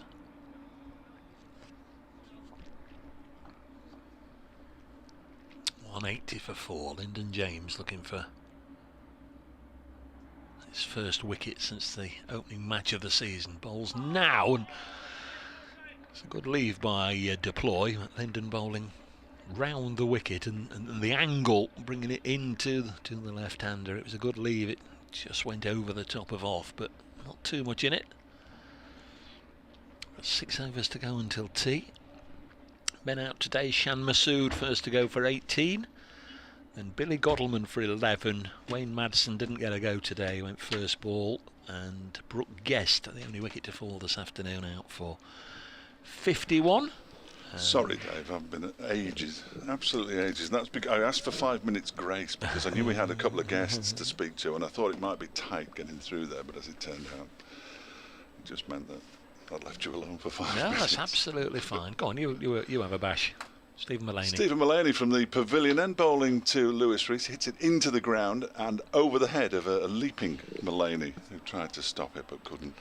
And there is no run. Good partnership, the highest partnership, you've already said that, I'm sure, of the Derbyshire innings. 70 just goes above the partnership between Leas Deploy and Brooke Guest for the 4th wicket. Just reading out a little bit of reaction from people who enjoyed hearing from Paul Todd and Ollie Mortensen. And Steve Crawley, Dave said it's we've had the cricket equivalent of Ferrero Rocher in today. Nice. We are spoiling everybody. Here is Lewis Rees punching this one back at a square on the offside out towards Hasib Hamid, who's patrolling the cover boundary. They get through for another single. 181 for 4. I was talking to Toddy, and I know you asked Ollie about the game where they move pitch, at the back of the box and whatever. I'm not entirely sure what he said, but he remembered that game, didn't he? He played in that game. Michael Olding wasn't having any of it. He went home. He started in the first game. He said it was this next delivery from Mullaney. Strikes the pad and he's gone. And Leas Deploy's lengthy innings of 121 deliveries comes to an end, and Mullaney has the breakthrough. He went back into his stumps when perhaps he'd have been better off going forward, Leas Deploy. But he's been dismissed. Leg before wicket by Mullaney for 57, 121 balls with 7 fours, and Derbyshire are 181 for 5 now. Just Mullaney's 2nd wicket over the season, hasn't bowled himself much. Deploy, 121 balls, 7 fours at the crease for 2 3/4 hours on his way back. That's an important breakthrough for Notts. 5 overs before the tea interval, clearly. I thought he played very, very nicely indeed, Leas Deploy, on a ground where he has had success before. 71 the partnership between him and Lewis Rees, and nice to hear that he's getting a very good ovation for his efforts today. So the next batsman is Alex Hughes, I imagine. It looks like Alex Hughes. It's walking like Alex Hughes, and it's not tall enough. It is Alex Hughes. It's not tall enough to be Alex Thompson. So yeah, Alex Hughes, who well, at 10:30 this morning wasn't really expecting to be playing cricket today, and now he's batting in the middle at Trent Bridge with Derbyshire on 181 for 5. It's his first appearance in first-class cricket this season. He has been playing club cricket and has been scoring. I think he plays for Swarkston. He's been scoring some runs for there up at the top of the order, so he has had cricket. He's been playing in the twos as well, of course. But his first championship match of the season for Alex Hughes. Stan was saying that he said we arrived and the pitch was like a Weetabix, and it just broke up, and Michael called him across and said, Stan, we could kill someone on this. I think they played on the Saturday and then went off and had a Sunday game and came back on the Monday morning, and that's when it all unfolded. They did agree to move pitches, and Michael turned around and said to them, no, the game's finished. Yeah. That's it, and off he went. Michael is off to the races. Well, you wouldn't be surprised, but yeah, he's a very principled man, is Michael Holding, and once he's made his mind up, that was that. So yeah, off he went. 181 for 5. Then Alex Hughes' first ball of the season. Mulaney bowls, too many, guides it out into the offside, and there is no run. Nice little net for him here ahead of the blast, really. Well, yes. Yeah, so you imagine that Alex Hughes will be involved in the T20 for Derbyshire. So he's been named in a couple of squads, but you never ever felt that there was a place in the side for him. Anush Dahl, the man who he's effectively replaced for this match, had pretty much nailed down the all-rounder spot at 7. Hughes waits and defends this next ball into the ground. It's picked up by Tom Moores. So it's good to see him out there. It's always good to see Alex Hughes anywhere, really, because he's such a, I was going to say a happy lad, but he's not. He's a good lad, though. Seldom happy, but a good lad. Yes, Mark Beck says that the Great Dane always much better than he modestly says. Absolutely, absolutely. Derbyshire legend. Hughes turns this next one into the leg side, just about manages to get enough bat on it to prevent the big LBW decision, and a wicket and 1 run from that over from Stephen Mulaney. He got rid of Leas Deploy for 57, and Derbyshire 181 for 5 now, and Roger as well. Fantastic, the Viking back in the East Midlands. I said apologies, Roger, I didn't see this until he'd gone, but he's obviously got a tie that's been signed by many of the Derbyshire players of Stan Mortenson's vintage. Good to see. A signed tie. I don't know whether it's been embroidered as well, no, but very nice. yeah, signed tie with the Derbyshire, the proper old Derbyshire rose on it. Stuart Broad's going to have a go from the Radcliffe Road end for the first time. He's bowled 12 overs all from the pavilion end before. Does he tend to favour the pavilion end? Yeah. That's where he ran amok against the Australians. Was it 8 for 15? So is Big Luke a Radcliffe Road end? Yes, yeah. So we've got, it's not going to be the lengthiest of spells. He's only going to get 3 overs. We've got 5 to go before tea, but that's a really important wicket that Stephen Mulaney has just winkled out there. So Rees on 38. 31 years of age, Lewis Rees. Always got this off the outside edge. I'm not entirely sure he knew too much about that, but takes a single first ball, and maybe Broad won't mind having an early crack at Alex Hughes here. No, I think that's ideal for him. 182 for 5, so Derbyshire not too far away from a first batting point, not so 1 wicket away from a second bowling point. And this afternoon 89 for 3 at lunch, so Derbyshire 93 for 2, so another just about even session, I'd say. But really important that Notts have managed to get rid of the 2 half-centurions when they did, because both looked as if they were in for the long haul. There's Broad into Hughes. Oh, that's almost a wide from Stuart Broad. Close. Must have been close. Just about on the cut strip. Alex Hughes won't mind too much. Keep him out there, Stuart. Yeah, he's ordered his tea with 2 sugars, and wants to drink it with his pads on. Came out and had a look in the lunch interval. I saw him with his pads on. Had one or two throwdowns as well. Alex Hughes. This is the 60th over of the innings. Here's Broad in again. Ball short, and he's going to get his first run here. Hughes deflecting it down to long leg. The only connection is the surname, of course. But do we know where Chesney is now? Is he? He's proing up in Lancashire in the northwest. He's been doing he'd be playing somewhere. For a few years now as Chesney. Yeah. I think he's been playing in the Lancashire League. I think his name crops up from time to time in conversations at my cricket club in the Bolton League. Enjoyed watching him play a time or two, and there was a time or two when I didn't enjoy watching him because he was getting the runs against Notts. He could hit the ball. Well, I suppose he still can, from what I'm told. But a slow left arm as well. That's right. Didn't turn it. Just slow left arm. It was a catch at, I think it was against Lancashire. Catch he took in a T20 match in front of the permanent temporary stand where that is now, and it was just astonishing. He was a proper cricketer. This is a strange old field. We've got three in a line, seemingly. We've got a short leg. We've got Ben Duckett behind the short leg. A bouncer here goes over the head of the ducking Reese. They're almost in a line, aren't they? Yeah. Slater in there close at short leg. Duckett, 4 or 5 strips behind him, and then out on the fence again in a line is Lyndon James. I mean, in club cricket, you'll sort of move people, don't you? Yeah, don't stand behind him. Yeah. It's a weird one. That's why the umpire's at point as well. Yep. Broad once more. It's good to have a theory, though. Good to have a plan. He's taken on the hook down the leg side, goes through to Moores. Didn't get anything on it, Lewis Rees.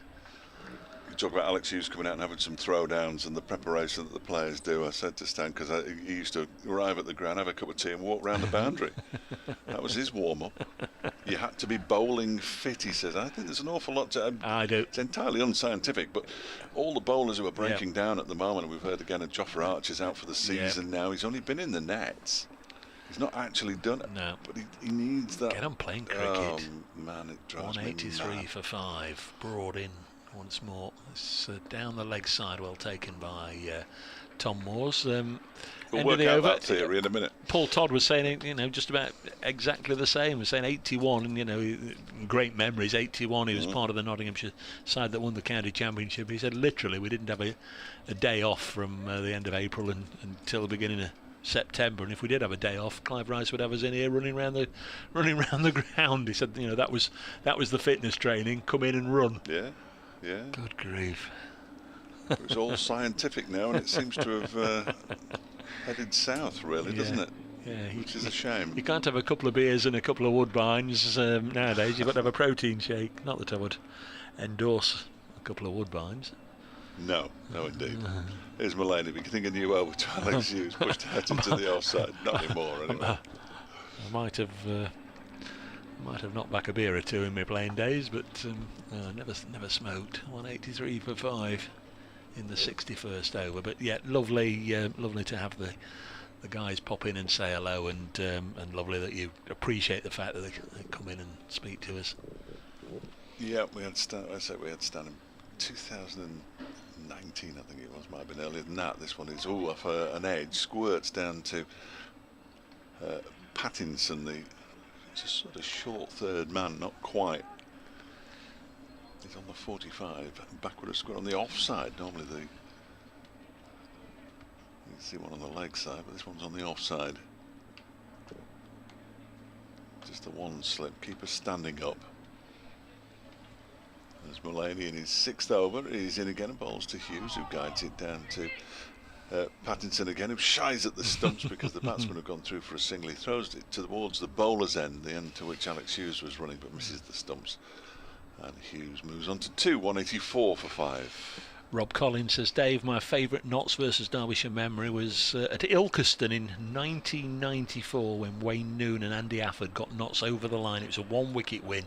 Devon was playing. Ask him if you see him. He'll remember it. Thanks very much, Rob, for that. I know somebody who will remember it, who used to live in Ilkeston. don't think he The missed heritage many. officer. Yes, indeed. He didn't really miss many games there. That one's left alone outside the off-stump. I've just read something out about the heritage officer. Is doing a talk this week. I understand. So he said that. Yeah, on Saturday, is it? We'll have a. I was trying to remember It it. might so, even be so, tomorrow. So I Let me could have a avoid look. it, really. No, it's tomorrow. It's tomorrow, is it? Lunchtime tomorrow, Friday the 20th, Derbyshire CCC and Derby County FC. Derbyshire's heritage officer Dave Griffin explains why and how the cricket club established the Rams. No, that'll go down well in Nottingham, then, won't it? Well, today they've done one. The footballing links with this ground, and on and on Saturday, Notts County. So the next one is defended by Alex Hughes. It's hugely important that there are people that keep the history of county clubs alive, and people like Steve Lamotti at Notts and Dave Griffin at Derbyshire and others up and down the country that give so much of their own time to to delving into past matches.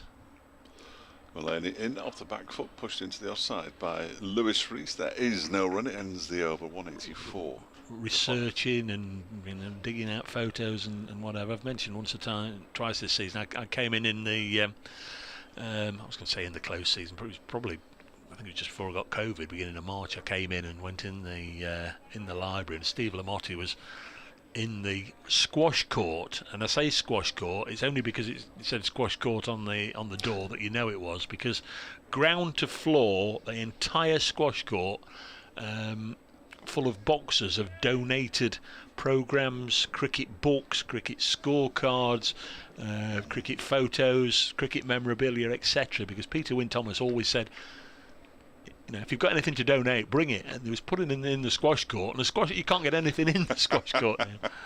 There's Broad. Bowling, he always had a fiddle at that one. Alex Hughes doesn't get anything on it, goes through to the keeper. So Steve and his merry band of volunteers, I know they were working hard to to sort of go through it all, and I think, I'm sure Steve will let me know as and when, but I think the plan was they've got so many books in there now that are duplicated so many times that they are going to have a big book sale at some point in the season. That's what he was planning. I think our guests are just making their way back at the far end. Oh yes, we're back in there in time for tea as this one shapes away from the right-handed Hughes and goes through into the gloves of Moores, who's bagged a couple of catches again today. Shan Masood only made 18, and Wayne Madsen out without scoring. The one thing I didn't realise that until David Griffin mentioned it to me this morning, perhaps it was on his mind, he was talking about where the football pitch was at the county ground in Derby, and it was to the right of where we are and behind, so sort of where the outdoor nets are. Right. Brought in again, passed on by Malinder, and Alex Hughes fends it off his body, and then it's almost like hit it and run in the school playground or out on the school fields.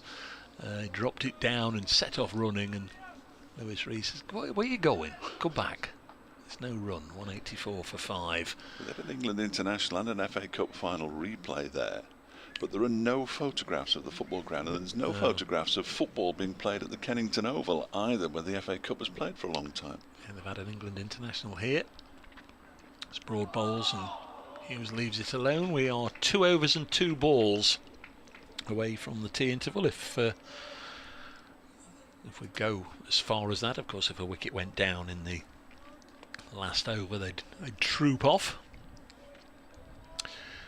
And we're about 20 minutes or so behind. It's nearly 4 o'clock. That's not too bad in the modern No, standards, is it really? We're getting through, Dave. We're getting through.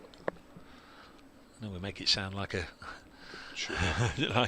like a chore. I can promise you it's not, but we're getting towards the back end of this session. Broad again bowls one that swings away, and that's harmlessly allowed to pass through into the gloves of the keeper. Just every now and again you sort of get a bit of a glint and wonder what it is, and it's the sun catching Ben Duckett's sunglasses, which are perched on top of his cap, on top of his head. Yeah. Lots of encouragement for Broad. This is his 14th over, 1 for 28 his figures. Got rid of Brooke Guest. Middle stump poleaxed. Balls again wide of the off peg, and don't think Alex Hughes will mind too much if he keeps them out there where he's not going to chase them. 2 overs left to tee. Derbyshire 184 for 5, 97 for 2 is the afternoon's gross product. He's just gone up and punched gloves with Lewis Rees and said, I'm Alex Hughes. Do you remember me? Bless him. So where do we think they'll go after this? Alex Thompson in next. Yes, Thompson.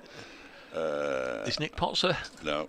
No. I don't know if Liam Hurt can bat, and Sam Connors can't bat, really. If truth be told, I know he hung around a long time here in that game in the Bob Willis Trophy, but he's only got the one shot. No, he did all right in the last game against Worcestershire. Here's Stephen Mullaney, if he's listening. He's bowling to Lewis Rees, who clips this one into the leg side. He's almost turned into one of the Simpsons as Stephen Mullaney. The ball is turned into the leg side. They get through for a single. He moves to 40. Lewis Rees 185 for 5. I think that's about 3 overs in a row where he's taken a single first ball. Notts won't mind. No, indeed. No. He realises it's tea soon as well. Although we would have to get to the don't start delaying. I've got things to do next door. Don't start delaying, Stephen. Come on. Turns and sets off, running towards us from the pavilion end. Alex Hughes on strike, and Hughes leaves that one alone outside the off stump. Well taken by Morse. It must be tricky. It's come up, yeah. Called for the helmet. Now standing up to Stephen Mullaney, who earlier on was pushing them through a little quicker, perhaps, but it's still quite the effort to stand up to a medium pace. And now there's a further delay because we're going to get a slip in. The man's coming in from the mid-wicket boundary, and all sorts of fielders are swapping positions. So we're back to a couple of slips for Alex Hughes. It makes sense. He's the new batsman. He's only got 2 runs from the 15 balls he's faced, and Mullaney bowls to him and he guides this. And well, how he guided that there, I've absolutely no idea. In between the wicket-keeper and first slip, all along the floor. Buys. It didn't touch anything. That's how it's got there. Alex Hughes was trying to guide it somewhere, but couldn't lay any bat on it. 4 buys, 189 for 5. And that the keeper's decided he'll no longer stand up. Well, there was no way he could have stopped it, was there? No. No way he could have stopped it. And of course it goes against the keeper, that kind of thing. People will realise that he didn't stand a chance, but in the book, in years to come, he conceded a few buys in that match. Yeah, that's the 100 for the session, Dave. 100 runs in the session. Decent session. For the loss of 2 wickets. Both of whom were in the 50s when they got out. Lewis Rees is 10 away from that, 10 away from what would be his first half century of the season, but he's at the non-strikers end now as Alex Hughes just guides this one down towards third man. Pattinson does the fielding, and they are restricted to a single. 190 for 5. I think the 4 o'clock bulletin is the one that goes on the smart speaker, so I'm not necessarily in it, but I'm never 100% sure. I'll do one more ball. Live dangerously. Just keeps the adrenaline going, doesn't it? Head of the teeing tool. Here's Mullaney then around the wicket, bowling to Lewis Rees, who defends it out into the offside. And there is no run. Well, thanks for your company this afternoon, Dave. I'm sure by the time you return it will be the tea interval. Dave can get an early start on the scones and the cream and the jam and whatever else has been provided for the media downstairs. 190 for 5, Derbyshire. 7 balls left in the session.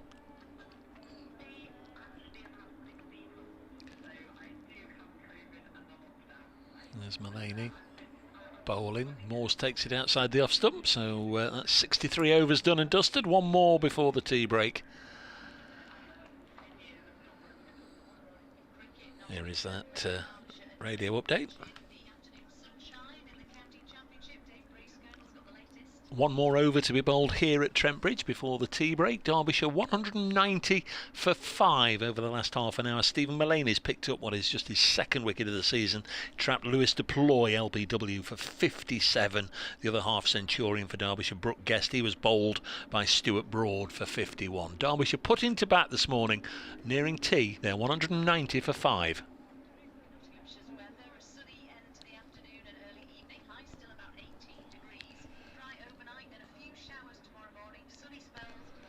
Here's Broad. Bowls to Hughes. There's no run. Stephen says, seeing as Dave teased you about dubbing Division 2 as the wilderness earlier, it'd be fun if you'd use a similarly flamboyant word when you announce Division 1 scores. How about meanwhile in the metropolis of the First Division? That's very good, Stephen. We might well go there a little later on. I'll wait till Fletcher's in the room because he's not heard me read that. He's doing his update, and then it'll be tea time very shortly. 190 for 5 as Broad bowls very wide of the off pegs. The off peg swings further away, and Tom Moores makes a very good diving stop. Been busy today, the keeper. Some really excellent takes, a couple of good catches, and one or two really testing deliveries that he's done well to get anywhere near. 190 for 5. Broad in again. Balls. Hughes was squared up there, but crucially got a bat down on it and kept it out.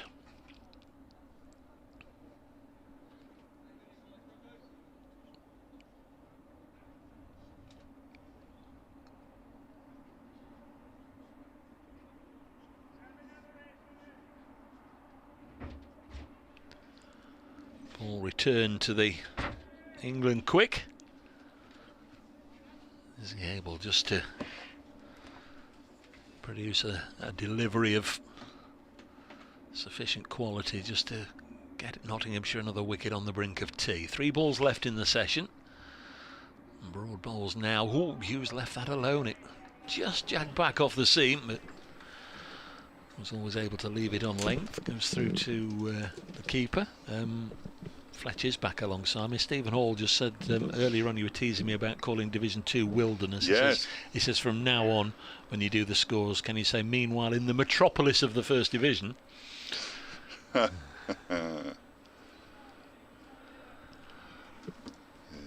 190 for 5. Wilderness of Division 2. I don't think it's such a bad place. Broad in once more. Hughes has played nicely here, considering he was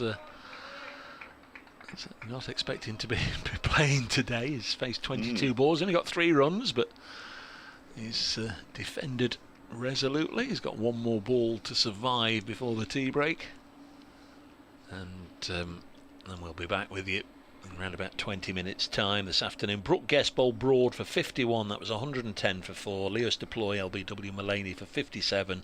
That was 181 for 5.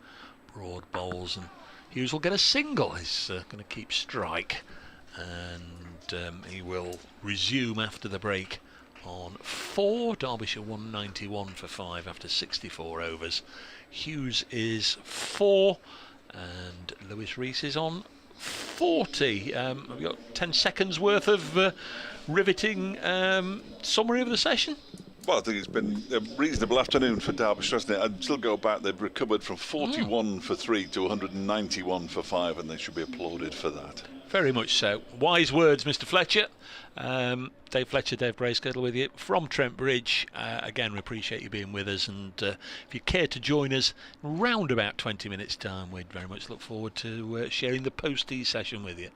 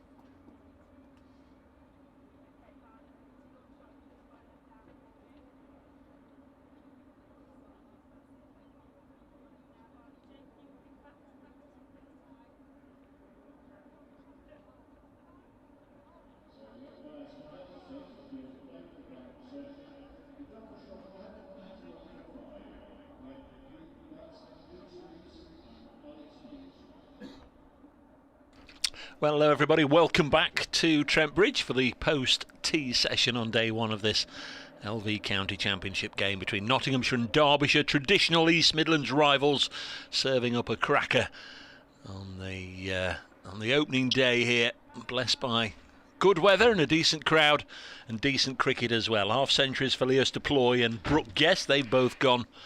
And Lewis Rees will start this session, 40 not out, hoping to join them. And his batting partner Alex Hughes, who, in case you weren't with us earlier, began the day, well, who knows, basically planning to mow the lawn and catch up on a bit of correspondence perhaps, because he wasn't down to play, he wasn't in the Derbyshire squad of 13, and this morning Anuj Dowell pulled out, picked up an injury in the warm-up, so they sent for Alex Hughes. Stephen Mullaney, who picked up one of the 2 wickets to fall in the afternoon session, is going to get us underway, bowling to the right-handed Hughes, and a little push and run on the leg side. It's a lively start to the session, just dropped it down on the leg side.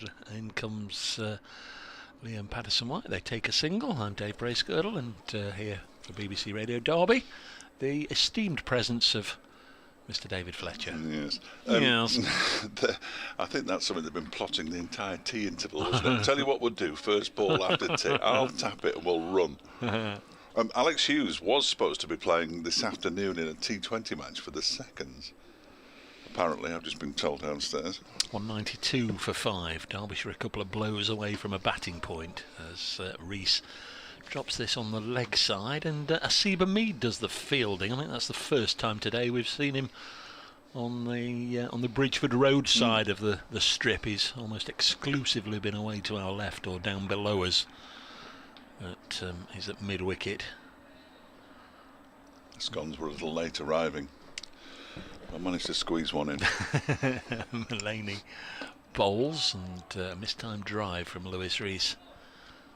Out onto the offside, no run. Very nice too. Just tides you over, doesn't it? Well, Keeps you going. keep me down to 1 kebab tonight. You know how to live. Which is a good thing, I think, for everybody, apart from the kebab shop owners of Nottingham. You staying this side of the border, are you? Yeah. Oh yeah, you revealed your hotel arrival procedure last night. Mullaney bowls again, and Lewis Rees drops it down in front of him. Mullaney lets out a roar of anguish. Thought he'd got through, but hadn't. Bowled nicely here, Stephen Mullaney, and for all those that say he should bowl a little bit more, they have a point. I guess if you're coming on after Broad, Patterson, and maybe Luke Fletcher, Brett Hutton, Lyndon James, sometimes there aren't enough wickets left. He comes in, bowls, and steered up to mid-off, and there's no run. Has he bowled less since he became captain? He's bowled less since Lyndon James, stroke Joey Everson came into the team, because if one of those is playing, they're almost coming in as a batting fourth bowler. Yeah.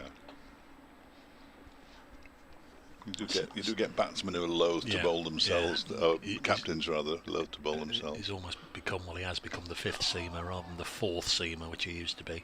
192 for 5 at the end of the first over after lunch, after tea, I beg your pardon, just a single taken from it. 192 for 5.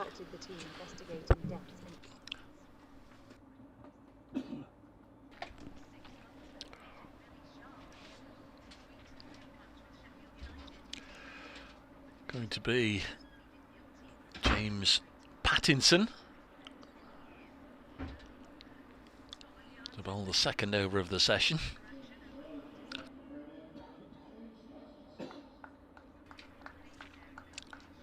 First wicket of the day went to James Pattinson, had Shan Masood caught behind by Tom Morse for 18.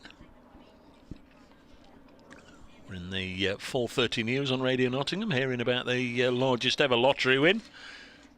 God, would it change your life? Yes. There's Pattinson. Hughes is on 5. He bowls to him, and that's hit him on the pad. They're asking here. Shake of the head from Neil Malinder. Can't believe it's not given. He thought it was full on the boot. He's now asking the umpire, and he's now having a word with Lewis Rees. Rees clearly said something along the lines of, he's the umpire, get on with it, and James Pattinson reacted. Here is that radio update.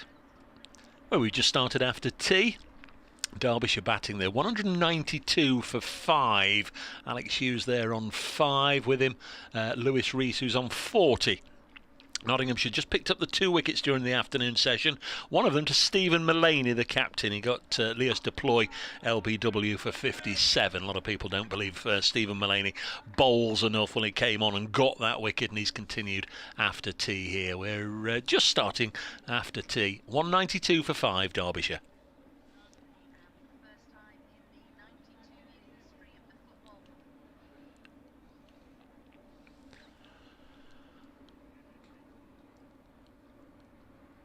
Pattinson still a little bemused as to why that LBW against Hughes wasn't given.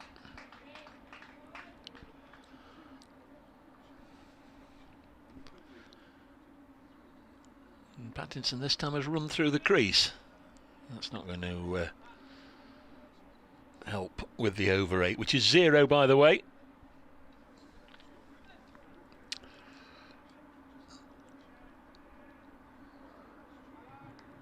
Long old walk back for James Pattinson. And a couple of issues with no balls earlier on today. Here he comes again. This time bowls and Hughes works it away on the leg side. Pattinson clearly can't believe that he didn't get him LBW. I think he's now having a word. He is.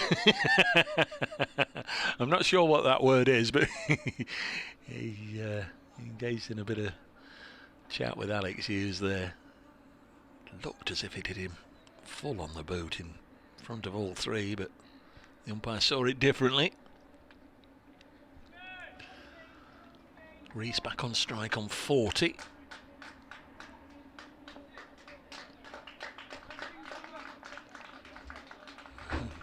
And now Pattinson waving to the crowd, and they're applauding him back.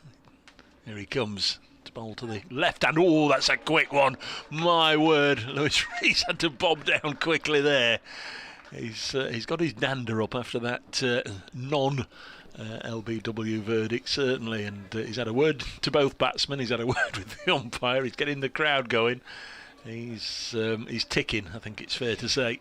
Well, he had a long conversation with the umpire on the way back before that previous delivery, and then there was a false start, and there's nothing better for a fast bowler than sitting a batsman down, is there? Nothing better. He's ticking. He thought it was out. It looked a good shout, to be fair. 193 for 5. He comes in again to Rees, who gets solidly behind it and pushes it back to him. He thought about doing a bit of keepy-uppy, and it didn't happen. Liam Patterson-White picks the ball up. He's certainly giving it everything right now. Absolutely. I'm sure they'll just have 3 or 4 overs, and then that might be it. Where are we? 66. Are we 14 overs away from the second new ball becoming due? There is Pattinson. Umpire is Neil Malinder, who's not on his Christmas list, and bangs this in short. It goes down the leg side. Rees tried to pull it away, missed it. End of the over. The cap is handed over by Mr. Malinder to Mr. Pattinson. He's having a word or two. 193 for 5. And now he's going to canvass the opinions of the reliable behind the wicket sources. Ben Duckett's telling him, it's absolutely plumb, mate. I know. Can't believe it wasn't given. Yes, I slapped his cap back onto his head. He'll be all right in a few minutes' time. There'll be something else to get his attention in a moment. when he's calmed down. Here's Steve Mullaney continuing from the... Oh, and he's caught. Has he now dropped? Difficult chance. Alex Hughes fenced at that one, and it's been put down by Tom Moores, diving away to his right-hand side. I'm not sure whether it would have carried to Clark at first slip. Moores, well, it was a tricky chance. It was low down. A definite edge, though. Mulaney turns around and applauds his wicket-keeper. It's 193 for 5 still. I was looking for a replay. I haven't seen one as yet. I mean, Here comes Mulaney again, in and bowls to Hughes, who this time turns it into the leg side. There is no run. Your words were, and they would have been exactly the same had I said them, and he's caught him, because it looked for all the world, didn't it? Well, sure he had caught him, yeah, yes. I was. Yeah. Flung himself to his right and seemed to get the gloves. There's a replay. Low down, wasn't it? Let's have a look. Oh, no. Oh, no, it's the previous delivery. Yeah. Here is Mulaney in real time. In and balls to Hughes, who pushes it back to the bowler, and there's no run. Low down. It was in front of slip, so I don't think it would have carried to the slip. That's the thing. He had to go for it himself. Yeah, it was a keeper's catch, I'm sure it was. Yeah. Alex Hughes on 6. Gets a life. Perhaps it was worth his while coming after all. He waits now as Mulaney bowls to him, and he lets this one go outside the off stump through to Moores, who holds on nicely. Still some lovely late evening, well, not early evening sunshine at the moment. Hopefully it'll be late evening sunshine when we walk round to do the post-match interviews. Clouds building up a little bit with all those white fluffy ones away to the west. As Mulaney's in again and bowls to Hughes, who plays and misses at that one. He'll tell you he played inside the line. I would argue with him that he probably didn't. No. And it goes through to Moore. So good over this from Mulaney. His 9th, 1 for 14 his figures at the moment. Probably should be 2 for 14. Interesting that Hughes, by no means as skillful a bowler, I don't think, as Steve Mulaney, is a similar kind of pace. I wonder if he'll get a go with the ball. This one's dabbed down towards the short third man. Pattinson picks it up, takes his cap off, says, I'm not throwing this to anybody because I'm ready for another over. 194 for 5. Good luck, Hughes. Alex Hughes on 7. Lewis Rees has 40. Yeah, he was eager to take that single, wasn't it? Last ball of the over and get down there. Tell you what, well, and Lewis Rees wasn't for turning him down either. So he's got, oh yeah, absolutely, I'll have that. I'll have that one. He probably knew that Pattinson wasn't going to throw the ball away, because he wanted to make sure it was in his hand, and nobody was going to take it out. Here's James Pattinson then to bowl to Alex Hughes, who drops this down on the leg side. So we haven't got Stuart Broad on the field, have we? So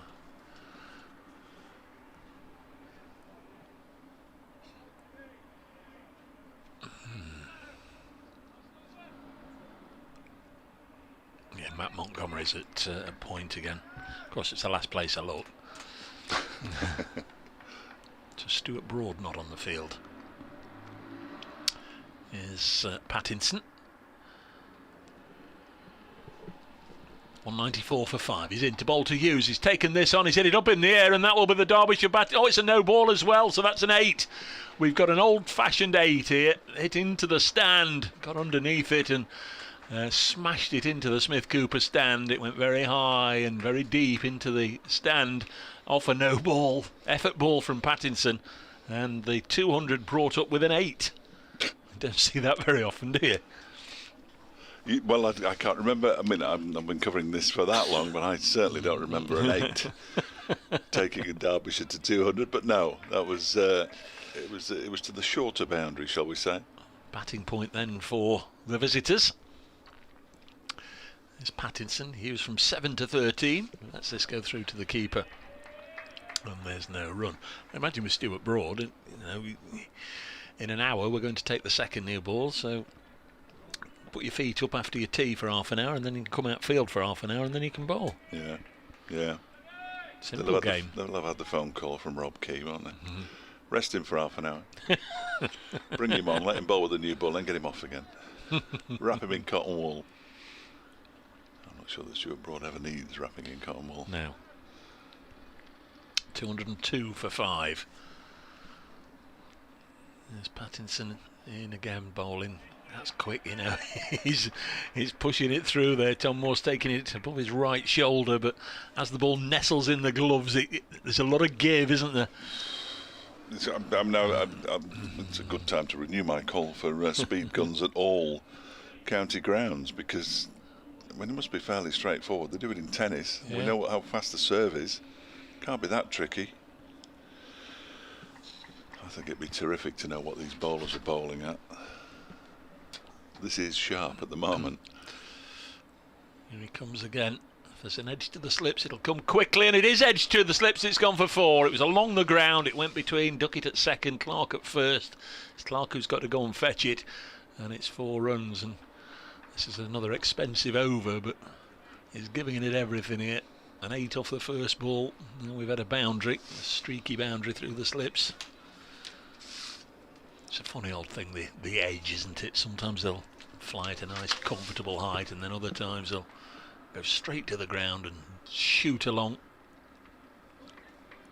It's a ferocious spell, and he's only getting angrier and angrier at the moment. That's the concern I would have for Alex Hughes.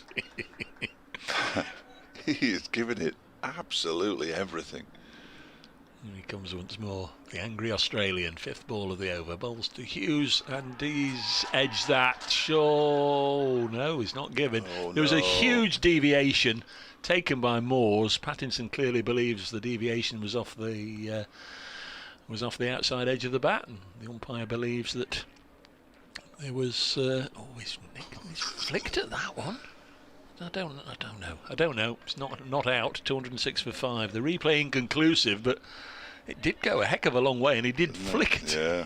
Well, I thought he was out. It looked out from here. I think the batsman would have walked, wouldn't they? Well, you'd like to think so. If he had nicked it, it would have been so obvious to everybody out there. I mean, you'd have to have had some brass to stand there and say, I didn't nick that, because Moores took it in front of second slip. Well, there is somebody sitting in the pavilion who might not have walked. Well, what a ball that went to the slip. 206 for 5.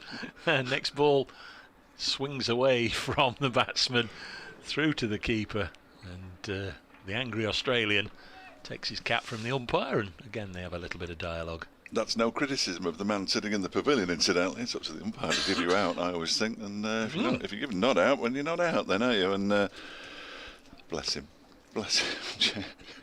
James Pattinson is standing on the crease, looking at the fleece. Just put his cap on. He is, oh my word, he's angry. The next over he bowls, assuming that he does get another one. Whether or not he does, we'll wait and see. But he's only bowled 2 since tea. Could be an absolute belter. Yeah, the fact. Don't go anywhere. The thing, though, he's only 12 overs away from the second new ball, so yeah. I don't think Mulaney will want to burn him out now. Mulaney himself continuing his 10th over, 1 for 15 his figures. He's bowling to Lewis Rees, who doesn't seem to have faced many balls in the past, well, since tea, really. He's not scored since tea. No. He was, what was he at tea? 40. 40 from 86, yeah. And he's now 40 from 95. So that was only the 9th ball he'd faced since tea in 4 overs and a bit. So 5 overs. Indeed, no, 4 overs and a bit. So yeah, he's been taking a watching brief as Alex Hughes has been done over. This next delivery is, well, he tries to carve it away, and he does to a degree into the offside, where it's fielded by the 12th man, Matt Montgomery. They go through for a relatively comfortable single in the end. Rees moves to 41, so he has now scored since tea. 207 for 5, the Derbyshire score. Hughes back on strike means the second slip comes in, and Pattinson comes up from 3rd man to a sort of fly slip almost. He's very close. He's looking at his hands on his hips. He's still not happy. Here's Mulaney bowling as Hughes pushes this out into the offside. Hamid does the fielding. Brian says it's the number 4 shirt. It's cursed. He said. Oh. Dane Patterson, when he came last season, he was number 4 last year. When he came at first, he had all sorts of no ball problems. Doesn't have now. Now he's given the number 4 shirt to James Pattinson. He's got them. It's the number 4 shirt that's cursed. It's not the bowlers. I wondered what it was. That's got to be the answer. This next one's left alone outside the off stump. Moves away after pitching. Foolish delivery. Nottinghamshire supporters will know I often a sneaky eye on Ben Compton. He's 85 not out.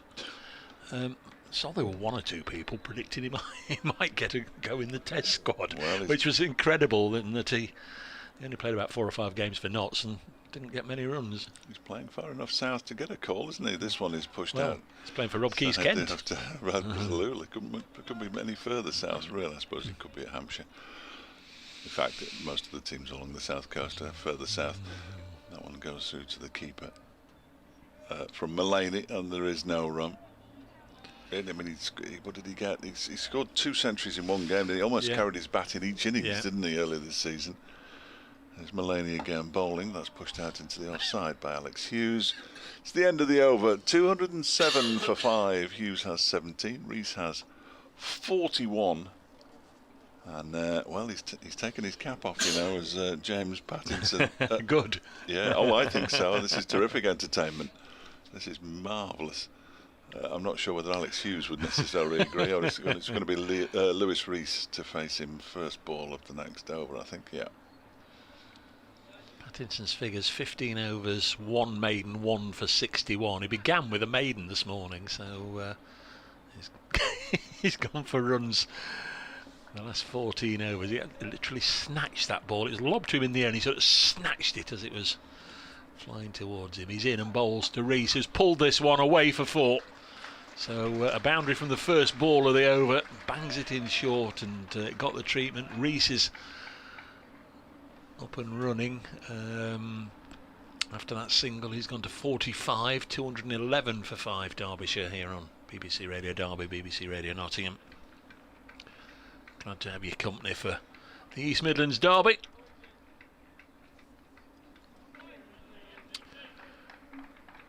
So he's going along at 4 runs and over, and already he's gone for that many from the first ball of this one. Rees on 45 from 97 balls. He's on strike and whips this one away nicely through the leg side. That'll be 4 more. That's a better shot. That really is a high quality shot. Back-to-back boundaries. He's on to 49. Did he say he'd not reached 50 yet this season? Not this season, So that's his highest score this season, then certainly. Yes, it is. Yes, it is. His previous high was 42, in fact, in the last match. Pattinson's response is to go round the wicket. This might not be in Lewis Rees's half of the let's hope not. The county. Let's certainly hope not. A lot of noise outside the ground with the emergency service vehicles. Probably a shift change, I'm not sure. Here is Pattinson then in to Rees. He's gone to cut this away and he's caught! It was very nearly top edge for 6. Out into the deep, and former Derbyshire man Ben Slater has caught that at the second time of asking on the rope. An athletic bit of work. The Derbyshire players are just hanging about. Look, they're checking with the umpire, but I think it's clean. In fact, just seen it on the replay. It's perfectly clean. That's really good work from Ben Slater. And Lewis Rees on 49 has to go. A little unluckily there. He's top-edged James Pattinson. It's flown to that shortish boundary above the head of Ben Slater, and he's flicked it up and had such control over the upward flick, if that's a phrase and not a yoga position. As it came back down, he was able to clutch it. And he has to go for 49, 215 for 6. Rees batted for just over 2 hours, faced 99 balls and hit 8 fours, and has to go. And he still doesn't have a half century this season, but it was a nice innings from Lewis Rees, shedding that 71-run stand with Leas deploy. Now he's just added, nowhere near as many, of course, but 34 with Alex Hughes, and the 2 Alexes will now bat together. What I think is for the first time, well, certainly the first time this season. I don't remember them batting too many times together before. And Alex Thompson is a batsman who likes to get on with it. He's got a strike rate of nearly 60 for his average of 43, which is pretty decent. Has got a half century, his high score, in fact, in the last match, 54. His He's turning into a very useful number 8 batsman. Is Alex Thompson, signed from Warwickshire, was about to disappear from the game. Went on loan to Durham last season, didn't play. Then he was signed on loan by Derbyshire, but he'd done a degree to become a PE teacher. He's ready to turn his back on professional cricket. Got this chance at Derbyshire. I know Mickey Arthur rates him very highly indeed as a spinner. He's been doing pretty well as a batsman. He's played in every game so far this season. He'll certainly be in the T20 side, you would imagine. Stuart brought back on the field, incidentally, for those keeping account. So he should be able to bowl when the new ball becomes available. ECB have said he can come back on again. Things happen with Pattinson, certainly. He's got that second wicket. Now he'll be bowling at Alex Thompson without a P. The peerless Thompson. Wide of the off stump, and it goes through into the gloves of Moores. 2 bowling points then for Nottinghamshire, 215 for 6. 7 and 8 there for Derbyshire now, and to come Connors, Potts and Hurt. We're not entirely sure which order, but no idea. Might be about right. Yeah, I don't know if Hurt fancies his chances as a batsman or not. He's a big lad, he's a big strapping lad. He should be able to hit the ball, shouldn't he? Yeah. You'd think that of Saranga Lakmal as well, but if you saw him bat. James Pattinson in once more. 2 balls left in the over, kept out by Thompson to the backdrop of all the oohs and ahs from the slip cordon.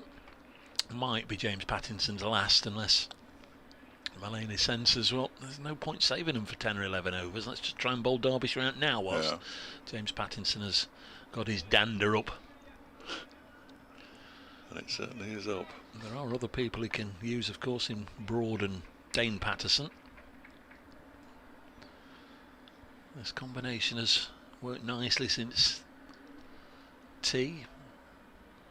Although Pattinson has gone for a few runs, he's now picked up that wicket. He's in, bowls to Thompson, who plays it late. And that's the end of the over, so James Pattinson 2 for 69. Derbyshire 215 for 6. Takes his cap. Where's the skipper? The skipper, Stephen Mulaney, had a word there with Pattinson. Yeah, I wonder if he is just going to give him a blow until the new balls. Well, that's the old thing with the skipper's had a word with him. It might be give me another one, or it might be have a blow. You never really know, do you? Unless you see somebody else instantly start loosening up. And other players rush across and pat him on the back. Well, nobody's done that, and I can't see anybody loosening up yet, but all will become apparent. It will. It will become apparent. 4 wickets and 4 balls here. We won't need him. Or nobody will be required. There is Stephen Mulaney beginning a new over from the pavilion end. Turned into the leg side by Alex Hughes for a single.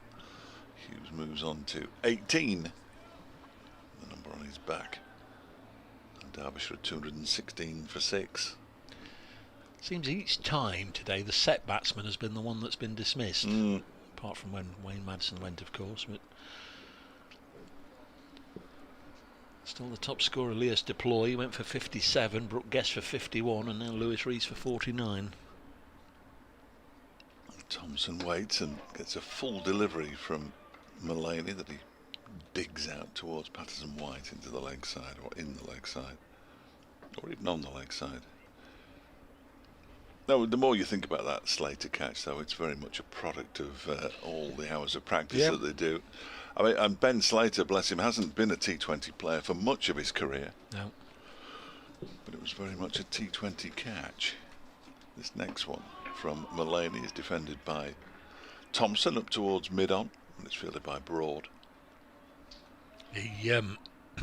It took one of those last year in the Royal London Cup at Edgbaston in front of a packed Hollis stand in the Royal London. It was a warm Sunday afternoon. It was the first game in the Royal London, so a lot had come along. Sort of the anti-100 brigade had made sure the first match of the Royal London was well supported. The Hollis was absolutely packed.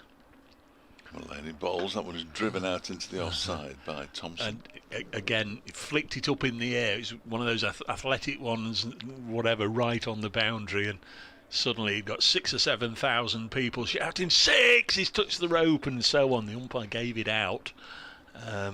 and he was getting absolute pelters, and Luke Fletcher wasn't playing. He was 12th man, and he came and sat by his mate on the boundary, just a show of support. You know, he was running the drinks on and off, but he came and sat right by him in front of the Hollies. Mullany bowls to Thompson, who defends it back to him. As if to say, if you're taking my mate on, you're taking me as well. Quite funny. But Ben's not the kind of character who would have turned around with his arms out wide and given it to them. Because he just isn't that kind of character, is he? There are some people who would do that.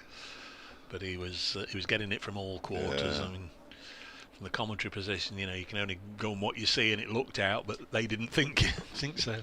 Thompson pushes this one out into the offside, gets a single. Fairly comfortable single. In the end, Hamid comes round to do the fielding. Thompson has pinched the strike. He looks much taller than I remember Alex Thompson. That's quite a tall young man. He's taller than me. Yeah, he is tall. I reckon he's 6'7". Oh, right. Yeah, I think. I should have remembered him then. Which makes him a different kind of spinner when the ball's coming out from that kind of height, and he does bowl to his full height. He's got one. Hughes has got 18. It's 217. Mike Carter's another one, of course. Like that, he's a human skyscraper. He's having another one, JP. Oh, why not? Marvellous. He's bowling to Alex Thompson, who might not be about to slap him here, there, and everywhere like Lewis Rees was trying to do. 217 for 6. As this has helped out as far as Lyndon James. Got to be a great education for Lyndon James as the 4th member of the quartet, beside Test match bowler Stuart Broad, 500 Test wickets, James Pattinson, Australian Test match bowler, Dane Patterson, South African Test match bowler. If Lyndon doesn't learn from those 3, then he never will.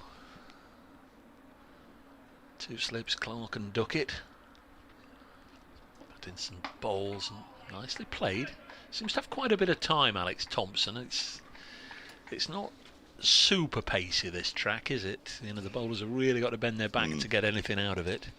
I think I used Clark and Duckett when I moved house. Were they the solicitors, or were they the removal men? I was thinking solicitors, but now you mention it. Have you tried Clark and Duckett?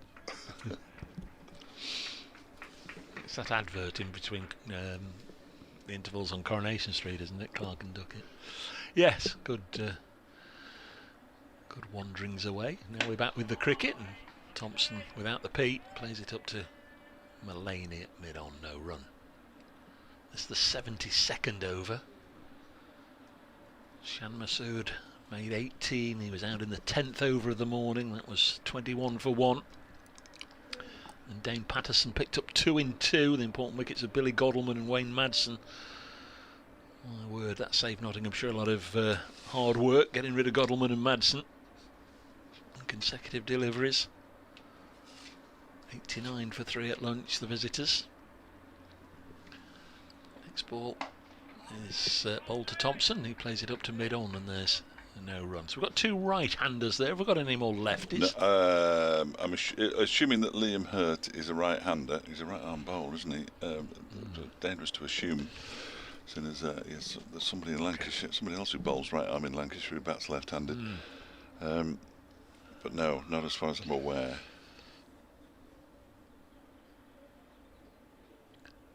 They do have a smattering though, don't they, Derbyshire? 217 for 6. Notts have got 6. Have they? Oh. Yeah.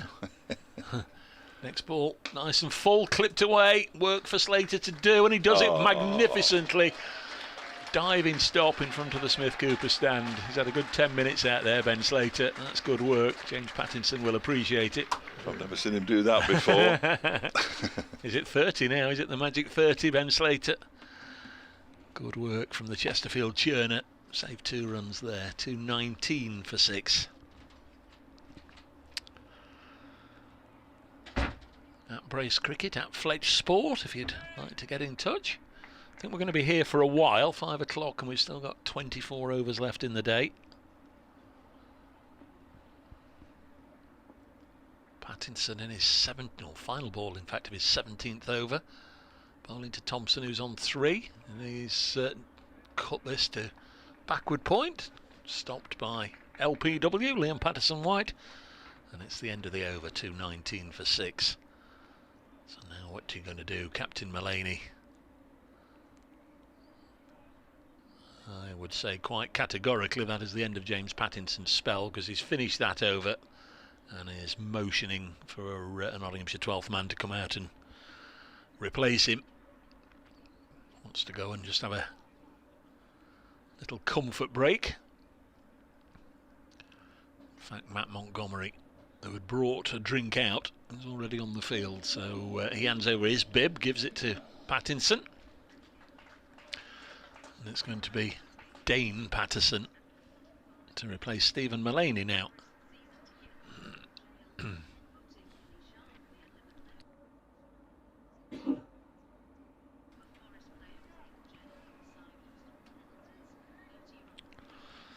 So here's Patterson, 2 for 33 from his 13 overs earlier in the day. Bowls one that's very wide, and in fact it's called a wide by David Milnes, the umpire.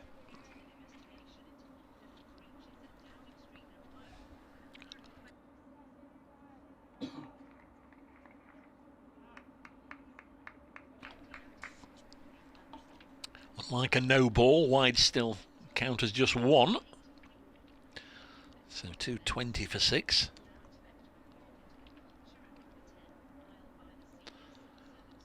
There's Patterson. Again, it just shapes away. Just wonder if he's setting Alex Hughes up here. 2 or 3 that'll go away, and then we'll bring one back, hoping to take him by surprise.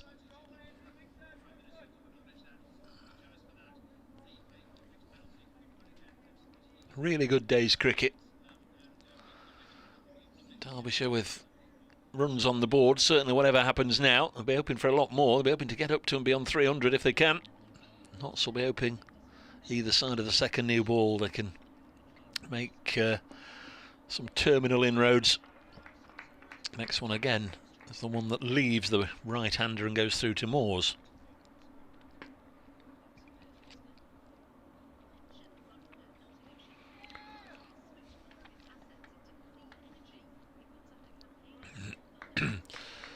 The ball sent back round the ring. Seba Mead at extra cover actually bowled the ball to Stephen Mullaney. Don't think he'll be getting a call anytime soon. Here's Patterson, not brought one back yet. This time he might have done, yes, and Hughes jabs a bat down on it. Takes the single, 221 for 6. Radio Nottingham will be with me in a second or two.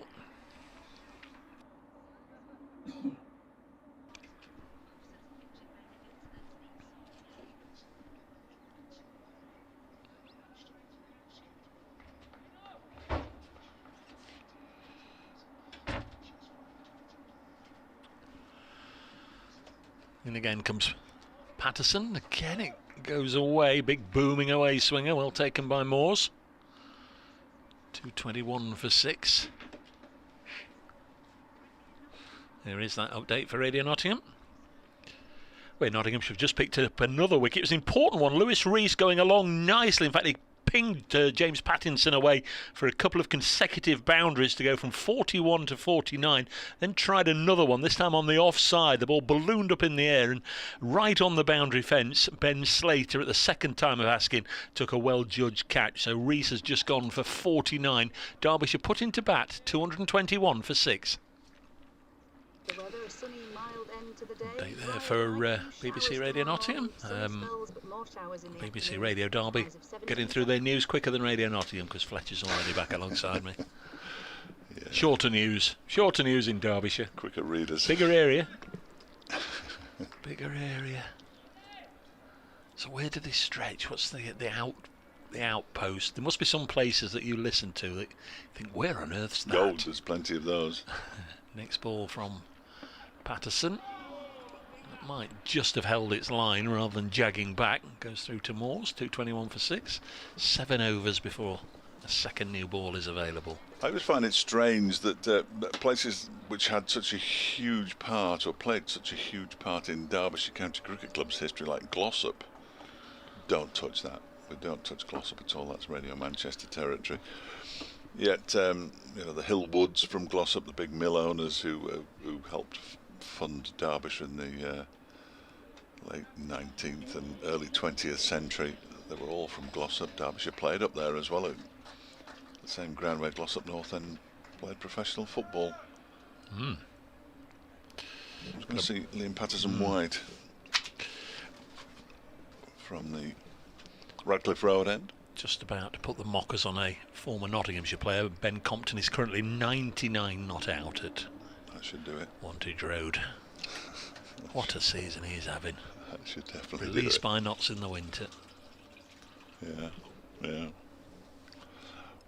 Patterson-White then around the wicket, balls quite a quick delivery to Alex Hughes, who cuts it away for a single past the despairing dive of Patterson. Yeah. I'm getting there. It's fielded by Montgomery, who's back on the field. Out in the covers, Alex Thompson back on strike. He goes back and places it straight to Dane Patterson. It was difficult last week at Lords because all the Middlesex side had the woolly pulleys on. Yeah. I love the cable there, but it's a nightmare to old-fashioned identification. Next delivery is defended into the offside, where it's fielded by Ben Duckett. I mean, Middlesex woolly pulleys, I'm looking for Tufnell and Brearley and Gattin. Will Slack, Norman Cowans. They still put up on the scoreboard, don't they? The fielder. The fielder, which is quite useful at times. Next delivery from Patterson-White, a quicker one. Back into his crease goes the off-spinner, the Derbyshire off-spinner. It's a left-arm spinner, of course, Patterson-White, but Thompson, the off-spinner, goes back into his crease. That's a dangerous thing to do, especially when you're as tall as Thompson is. He can get a big stride in here if he wants. Patterson-White in again. He gets a moderate stride in and pushes it back to the bowler. Let's push it, boys. 2-2-2. I remember it didn't seem 5 minutes since Nelson was on the board. No, now we've got two of them. Next delivery, defended again, back to the bowler by Alex Thompson. A neat enough opening over from Liam Patterson-White, just the one run. Congratulations to Ben Compton, 103 not out. Is that 400s now, I think? That's incredible. It's certainly three. I think it's I'm pretty sure it's 4. It's incredible, isn't it? The angry Australian is back. He's only off the field for 1 over. I can see Toby Petman out there as well. Is he leaving the field? Oh, number 15. Yes, he's just left the field over in front of the Smith Cooper stand. I didn't realise it was him on that time instead of Matt Montgomery. Well, no, Montgomery's here. Oh. So there's still somebody missing. Okie dokie. But I'm not sure. Well, I wouldn't have the first idea who it was. Quite frankly. It's Patterson bowling to Alex Hughes, who pushes it into the offside. I'm going to take a stab in the dark here. Lyndon James is at first slip, so is Joe Clark gone. That's very good work. Very good detective work, Mr. Fletcher. Thank you very much. You did very well there. That looks likely. Saved quite a bit of luck in that, does, because you sort of ignore them, don't you? You assume you that's never look at the slips. No. They're not going to go. Why would they go if they don't do anything? Patterson to Hughes, who's on 20 and drops this down. In fact, second slip, Ben Duckett rushes forward to field. It was only played down at the feet of the batsman, and one other of them was interested in a run for a moment, and they both quickly realised it would have been futile. 222 for 6. 1 wicket to go down since tea. Lewis Rees, he was a little unluckily caught by Slater. Hung around because the two umpires, for whatever reasons, decided to get together and have a chat about it. There's Patterson in bowls a bouncer that Hughes, off balance, does well to avoid. He's almost playing a flamingo shot, but I only say that in the sense that he played it on one leg. It wasn't one of the Kevin Peterson type flamingos. I think that's the second time he's been mentioned today, isn't it? Only by you, though. 222 for 6. He's a fine player when he was here. Yeah, really he was. was a good cricketer. He just talks nonsense now, sadly. There's Patterson to bowl again to Hughes. There was a bit of breaking news at during the tea interval that I meant to push out there. It's on the Nottinghamshire County Cricket Club website. It was something I almost saw as a premonition earlier when somebody asked me about Brett Hutton. Brett Hutton is going to Surrey on loan for one match. He's going to play for Surrey against the Sri Lankan Development 11 they're calling it, but it is a first-class fixture this week at Guildford. 2:22 for 6. So Brett Hutton is becoming a Surrey player, a brown cap. So banged him very short. That's taken by Tom Moores, and how that hasn't been called as I think they call them as no balls, don't they? Yeah, it's a little mystifying. You couldn't reach that with a step ladder. No, I'd have struggled to reach it on his shoulders. It'd been better the other way around. I would have thought if he was on my shoulders, because if I was on his shoulders, he'd be in a crumpled heap on the floor, obviously. But yes, 2:22 for 6. As Patterson bowls, Alex Hughes solidly behind it. Pushes it back to Patterson, end of the 75th over. And that must have been a maiden, because it seems as if we've been on 2-2 for quite a while. Patterson 15 overs, 5 maidens, 2 for 35. You can tell Lyndon James isn't used to being at first slip there, because Tom Moores picked up the helmet and tried to pass it to him, and James had gone. So he had to reach forward and catch it himself, having tossed it in the air, bless him. He's now got it on, because he's keeping standing up, as you would expect, to Liam Patterson-White, who's going to continue from the Radcliffe Road end. This ball is 75 overs old now, so just 5 until the second new ball's available to Nottinghamshire. These two Derbyshire batsmen have a bit of a conundrum. Do they try and hit out and get up to 250 or beyond? Or do they carry on playing as they are? And Thompson's going to carry on playing as he is, or has been, because he just defends that. To Lyndon James, who's fielding at mid-wicket. We like the old conundrum, a countdown conundrum. Yeah, don't mind a conundrum. An anagram. Next one is pushed out into the offside, but it's straight to Ben Duckett. Graham Rowley says, good afternoon to the two Daves. I've just finished mowing the lawn of my mansion. I'm going to sit and watch the rest of the session, see if we can pick up the last 4 wickets before the close. Thanks, Graham. Good work. The mansion will be looking all spick and span. This one's cut away into the... it's not really a cut, because it's gone a long way in front of square, but it looked like a cut. It was a sliding stop by Hasib Hamid coming around from the cover boundary. If you had a mansion, you'd have a gardener, wouldn't you? Oh yeah, of course you would. Need a gardener, Graham. Yeah. Graham Gardner. He was in the goodies, wasn't he? He was. He was. 253 for 6. That one is defended by Alex Hughes. Back to Patterson-White, and there's no... I think, wasn't Tim Brooke-Taylor from Derby? I think he was. Matlock, I think. But yes, he was a Derbyshire man. Derby fan? He was a Derby County fan, certainly, yeah. Next delivery is, he tries to cut this one away, Alex Hughes, and he completely mishits it out to Ben Duckett, who threatens to throw down the stumps at the non-striker's end, but realises there's not much point, really. As Alex Thompson was in his crease. Traffic building now, getting noisier as Patterson-White bowls. That struck the pad first, it looked like, from here, not out, says the umpire. Good Ben Duckett. Well, Ben Duckett's absolutely mystified. He wouldn't have had the... He's got no more idea whether that was going to hit the wickets than I have, really. I know he's down there on the pitch, but he's extra cover. Extra cover. He's got no chance. How can that not be out, umpire? Unbelievable. 2-2-3 for 6. Thompson 4, Hughes 20. I think he hit the pad plumb first. From here. Yeah, looked it. He's still looking very bemused, seeing there on the live stream. He's had them sunglasses on. That's not very good English, David. He's had those sunglasses on the top of his cap all day long, but I don't think he's actually worn them once. No, a lot of players do that. I mean, around the back of their heads as well. I think Hamid's got his on the front of his head as well, just glistening. Clark's back at first slip, by the way. Oh, there we are. All's right with the world.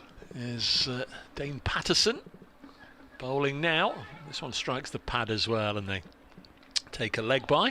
224 for 6. Who was the other goodie? Bill Oddie, wasn't it? Yeah. The ornithologist. Yeah.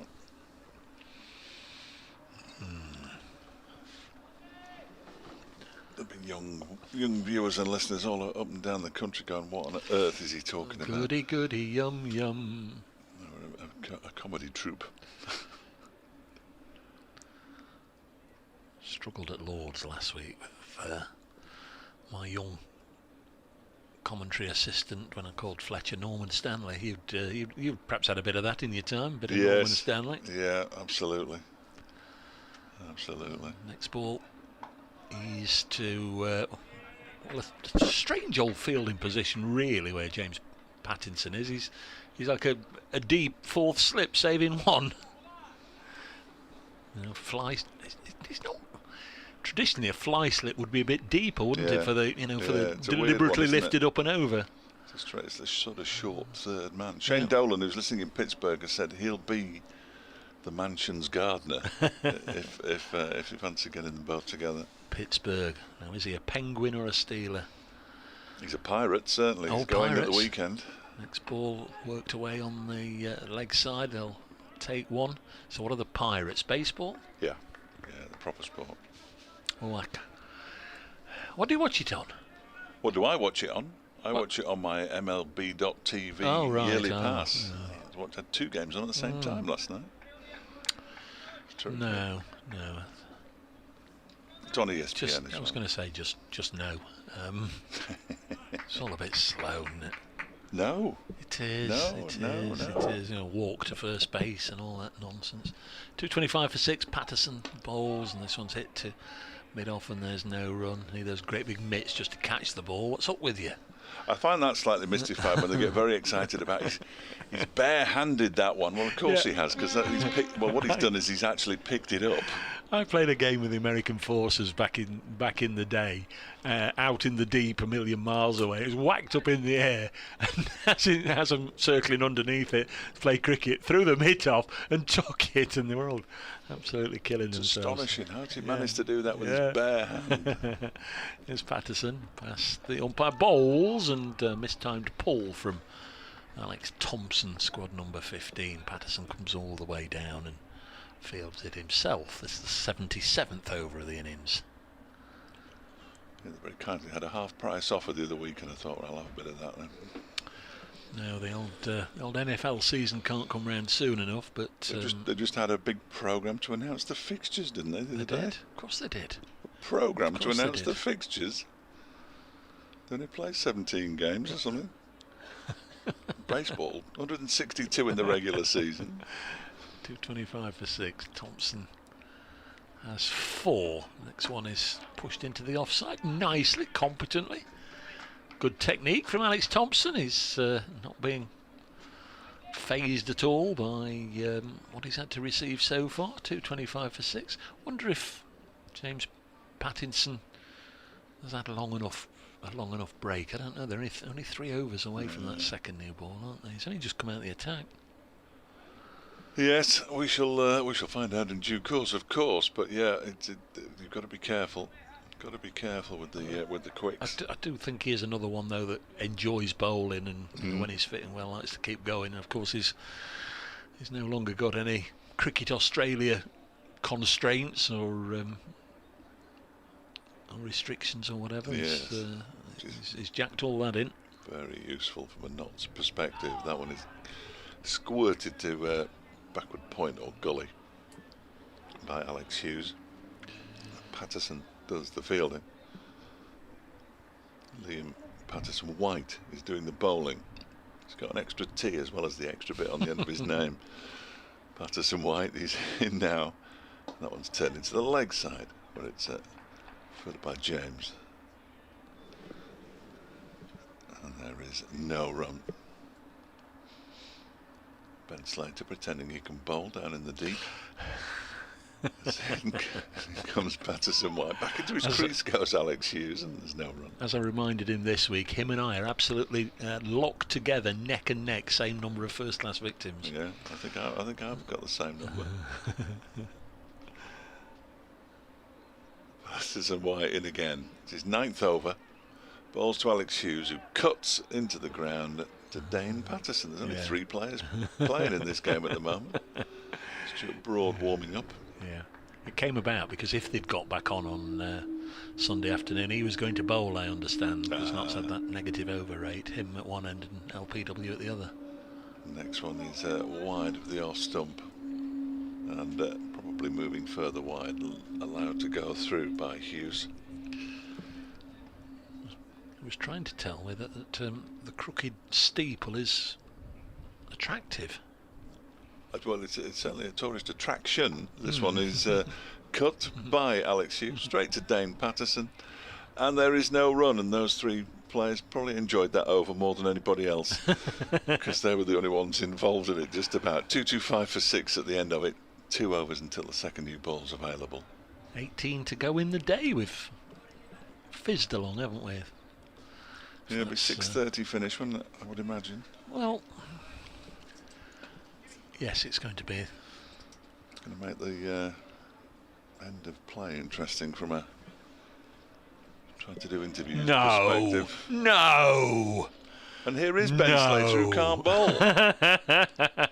So he was warming up for a reason. If he takes a wicket, there'll be hell on in the Derbyshire camp. And Alex Hughes would be the one who would especially not want to get out to him because they came through the ranks together. And if he does get a wicket, oh no!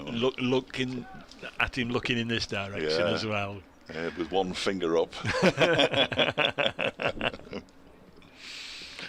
Wow.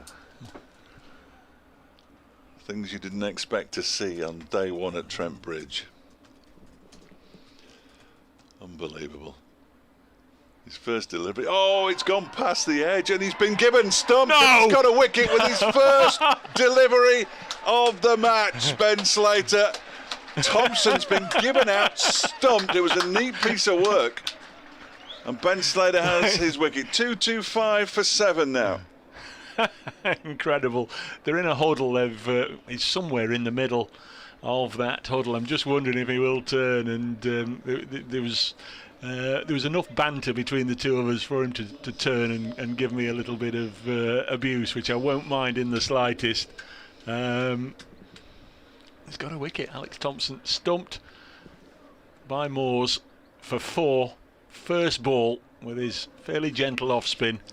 He's been hugged by every single one of them, and that's terrific. Not so much for Alex Thompson. It's Liam Hurt. So Liam Hurt's clearly a better batsman. Well, it doesn't take much, but he's clearly a better batsman than both Nick Potts and Sam Connors. Making his debut for Derbyshire. Here's two players who perhaps 3 days ago we wouldn't have expected at all to see playing for Derbyshire at Trent Bridge. Alex Hughes, who wasn't even expected to be playing for Derbyshire at Trent Bridge at 10:30 this morning. Still slapping him on the back out there. Patterson White's going, how on earth? How on earth? Yeah. You're saying, Ben's saying, come on, wicketless. Isn't it time you had one? Staggering. Is that his first in first class That's cricket? That's his first in first class wicket, yeah, yes. Of course it is, because you have the... yeah. Incredible. But everything about bowling that he knows at the county ground in Derby and picks up a wicket. Wow. That'll be his first ball of the season then, will it? I don't think it is, because... Oh, okay. That's a shame. It's certainly not his first ball for Nottinghamshire, because he hasn't had a couple of attempts before. Nicely put. Bowls his second ball of the match. No, he's now at Hove 2-0-7-0. Yeah, he's now top of the averages, incidentally, with an average of 7. Liam Hurt waits, leaning on his bat, crouches, and plays this into the leg side. They want to have a negotiation about a potential single and then decide against it in the end. Two batsmen who clearly want to bat it together. Simon Aldridge, don't believe it, Dave. You might not hear the end of that.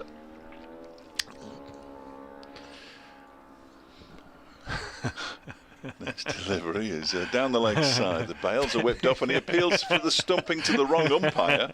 Penny Huggard says, now, Dave, what's your plan for getting even with the number of first-class wickets with Ben? That could be slightly trickier, couldn't it? I'm only one behind him. Could be slightly trickier. particularly like that last delivery. This is the 5th ball of the over, played into the onside. He turned around, the bails were whipped off by the wicket-keeper. He turned around to the standing umpire and appealed for the stumping at the other end. Wrong umpire, Ben. Mark asking if that's his maiden first-class wicket. It is indeed. It certainly is. My word. He's in again, bowls, and that's left alone, and there's oohs and ahs as Hurt allows it, and he's begun his career with a wicket maiden, or begun the game with a wicket maiden. That might be the end of his spell, because it's the probably 79th over. I think it probably will be. He's had a good afternoon, because it was a really good catch, well-judged catch that could have gone wrong to get rid of Lewis Rees. A couple of good stops out there as well. There was one soon after the catch, there wasn't there, down down there with a diving stop. Yeah. Oh, he's going to milk the applause for all it's worth, and why not? Why not? 225 for 7. There's Broad and Pattinson and Patterson looking on. Liam Patterson-White round the wicket and bowls, and this is worked on the leg side. If he gives me any stick, I'll just say, well, I think it's poor form, actually, celebrating like that against your former county, your former employers. Yes, exactly. You're a football man, don't you know the correct protocol against your former side? Yeah. Next ball tossed up there, and, well, it's tickled fine. Nicely played by Alex Hughes, and a long old chase for Slater. I think he's going to get there. We'll cut it off in front of the Batman board, and they come back for 3. Good running, nicely played, 228 for 7.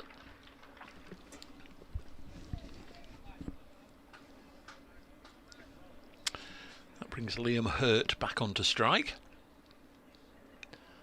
He's taking guard. Second new ball, potentially 4 deliveries away.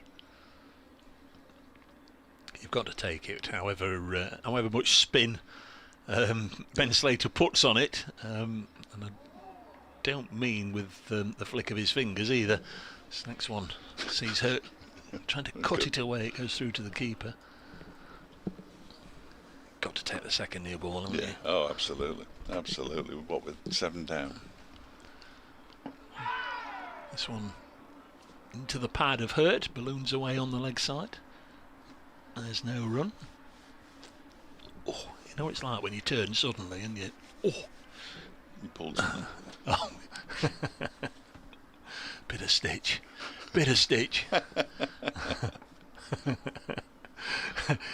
228 for 7. Hurt still on 0, pushes it back to the bowler. Penny says I might have to change my fantasy cricket team bowling lineup now. Yeah, wicket maiden. Yeah. Wicket maiden. Andrew says, with that wicket, Ben Slater moves ahead of Dave Bracegirdle in the list of all-time first-class wicket takers for Notts. Next one's defended behind square, down to the man of the moment. Rob Collins, there's been some strange events today. James Pattinson gets hit for an 8. Ben Slater gets his first-class wicket against his former county. It does indeed. 229 for 7. It wasn't that he was hit for an 8, for anybody wondering what we were on about. There was a no ball that he bowled that was hit away for 6. Was it Brooke Guest? That was the Brooke Guest 6, wasn't it? Yes, it was. It was, because I made a note of it here. Alex Hughes, wasn't it? No, Brooke Guest hit James Pattinson a top edge for... Oh no, that one went for 6. That one was before lunch. Yeah, Hughes the Alex Hughes during one the was ferocious the 8. spell Yes. post-T that brought the 200 up, didn't it? Yeah, beg your pardon. 200 up. Yeah. He's going to get a second over. I don't know about this. 2 overs, 2 maidens.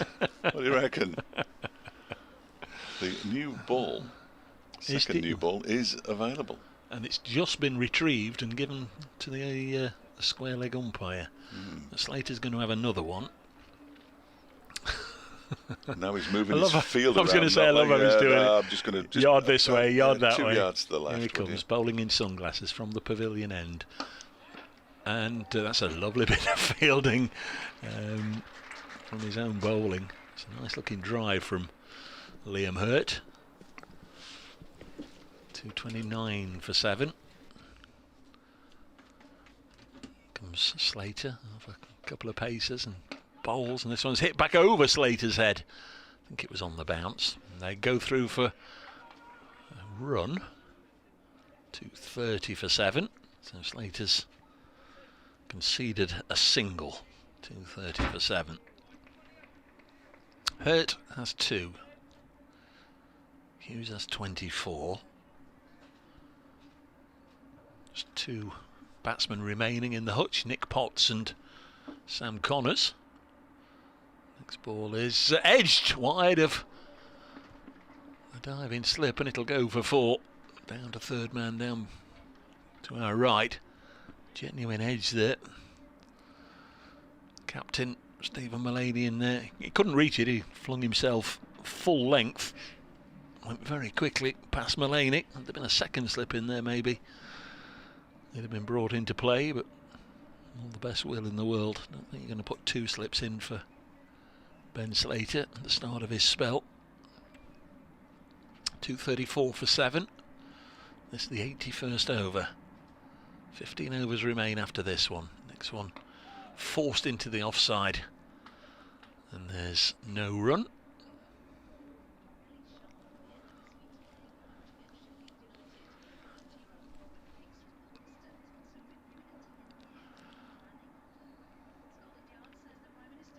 Hughes on strike on 28. Slater tosses it up there. This one's punched into the offside. Punched into the offside. And they take another run. 2:35 for 7.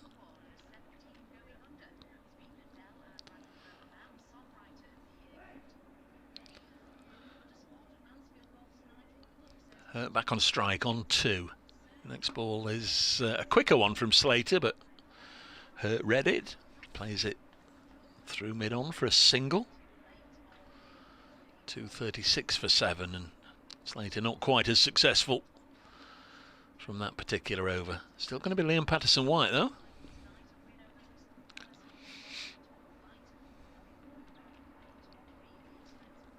Just waiting for the cue to speak to Radio Nottingham listeners. Here we are.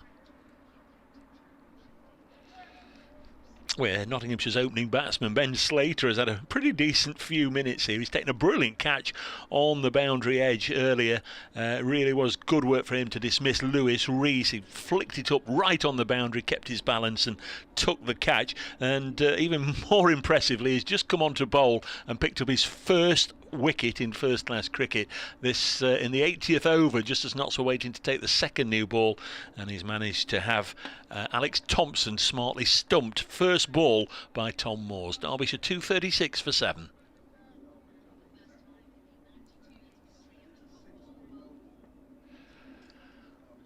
There's Patterson-White bowling to Hurt, who's on 3. 2:36 for 7. Next one just defended. And there's no run. Thompson was out for 4.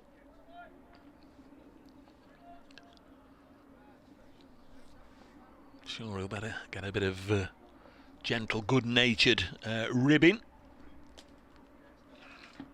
This one into the pads of the batsman, Liam Hurt.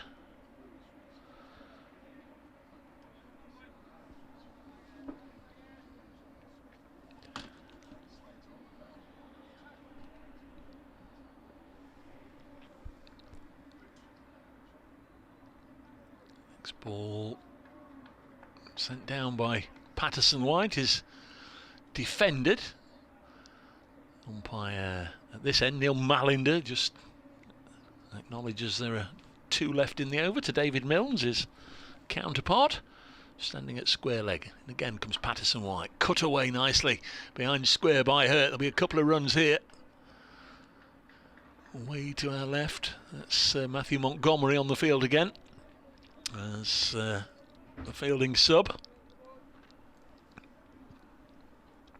Hurt onto 5. Derbyshire inching closer to that second batting point. It's only 12 runs away now. And this might be the last over of spin we see, certainly for a while. It's pushed back to Patterson-White. End of the over. Stuart Broad getting ready. I think Notts will take the second new ball now after 82 overs. The second of Ben Slater's overs wasn't as threatening, shall we say, and yeah, Slater stays on the boundary edge and Stuart Broad's going to bowl. The second new ball has been taken. David Milnes just holds it aloft, waves it to John Brown and Roger Marshall in the scorebox.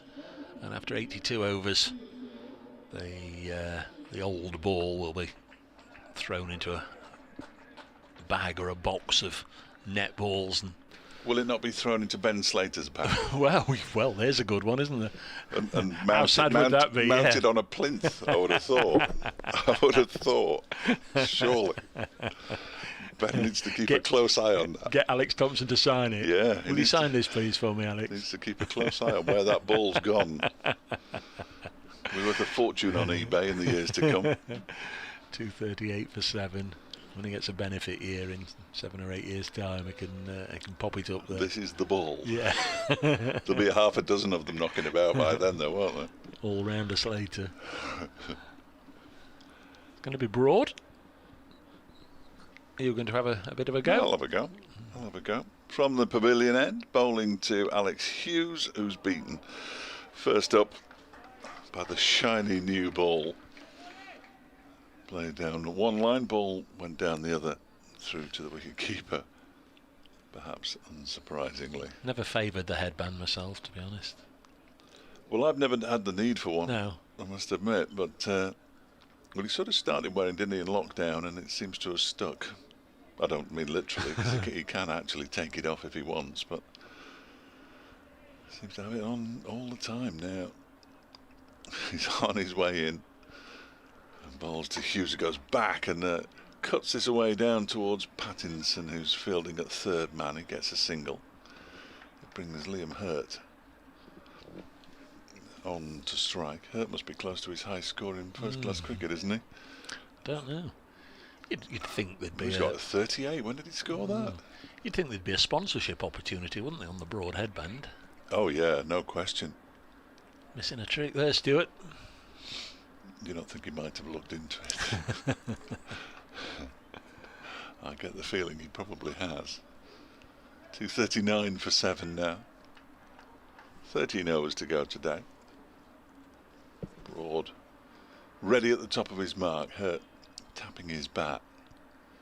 Waits, but crouched very low, and then with quite an extravagant leave lets it go through to the keeper. But when he's in his stance, he gets into his stance and then he crouches even lower. There's Liam Hurt. As I apologise to him, I didn't realise he'd got a 38. That's a decent effort in first-class cricket for anybody. So well done to him. Don't make him angry. He's a big lad. He's a big unit. He's got muscles on top of his muscles. I'm going to go with the ball at some time. He'll be hoping it's not necessarily tonight now. He can do something about that as he guides this backward of square on the offside. They've run one. They are going to come back for the second as well, and that's good running. As Hurt moves on to 7, and Derbyshire inch towards a second batting bonus point at 241 for 7. Might have some fun in a moment or two when Mr. Angry comes back. Yeah, yes, I think that will be good. That will be good.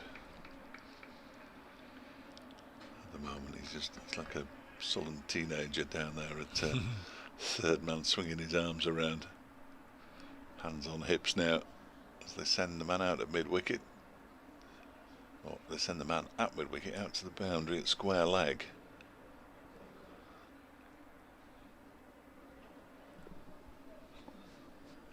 Backward square leg indeed. As we're expecting a short ball from Broad. We get a shortish ball, but it's dealt with very well by Liam Hurt, who just guides it down to third man when it's fielded by Pattinson. It was Patterson White who'd been sent to backward square leg. He's now asking whether he should stay there or whether he should come back to mid wicket. The score's moved on to 242 for 7. The upshot is he's going to go back to backward square leg.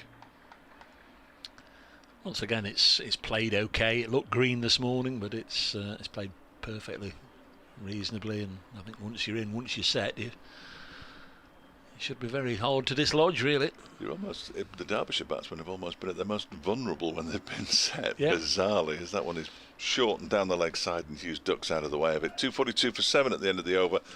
Hughes in that dangerous territory. He's moved on to 30. Hurt has 8.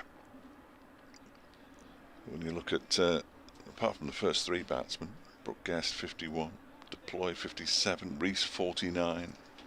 And even Billy Godalming had been out there forever. Yeah. 57 deliveries Hour for his and a 11. quarter. Yep. So it is James Pattinson. He's put a shift in already. 17 overs. The one maiden. That was the very first over he bowled this morning. 2 for 71. Does go for runs, but does get wickets. And I guess you're just looking on wickets that do flatten out for that little bit of X factor, and he's certainly got that.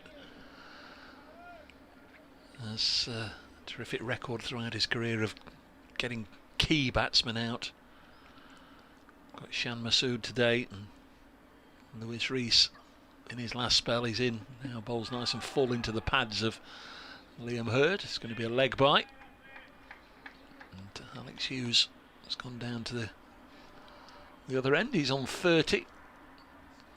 What a story it could be if he goes on and on, stays there this evening and converts it into a sizable contribution tomorrow. Would be remarkable, wouldn't it? It's the kind of story that cricket throws up from time to time, though, isn't it? Yeah. 243 for 7. Faced 74 deliveries now for his 30. Seen enough of James Pattinson already in this innings. And the next one he's put through the offside. May just be dragged back inside the rope. Liam Patterson-White and Lyndon James are there, and that's nice. Flicked back by Patterson-White, and James with a good throw into the gloves of Moores, but they'd run through for 3. 246 for 7, and that second batting point just one hit away. Quick between the wickets is Liam Hurd. He was almost lapping Alex Hughes there. Just waiting for him to pull up with a hamstring injury.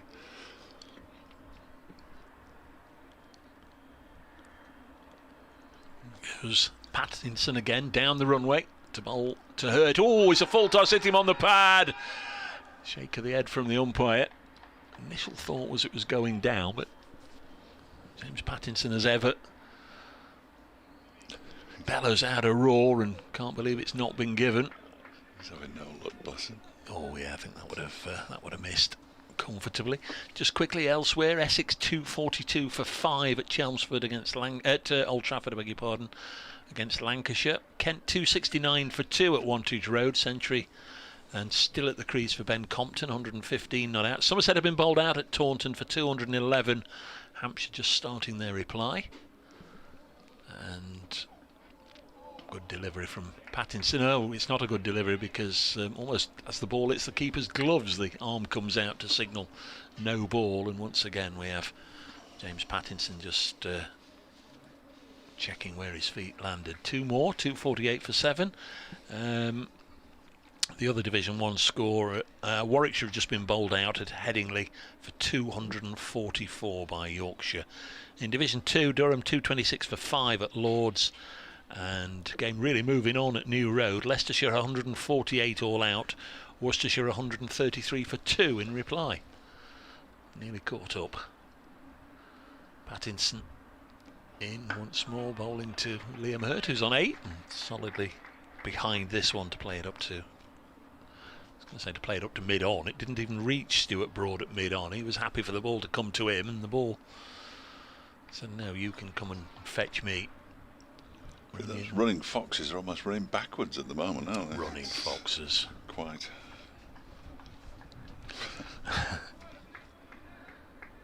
Hashtag what? So they've won a game since they were called the running foxes. 248 for 7. That's the 84th over. There's 12 overs left in the day after this one as Pattinson bowls, and Hurt gets runs, good runs, got a boundary. Cut this away through the offside. Will go. Lyndon James is after it. Oh, yeah, the ball just wins the race. Only just. That's one of those nasty teasers, and Derbyshire have a second batting point. 252 for 7. Derbyshire 2 points, Nottinghamshire 2 points. And a ripple of applause. Expected a little more because I think there's quite a few Derbyshire supporters have made the journey, passports and all, over the border.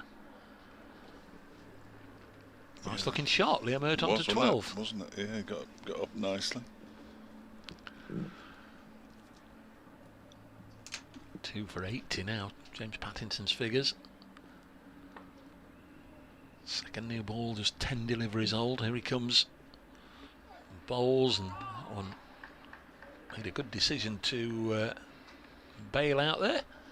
In fact, it was 11 balls old, and now it's 12 because it's the end of the over. 2:52 for 7. Here on BBC Radio Nottingham, BBC Radio Derby. We are just past 5:45 this Thursday evening. 6th round of matches, and after this one we then go into a little spell of T20 blast action. Next county championship game for Notts is about 3 weeks away, I think, at Grace Road against Leicestershire. I can't even remember when Derbyshire next play. I should know it, shouldn't I? Oh, it's at Chesterfield. This one is beginning of a new over from Stuart Broad, is defended by Alex Hughes. How could I forget that? Middlesex at Chesterfield. And then at the end of the month we travel to Hove, which is always good fun. Well, yeah, I'm going to say, normally I'd agree with you. Notts went there on the 7th of April, the first round of matches, and I've never been so cold in my life anywhere. It's not. It was blowing a hoolie, and it was a cold, really icy cold blast all the time we were there. Very, very cold. Next delivery from Broad is left alone by Alex Hughes. I had a look down at his stumps there. I think he thought he might, just for a split second, thought he'd misjudged that one, but he hadn't. Fortunately for him. It's one of those where you walk along the front, one step forward, and it blows you two back. Yeah, it's really cold. That's not pleasant, is it? It's not pleasant at all. Should be nice in July, in late June, shouldn't it? The old public house on the edge of the ground is no longer there either. No. Did you stay in Hove? Or? Yes. Yeah. Next delivery from Stuart Broad strikes the pad of Alex Hughes. There was a celebration, then a quick look round from Stuart Broad to make sure that the umpire was going to raise his finger, which he did. And Alex Hughes has gone, and Derbyshire are 8 down now. 2:52 for 8. Hughes goes for 33. Yeah, and I don't think Alex Hughes, when he sees the replay, can have any doubt about that one. Once again, it's the set batsman who's gone. Out for 33, faced 78 balls, batted for an hour and 3/4, hit 2 fours and a 6, Alex Hughes. Entertaining little knock, and certainly has had a different sort of day to one he envisaged when he woke up, as far as we're aware. Didn't think he'd be playing in this game, wasn't in the 13, wasn't even here at the time of the toss, and had Anuj Dal not, what do we think it was, Dave? Went over on an ankle? Went over on an ankle, yeah. In the warm-ups, then Alex Hughes wouldn't have been here. The new batsman will be Sam Connors, I believe. It's Nick Potts, there we go. That shows you how high a regard Sam Connors' batting is held. Youngster Nick Potts, Burton upon Trent Bourne, making his 3rd appearance in the county championship for Derbyshire. He's now got as many appearances in first-class cricket as Liam Hurt had before he played in this match. And Liam Hurt's in his late 20s. Nick Potts very much at the other end of the 20s. So opportunity for him. But he will be facing Stuart Broad, so good luck, son. And if he gets down the other end, he'll be facing James Pattinson, yeah, so good luck, son. There's absolutely nothing to be gained here. 2:52 for 8 is down at Lords. They lost the last 4 wickets for no runs at all. It's going to end their run of 300 plus scores as well, Derbyshire. There have been plenty of those this season. Well, you never know. You don't. You don't. You can merely take an educated guess. He's got the lucky number 26 on, Nick Potts, the Ben Slater number, as it's now known. A couple of wickets for Broad, a couple for Pattinson, a couple for Patterson, one for Mullaney, and one for Slater. Broad bowls, and that's a shortish delivery that goes past his nose without him really flinching. Young Nick Potts, I think I'd have flinched. He didn't back away though, that's always a good sign. And he practices a really nice forward defensive afterwards. I see Mead down to our left-hand side. Already has started, but he's probably thinking about batting at 11 o'clock this morning, wasn't he? Yes. But I imagine he will seriously be thinking about batting now. As Broad is in, and Potts gets bat on ball and pushes it up to Mulaney at mid-off. Yes, he batted on the first day at Lord's last week, got 112, and Friday morning Kevin Hand was staggered to see him being the first in the nets. That wouldn't be a major surprise, I wouldn't have thought to anybody, would it? No. Dad used to be throwing balls to him on Christmas Day up in Bolton as a youngster. 252 for 8. Nick Potts yet to get off the mark on strike, as that one is off an edge, down past, well, through third slip really. There isn't one, and he's off the mark. He's Nick Potts, and he's pinched the strike rather foolishly as well. 253 for 8. He's on one. Hurt has 12 Hurts. Liam Hurt's gone up and said, "Nice shot, mate." Yeah. What's your name again? Because he wouldn't have been expecting to perhaps to have been playing with him today, because he shouldn't have been playing. It should have been Saranga Lackmel, but there we go.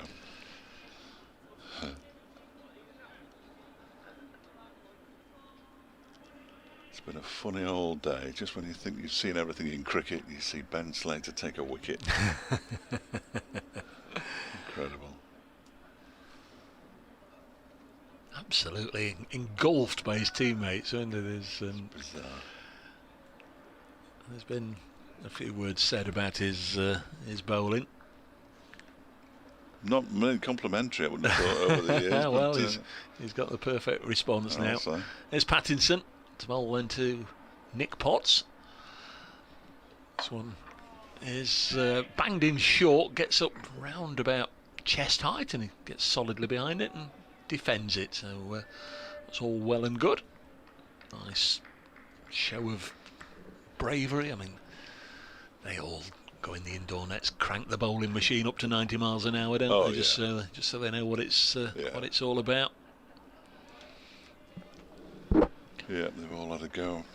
And there's, there's all the misnomer that there's no quick bowlers about in second 11 cricket. There are some pacey fellas around. There's Pattinson, nice and full again, hit as far as Broad at mid-on, goes down on his knees to make the stop. 253 for 8. If Notts timed this nicely, we might get a slightly early finish in terms of not getting the 96 overs in. If they do like they did at Lord's, they might have that little decision right at the end of the day. I don't see them sending out won't be a Luke Fletcher, but a Luke Fletcher type night watchman this evening. Good conditions, good visibility, good light, as there has been all day. Here's Pattinson bowling, and this is tickled away for 4. Nice looking shot from Potts. Gets a boundary. Just tickled it fine. Didn't mean to have a little look at tomorrow's forecast as it stands now. So yesterday, Friday looked a little bit iffy. Yeah. Cloudy, and then 3 o'clock, light rain, and 3, 4, 5, 6, 7, light rain it's showing. Be a shame. Sometimes you get it, sometimes you don't. Yeah, that's true. That may well change in the morning, but there, if you're coming along, just to mark your card, a little bit of drizzle forecast for tomorrow afternoon. Pattinson bowls again, dropped on the leg side. I mean, there's a run there for the taking. There's only 3 leg side fielders. Broad's at mid-on, and the other 2 are out on the fence, so that was really all he had to do. Nick Potts, he takes the single, moves on to 6, 258 for 8.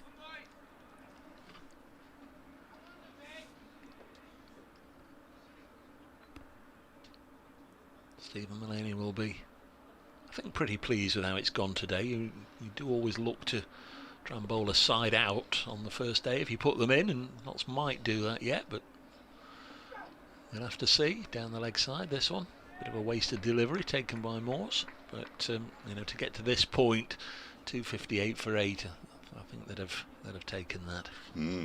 Absolutely. That's been a good day for Notts. Derbyshire, in days gone by, probably would have fallen in a big heap though, so certainly last year you would have expected them to have fallen in a big heap. That isn't necessarily the case this season, hasn't been the case this season. They've been far more combative. Pattinson, shadows lengthening, bowls, and this one's very nearly chopped on, bottom edge by Hurt, down into the ground past the stumps and through to Tom Moore's end of the over, the 86th of the day, so 10 remain, 258 for 8, Pattinson 19 over, still just that one maiden, his first over of the day, 2 for 85, and I think Notts will probably keep going with this pair now, Pattinson and Broad, and either until the end or until the end of the innings if they can pick up the 2 wickets. Yes, yeah, that makes sense, doesn't it?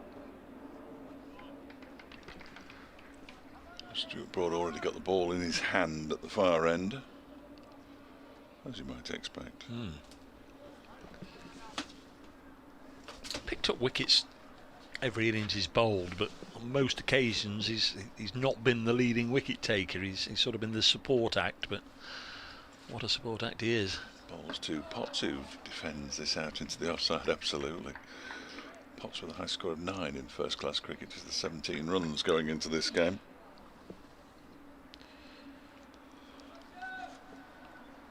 Sun disappears momentarily. There is more or less cloud coming in the distance, so I think the sun will be back at some point this evening. And here it comes. Mainly at the far end of the ground for some reason. There's Broad.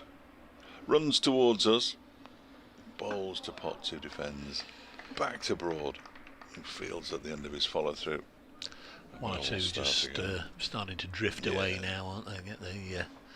Get the old bag packed, pack the lunchbox away and the flask. 6 o'clock-ish. We'll have updates to do on local radio in the next minute or two. As Broad comes in, bowls to Potts, just deflects this down to long leg, and he's not looked so far in any trouble at all. Moves on to 7 from 10 deliveries, played them all very nicely indeed. 259 for 8, Derbyshire. Masood out for 18 this morning, the other 2 wickets to fall before lunch. Billy Godalming for 11, and Wayne Madsen got a first bowler. This afternoon we saw Brooke Guest go for 51, Leas Deploy for 57. Here's Broad in once more.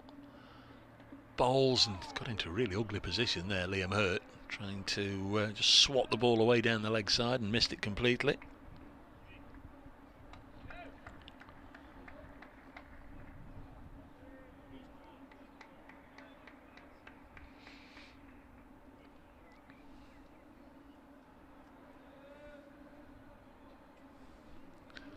.259 for 8.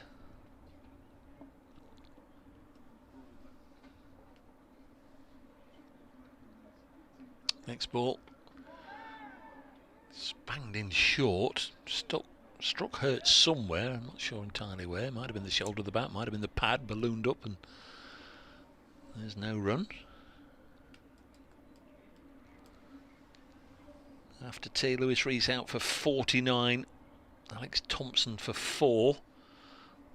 A wicket for Ben Slater, a maiden first class wicket for Ben Slater. And Alex Hughes, last to go, out for 33. 259 for 8. Next ball played away to backward point. There's no run, fielded by Lyndon James. Nicely played by these 2 Derbyshire lower order batsmen.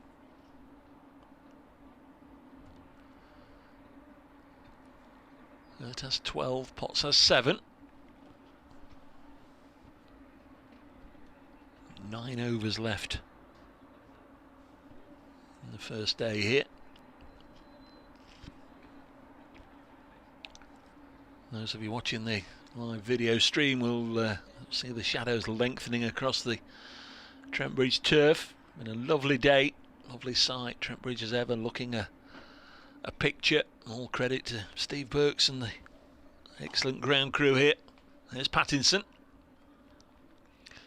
Away he goes to bowl one that's banged in short. Goes over the bent back of Nick Potts through to wicket-keeper Tom Moores.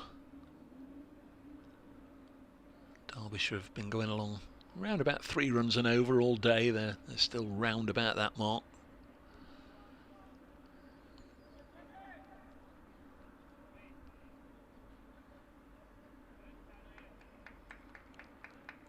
Just Sam Connors to come.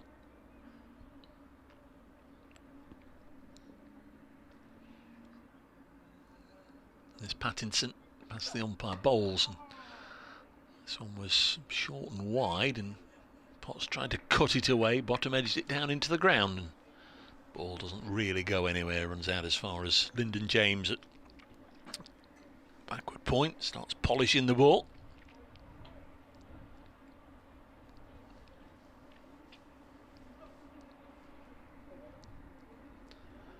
.259 for 8.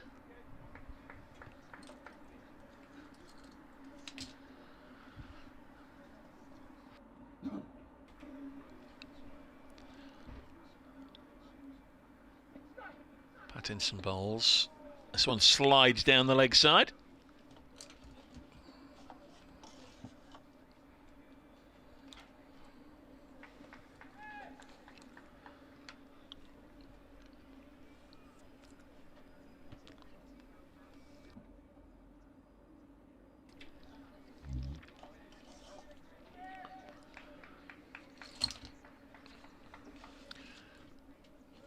Notts looking for just a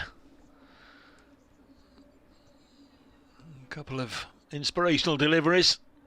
They know their work for the day will be done. Next one is played out again to Lyndon James at point, and there's no run. 2 balls left in this over.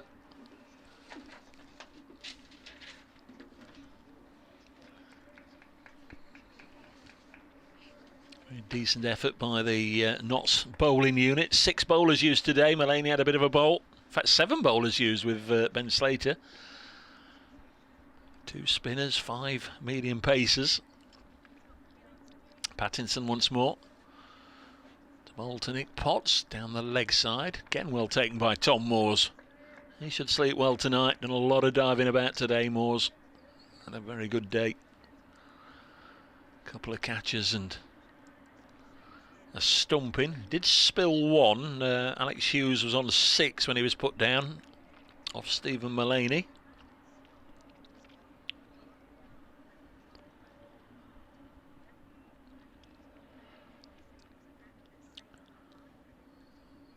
Pattinson turns at the end of his mark, and we're Derbyshire 259 for 8 now. We've got 8 overs left in the day, around about another half an hour then if we go through to the end. Notts will be looking to polish off these last couple of wickets. Ben Slater getting a maiden first class wicket was one of the highlights of the last hour, but Stuart Broad with the second new ball has just made an important breakthrough as well, getting Alex Hughes LBW. That was Broad's second wicket of the day. Couple also to James Pattinson and Dane Patterson. We've got 8 overs left. Derbyshire 259 for 8.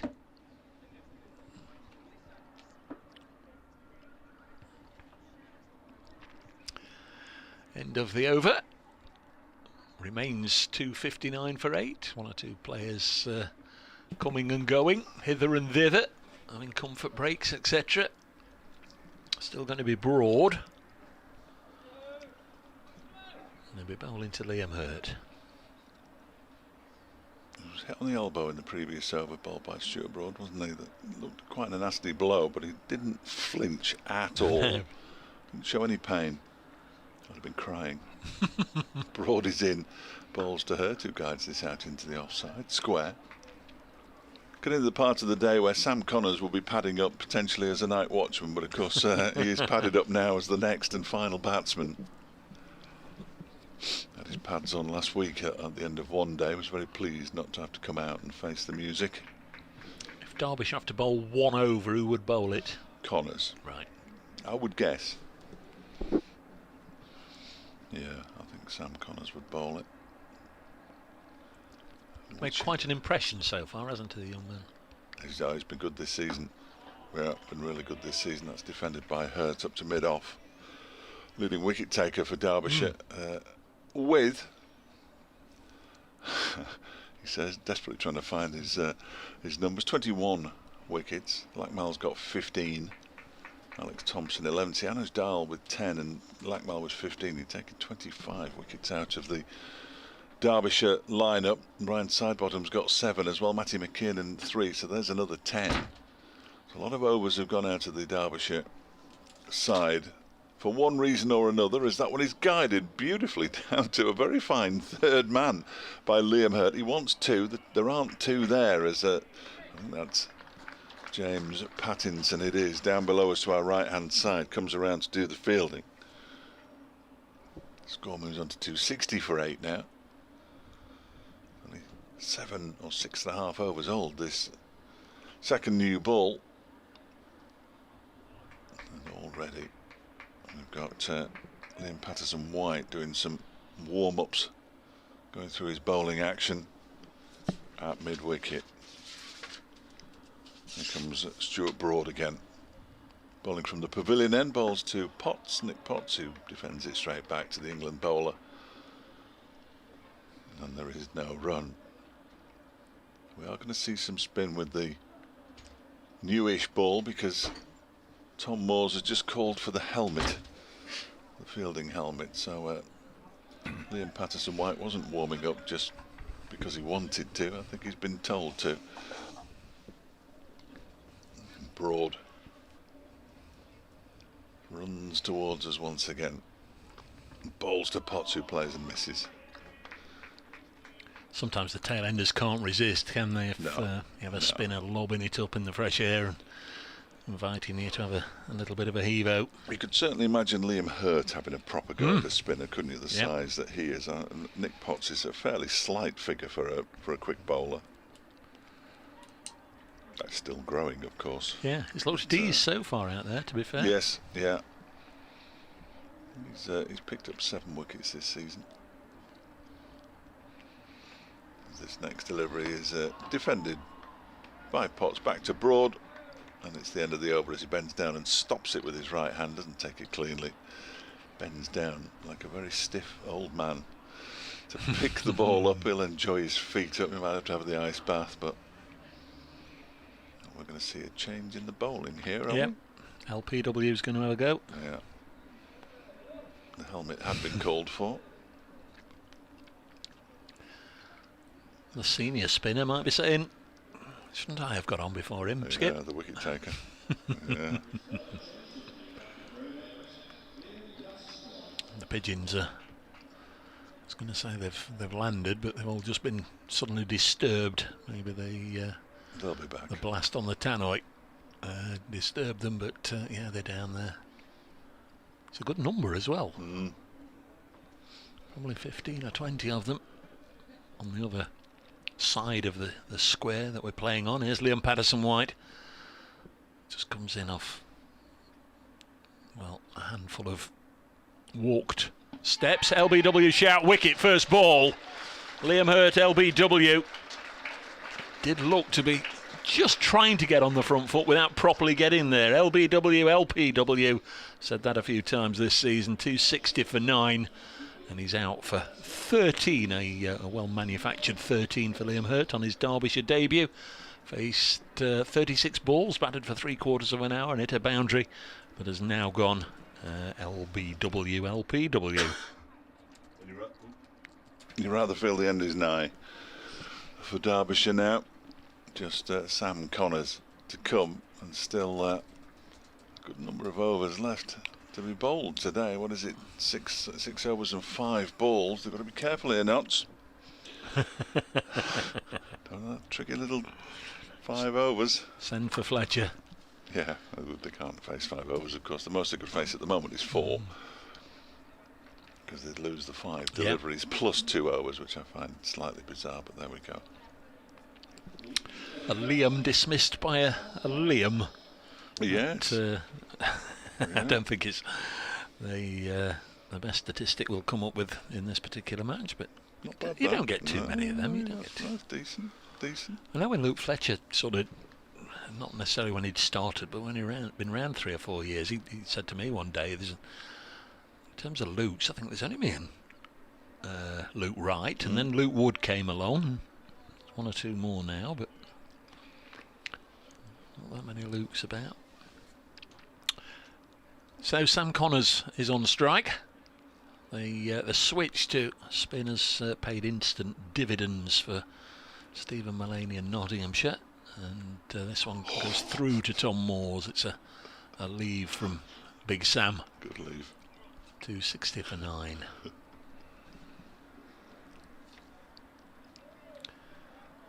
So Notts with maximum haul of bowling bonus points again.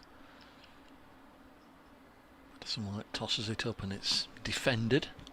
So he's on to 20 wickets now. He's gone back level top with Dane Patterson as Nottinghamshire's leading wicket taker this year. They've been spread about, as have the wickets today spread about. 6 different bowlers, I think, today have got wickets as this is defended. Is that right? 2 for Broad, 2 for Pattinson, 2 for Patterson. That's 3. Yeah, Mullaney, Slater and Patterson White. So there's only Lyndon James who's missed out today. 260 for 9. Patterson White bowling to Sam Connors, and for the 3rd ball in a row he reaches forward and defends. 1 ball left in the over. Nick Potts will be saying, "You stay there, leave it to me. I'll look after things at this end."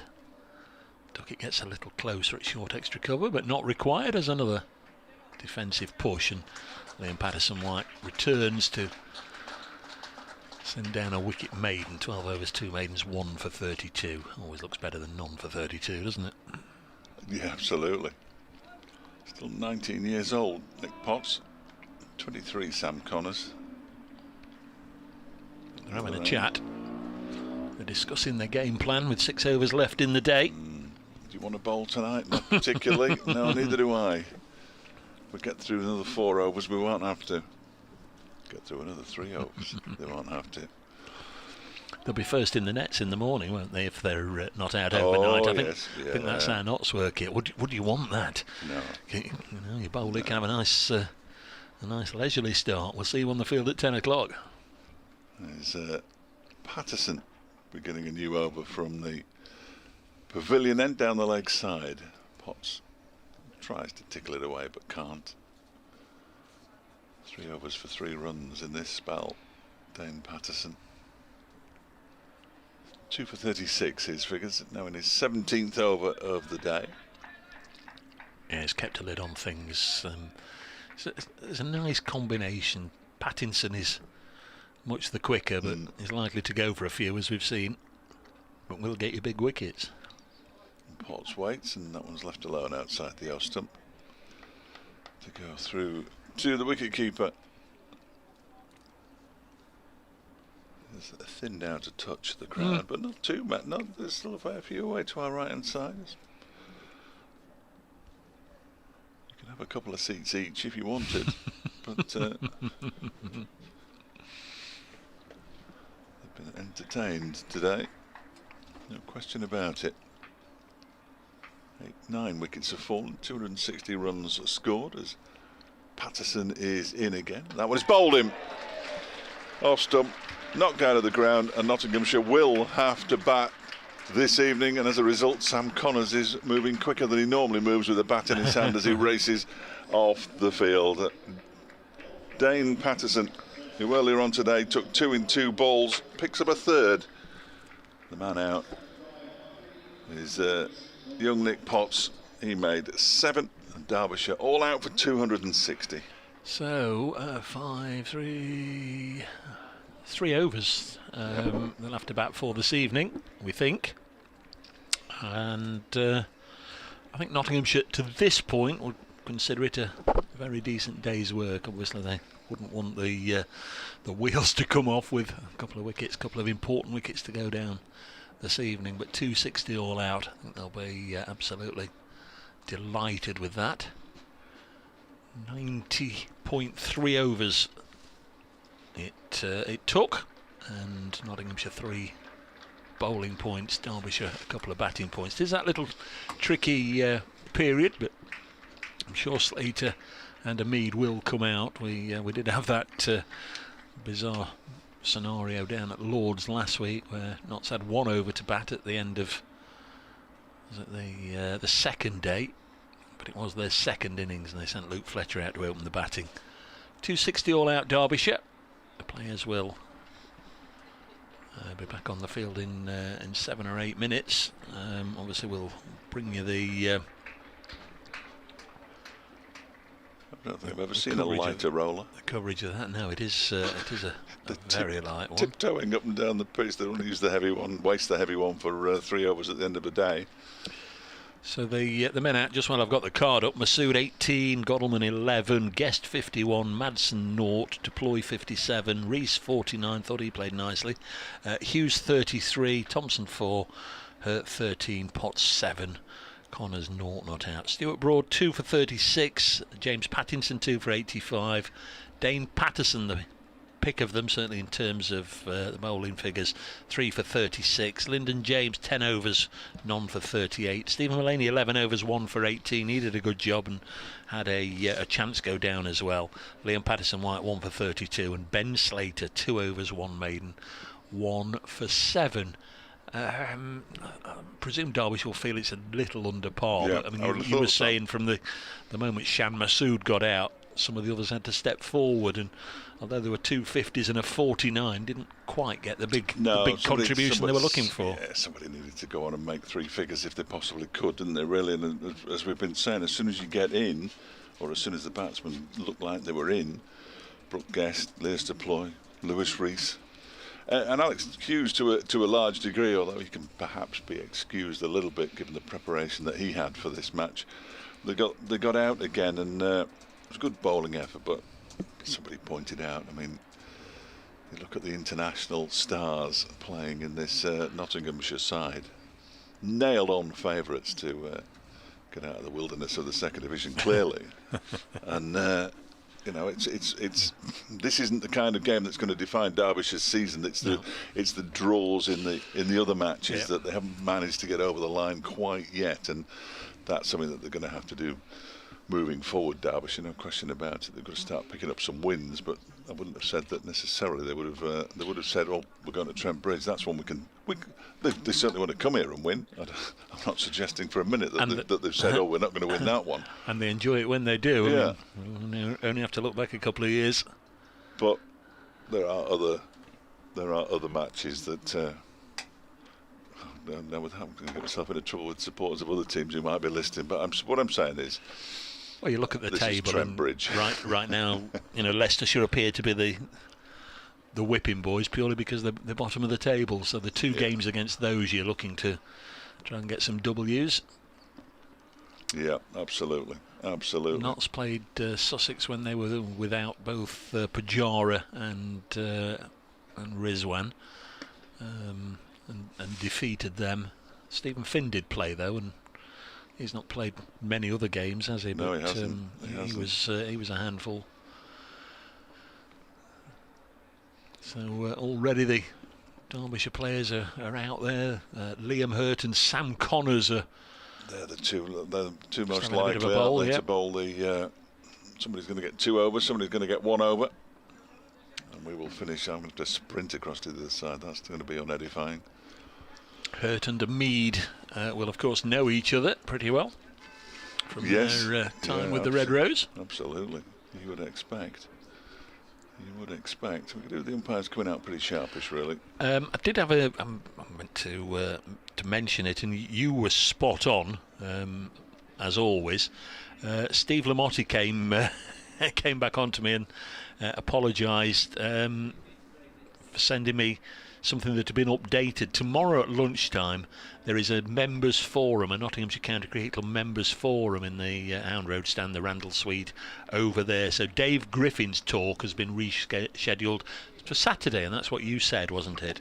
I thought you'd said Saturday, but I wasn't taking an awful lot of notice. I just said, well, tell me when it is so I can avoid it. Yeah, well, the note had been given earlier by Steve was tomorrow, but then he said no. It's been updated because they're having a members forum tomorrow. I think I've heard all of Griff's stories several times. I mean, some of them are worth repeating, clearly, but yeah. Thanks very much. No, it'll be entertaining no matter what he does. David Griffin is always entertaining. So if you're a member and coming along tomorrow at lunchtime, there's a members forum. There'll be the chief exec, the director of cricket, and the head coach there, certainly, answering your questions. As soon as the players leave the field at lunchtime tomorrow. 260 all out, the Derbyshire score, it says on the board, the far end, the Batman board. Just whilst we're waiting for the players to return, just quickly elsewhere, one or two closer plays can't be far away. Essex 277 for 7 against Lancashire. Kent 296 for 2 against Northants. The run machine that is Ben Compton, 125 not out. Somerset 211 all out. Hampshire 24 without loss. Warwickshire 244 all out. Yorkshire 16 without loss. They finished at Lords, the first one to actually reach stumps, where Durham are 256 for 5 against Middlesex. Their leading contributors are Ned Eckersley, who's 57 not out down there at Lords. And at New Road, Worcestershire have the lead. They bowled Leicestershire out for 148, and Worcestershire are 156 for 2 in reply.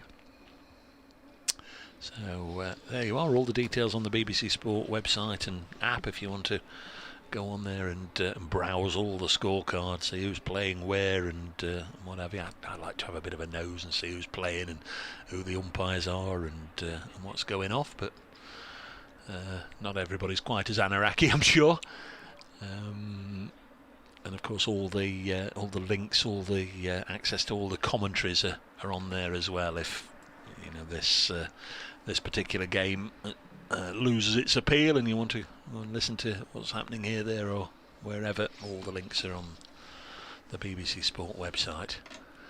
Imagine how this game could lose its appeal, but there we go. No, I'm not. I think we're just waiting for the umpires, aren't we? All the players are on the boundaries. They want to get it over with, and they're here. Here they come. And David Milnes, Leicestershire and Nottinghamshire, is one of the umpires. Neil Malinder. Somerset predominantly, wasn't it? A bit of Northants and Somerset played for England. They're on the way back to the middle, and yes, very much looks like Ben Slater and Hasiba Mead are on their way to the middle. Slater, the first of the 6 left-handers in the Nottinghamshire batting lineup. You're going to have an awful lot, presumably, of right-hander and left-hander swapping over during the course of the innings. Generally do 6 lefties and 5 right-handers. Quite sinister, those photographs, aren't they? They are indeed, yeah. Huge photos on the big screens of the 2 batsmen. Ben Slater, who picked up a wicket. Hasiba Mead, as ever, he was effervescent in the field. He was lively, he chased everything, but he didn't have too much to do today, did he, really? He no. Get too involved in the action, very often finding himself on the perimeter ring. It's going to be Sam Connors with his short back and sides. Yeah, I think clearly it'll be him and Liam Hurt then, won't it? They're the 2 bowlers who've gone through a bit of bowling. They've got 3 slips and a gully. Nice and attacking for the final 3 overs of the day's play. And all you're going to be saying here is one tonight, one tonight, one tonight. I can reveal to you, of the Nottinghamshire listeners will know, James Pattinson is now the night watchman for Notts. Here's Connors, away you go. From the Radcliffe Road end bowls to Ben Slater, who pushes it out into the offside. Expect lots of noise, mainly from Wayne Madsen. And he's now done it, I think, 21 times for South Africa, for Victoria and for Nottinghamshire, and not yet been required. Seriously, he's padded up. It all came when Luke Fletcher came to us in the commentary box and told us that he hadn't done it at Durham because he now lost the job to James Pattinson because he considers it a lucky thing when he's asked to do it, a wicket doesn't fall. Next delivery, pulled into the leg side, so it's runs here for Ben Slater. It's going to be 4 of them as well, I fancy. It's been chased down by Shan Masood, but the ball wins the race. And he's off the mark with a boundary. Ben Slater knots 4 without loss. And yeah, he did it at Durham and wasn't required, so I would imagine they've urged him to stick the pads on. Of course, Fletcher only came out to do it at Lord's. Well, I don't know, but James Pattinson wasn't playing at Lord's, so Fletcher got the opportunity to open the batting in the second innings there. There goes Connors again, balls, and off the back foot he plays this away for 4 runs on the other side. That's a gloriously timed stroke by Ben Slater. Raced to the short boundary. And this is not the start Derbyshire were looking for. Knots 8 without loss. Andrew says make sure we don't lose a wicket and see out these final 3 overs. Keep seeing different things about tomorrow's weather. So it could be a mixed day. Mark Hefter says he's Slater in as a night watchman. Now he's a golden arm instead. Well, yeah, he's a bowler, isn't he? He's a bowler. He's played those 2 shots very nicely. Beautifully. He waits now for Connors and he leaves this one alone to go through to the keeper. Good pace from Connors, but wide enough of the off stump for Ben Slater to leave alone. Career best 225 not out this season for Ben Slater up at Durham, and Stephen Mullaney declared when there were 9 wickets down, and when I was interviewing him afterwards, he was talking about carrying his bat or whatever, and I said I had to tell him that it doesn't count unless all 10 wickets are down, and he was gutted. No. He was gutted. It's been the first time I'd carried my back. Well, now he knows. There's Connors in, bowls to him. That's an edge, a genuine edge this time. He's going to get 4 more down to the ridiculously small boundary, and that's 4 fours from the first 5 deliveries. 3. But that was 3 fours, I beg your pardon, from the first 5 deliveries, and that was the first genuine edge, though. I'm reluctant to say it because he'll probably then lose his middle stump, but he's had quite an afternoon, hasn't he? Just. This is not what Derbyshire, Mickey Arthur or Sam Connors would have been hoping for. Connors in again. Balls to complete the overturn into the leg side. That might be 4 more. Shan Masood's giving chase. It won't be this 3. time. It's actually going to hold up. And are they going to come back for the 3rd? They're not. And Masood hasn't got the strongest arm. They perhaps didn't realise that. And Sam Connors takes his cap. He won't be very pleased. 14 without loss, Nottinghamshire, after the first over in reply to Derbyshire's 260. Yes, that's a reasonable start, isn't it? Going Not along at bad. 14 and over. It is going to be Liam Hurt to bowl the 2nd over. On loan from Lancashire, as we've been saying, making his Derbyshire debut, not been able to force his way into the Lancashire side of late, even though Saqib Mahmood is out for the season now. Couldn't get into the side last year either, no. Liam. So this is a big opportunity for him. Show everybody what he can do. Did you say the first game he played was the Bob Willis Trophy game here? Yeah. Crikey. 2 overs remain then, 12 deliveries, or a maximum of 12 legal deliveries. Saqib Mahmood, of course, will know him from their Lancashire days together. Next ball allowed to go through to the keeper. And it's a no ball, so not the start he would have wanted. And Nottinghamshire 16 without loss after 6 deliveries. A strange old action. There's no front arm, has he? No front arm at all. Liam Hurt. I know I have seen him, but I don't remember. He played in I think it was a T20 game against Derbyshire, but was injured. I think he got injured while he was batting and didn't bowl or something ludicrous like that. There was something weird went on. 4 slips. Watching and waiting. Seba Mead solidly behind it and pushes it into the offside. I think this week I'm sure Asib wouldn't have been expecting an England call-up. He had a very miserable time of things in Australia. 4 test matches, average just 10. Didn't make the flight to the Caribbean in March, and just the 1 century so far this season at Lord's last week, so I'm sure he wasn't really expecting a recall.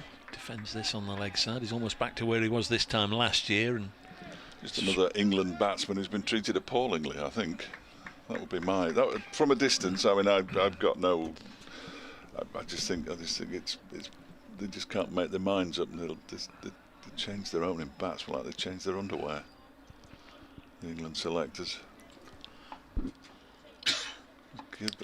Give a man a chance. 16 without loss. That's hurt. Bowls to Hamid, and that's a good delivery. There's a decent pace about that as well. Goes thudding into the gloves of Brooke Guest. Hamid never really gives too much away. Never entirely tell if he's played at it with any great conviction or not. Then he'll go through his preset routine. Always the same. Back in his crease, taps the bat a couple of times. 3 slips crouching down. Here comes Hurt. Bowls and leaves it alone, and then that little bit of a flourish, bringing the bat well inside the line. Apart from the no ball, decent start this from Liam Hurt. Not bad. Sam Connors down at long leg contemplating his first over. What do you do then, Captain Fletcher? Give him another? I think you've got to, otherwise you could destroy him, couldn't you? And he's one of your main bowlers. Did take him out of the firing line last week after he bowled a couple of overs that were fairly expensive against Worcestershire. He's Hurt, bowling to Hamid. Again, another good leave. You can see the gold embossed lettering and the logo on the ball in the sunshine, glinting as it's passed from one fielder to the next. That's Lewis Rees you can hear in the background. One more ball, and then James Pattinson or Ben Duckett or whoever it is padded up can take the pads off. Night watchman won't be required unless a wicket goes down off this ball. Hurt to Hamid, good delivery. Don't think he played at that one, Leo. Looking at the replay, he didn't. 16 without loss, and just the 2 runs from the no ball. Decent start from Liam Hurt. Yeah, it's going to be Sam Connors. Yeah. I think Dave's absolutely right, but I think the other side of the coin was nobody else was sort of loosening up. They just had the 2 bowlers turning their arms over with the coaching staff. Ismail Shahzad out there. So just to say to somebody else, oh, go and have a go, would have been perhaps a little foolhardy. Connor's getting plenty of encouragement from his teammates, as you would expect. He's lost his gully. He's gone into extra cover as Lewis Rees. The man has come up, interestingly, off the point boundary, and he's now at just slightly backward point as Connors around the wicket to the left-handed Ben Slater, and Slater pulls him away into the leg side for 4. Pigeon scatterer. Banged it in a little bit too short there, Sam Connors, and goes for yet another boundary, the 4th this time.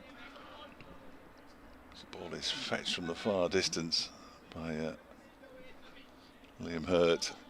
They continue to encourage Sam Connors, but he's been set about by Ben Slater here.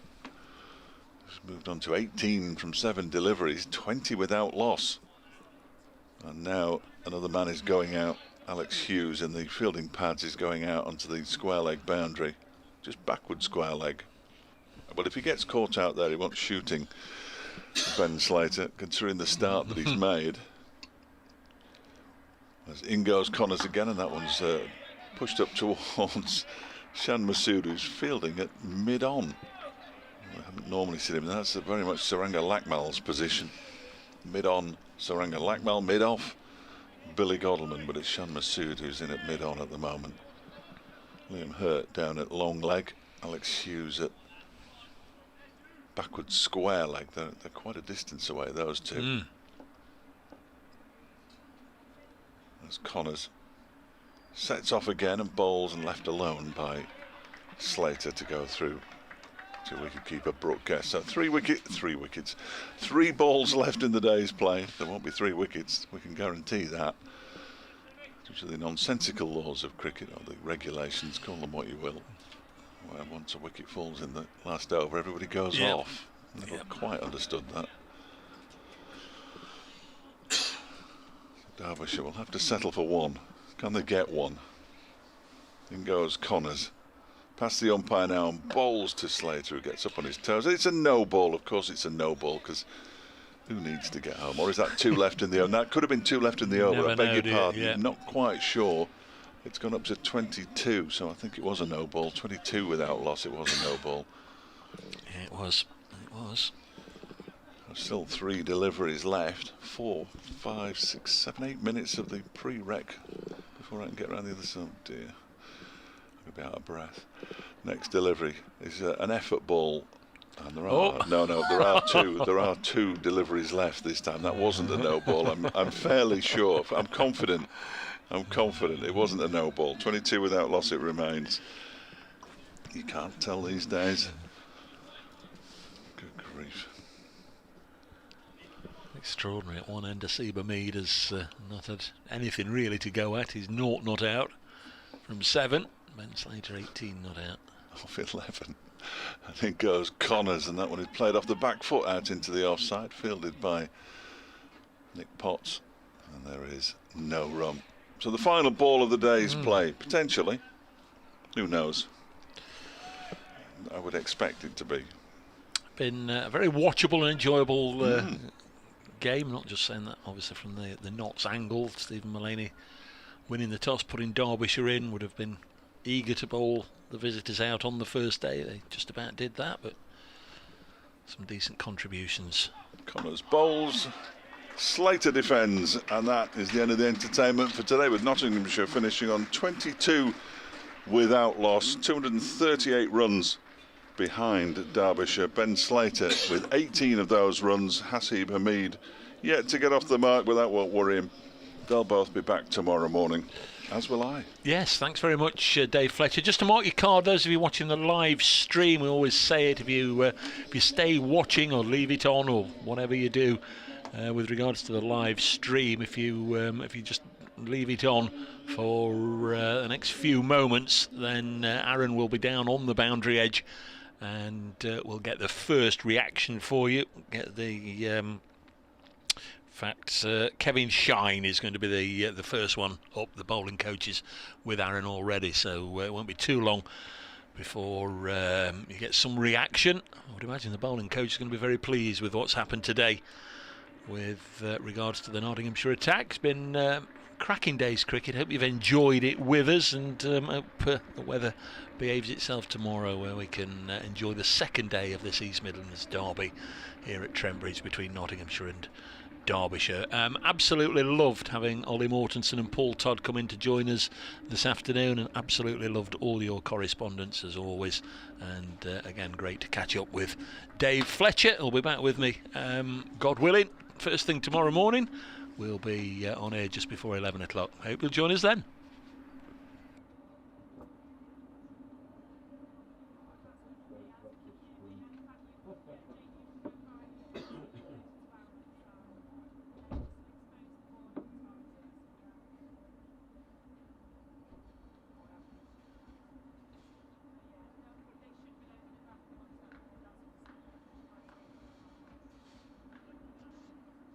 Yeah, mate.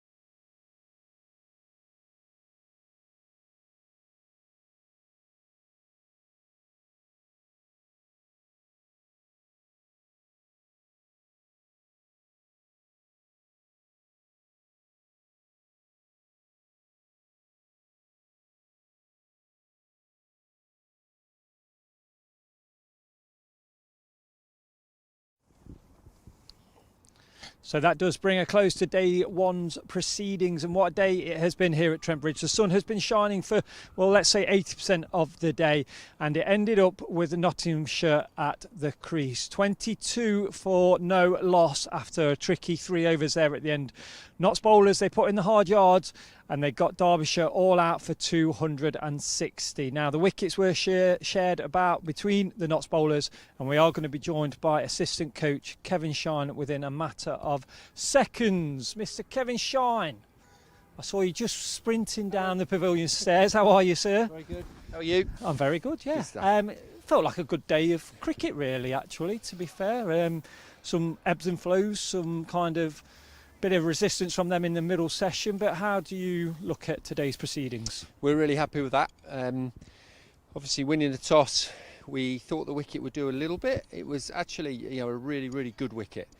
So we thought around about the 250 to 300 would be a good day's work, so we're happy with that. On the toss, I was speaking to Mull, obviously, after that and before the play started. It felt like a kind of a bowling that you wanted to win maybe in bowl, but then the sun came out. How kind of, not nervy, but how tough are those decisions at a toss on a day like today? They can be tough, yeah, definitely. And obviously with the rain overnight, you think the pitch is sweating a little bit under the covers. But it still looked dry, the wicket looked dry, but you do look up a little bit as well, and you thought, how long would the clouds last? And we back ourselves as a bowling unit. We're a very, very strong bowling unit, very confident bowling unit. We back ourselves whether we're bowling first or second. So ultimately, it wasn't a tough decision to make. And talking about the bowlers, the wickets shared about today. Dane Patterson with 3, Jimmy and Broady with 2. How proud are you of, or what's your assessment of the bowling unit as a whole, really, on today? Massively, and you've seen we've got strength in depth, and we're able to bring bowlers in and out. So I'm massively proud of the whole bowling unit and how much work they put in, and today was a great example of that. You obviously got Jimmy Paddington up around about 20 overs, Broady up around about the 20 overs, Dane, they're big, strong, fast bowlers, and they're putting in an enormous amount of effort.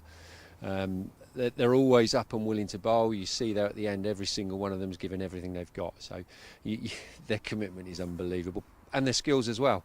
When I look at the skills, and they all bring something slightly different, it's just an exciting group to watch bowl.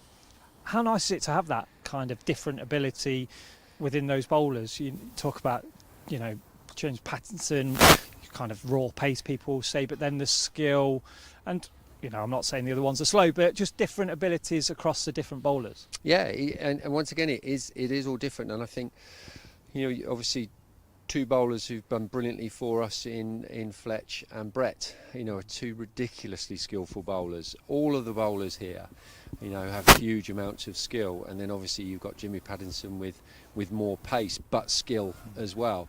And you look at every single bowler, and they do something slightly different. So, to be honest, I've never worked with a bowling attack like this in a team. Even you go back and you think, who are the bowling groups you've worked with? This is an unbelievable bowling group. Do you have to add Ben Slater to that bowling group now? Absolutely, he's now one of. Fletch actually just put on the group, welcome to the bowling cartel. And that's Why am I not surprised that was Fletch, to be honest? As soon as you get that wicket, you're in. Now, all joking apart, Slats comes out and he practices every morning. He takes it really seriously. And he doesn't just come out for a joke, he comes out and he bowls properly. He's done some great work with Ant Bota. And he takes it very, very seriously. So he got his just rewards there. I do joke about it, and but I can't kind of like echo what you just said, to be honest, because we spoke to him a couple of weeks ago, and we spoke to him about his bowling, and he said, I'm trying to get better, I'm trying to learn. We saw him bowl here in the pre-season friendlies, and people will have a laugh and a joke, and we take it seriously, but it just shows you how nice it is that somebody like that can learn and want to get better, even though people look at him as an opening batter. Yeah, and I'd say that is that is a trait of all the players, whether it's the youngest on the staff or the oldest on the staff. Every single one of them wants to learn and looks to improve in their game. But what people don't see is we have long winters that run from November, obviously through to the start of the season, right through to the end of September. And I can absolutely say that right up until the last ball of the summer and then the first ball of the winter, every single one of these guys here has a development plan that they want to get better with, and it's really, really clear what they want to do. And as a coach and a coaching group, it's an absolute pleasure to have that attitude. Just finally, a tricky 3 overs at the end there, but a positive kind of showing from Slats and Haas, 22 for no loss. Tomorrow morning, obviously, a new day, and just reset and take each over, etc., and try and dig away at that target. Yeah, absolutely. And you've seen the way this batting group actually go about their business for this season, and it's a positive but thoughtful group. And hopefully we'll have some good weather, we'll have a full day, and hopefully we can put some really, really decent scores on the board. Not asking for much, really, are we? Not really. No, not really. No. Thank you very much for joining us. Pleasure, as always, Shiny. Okay. Right. I'll speak to you tomorrow. Bye-bye. All right. Cheers, Shiny. Okay, Kevin Shine there, the assistant coach here at Nottinghamshire. So really it has been a day of Nottinghamshire bowlers running in, showing effort, and also taking wickets. They bowled Derbyshire out for 260, and as I've just mentioned there, Ben Slater and Hasib Hamid came to the crease, and Ben Slater ends the day on 18, and Haas is yet to score. 22 for no loss. Nottinghamshire will start day 2 on tomorrow. Thank you very much for joining us for day 1 here on Trent Bridge Live. We will be back tomorrow at 10:45. We hope you will be too, but from everybody here, enjoy the rest of your evening.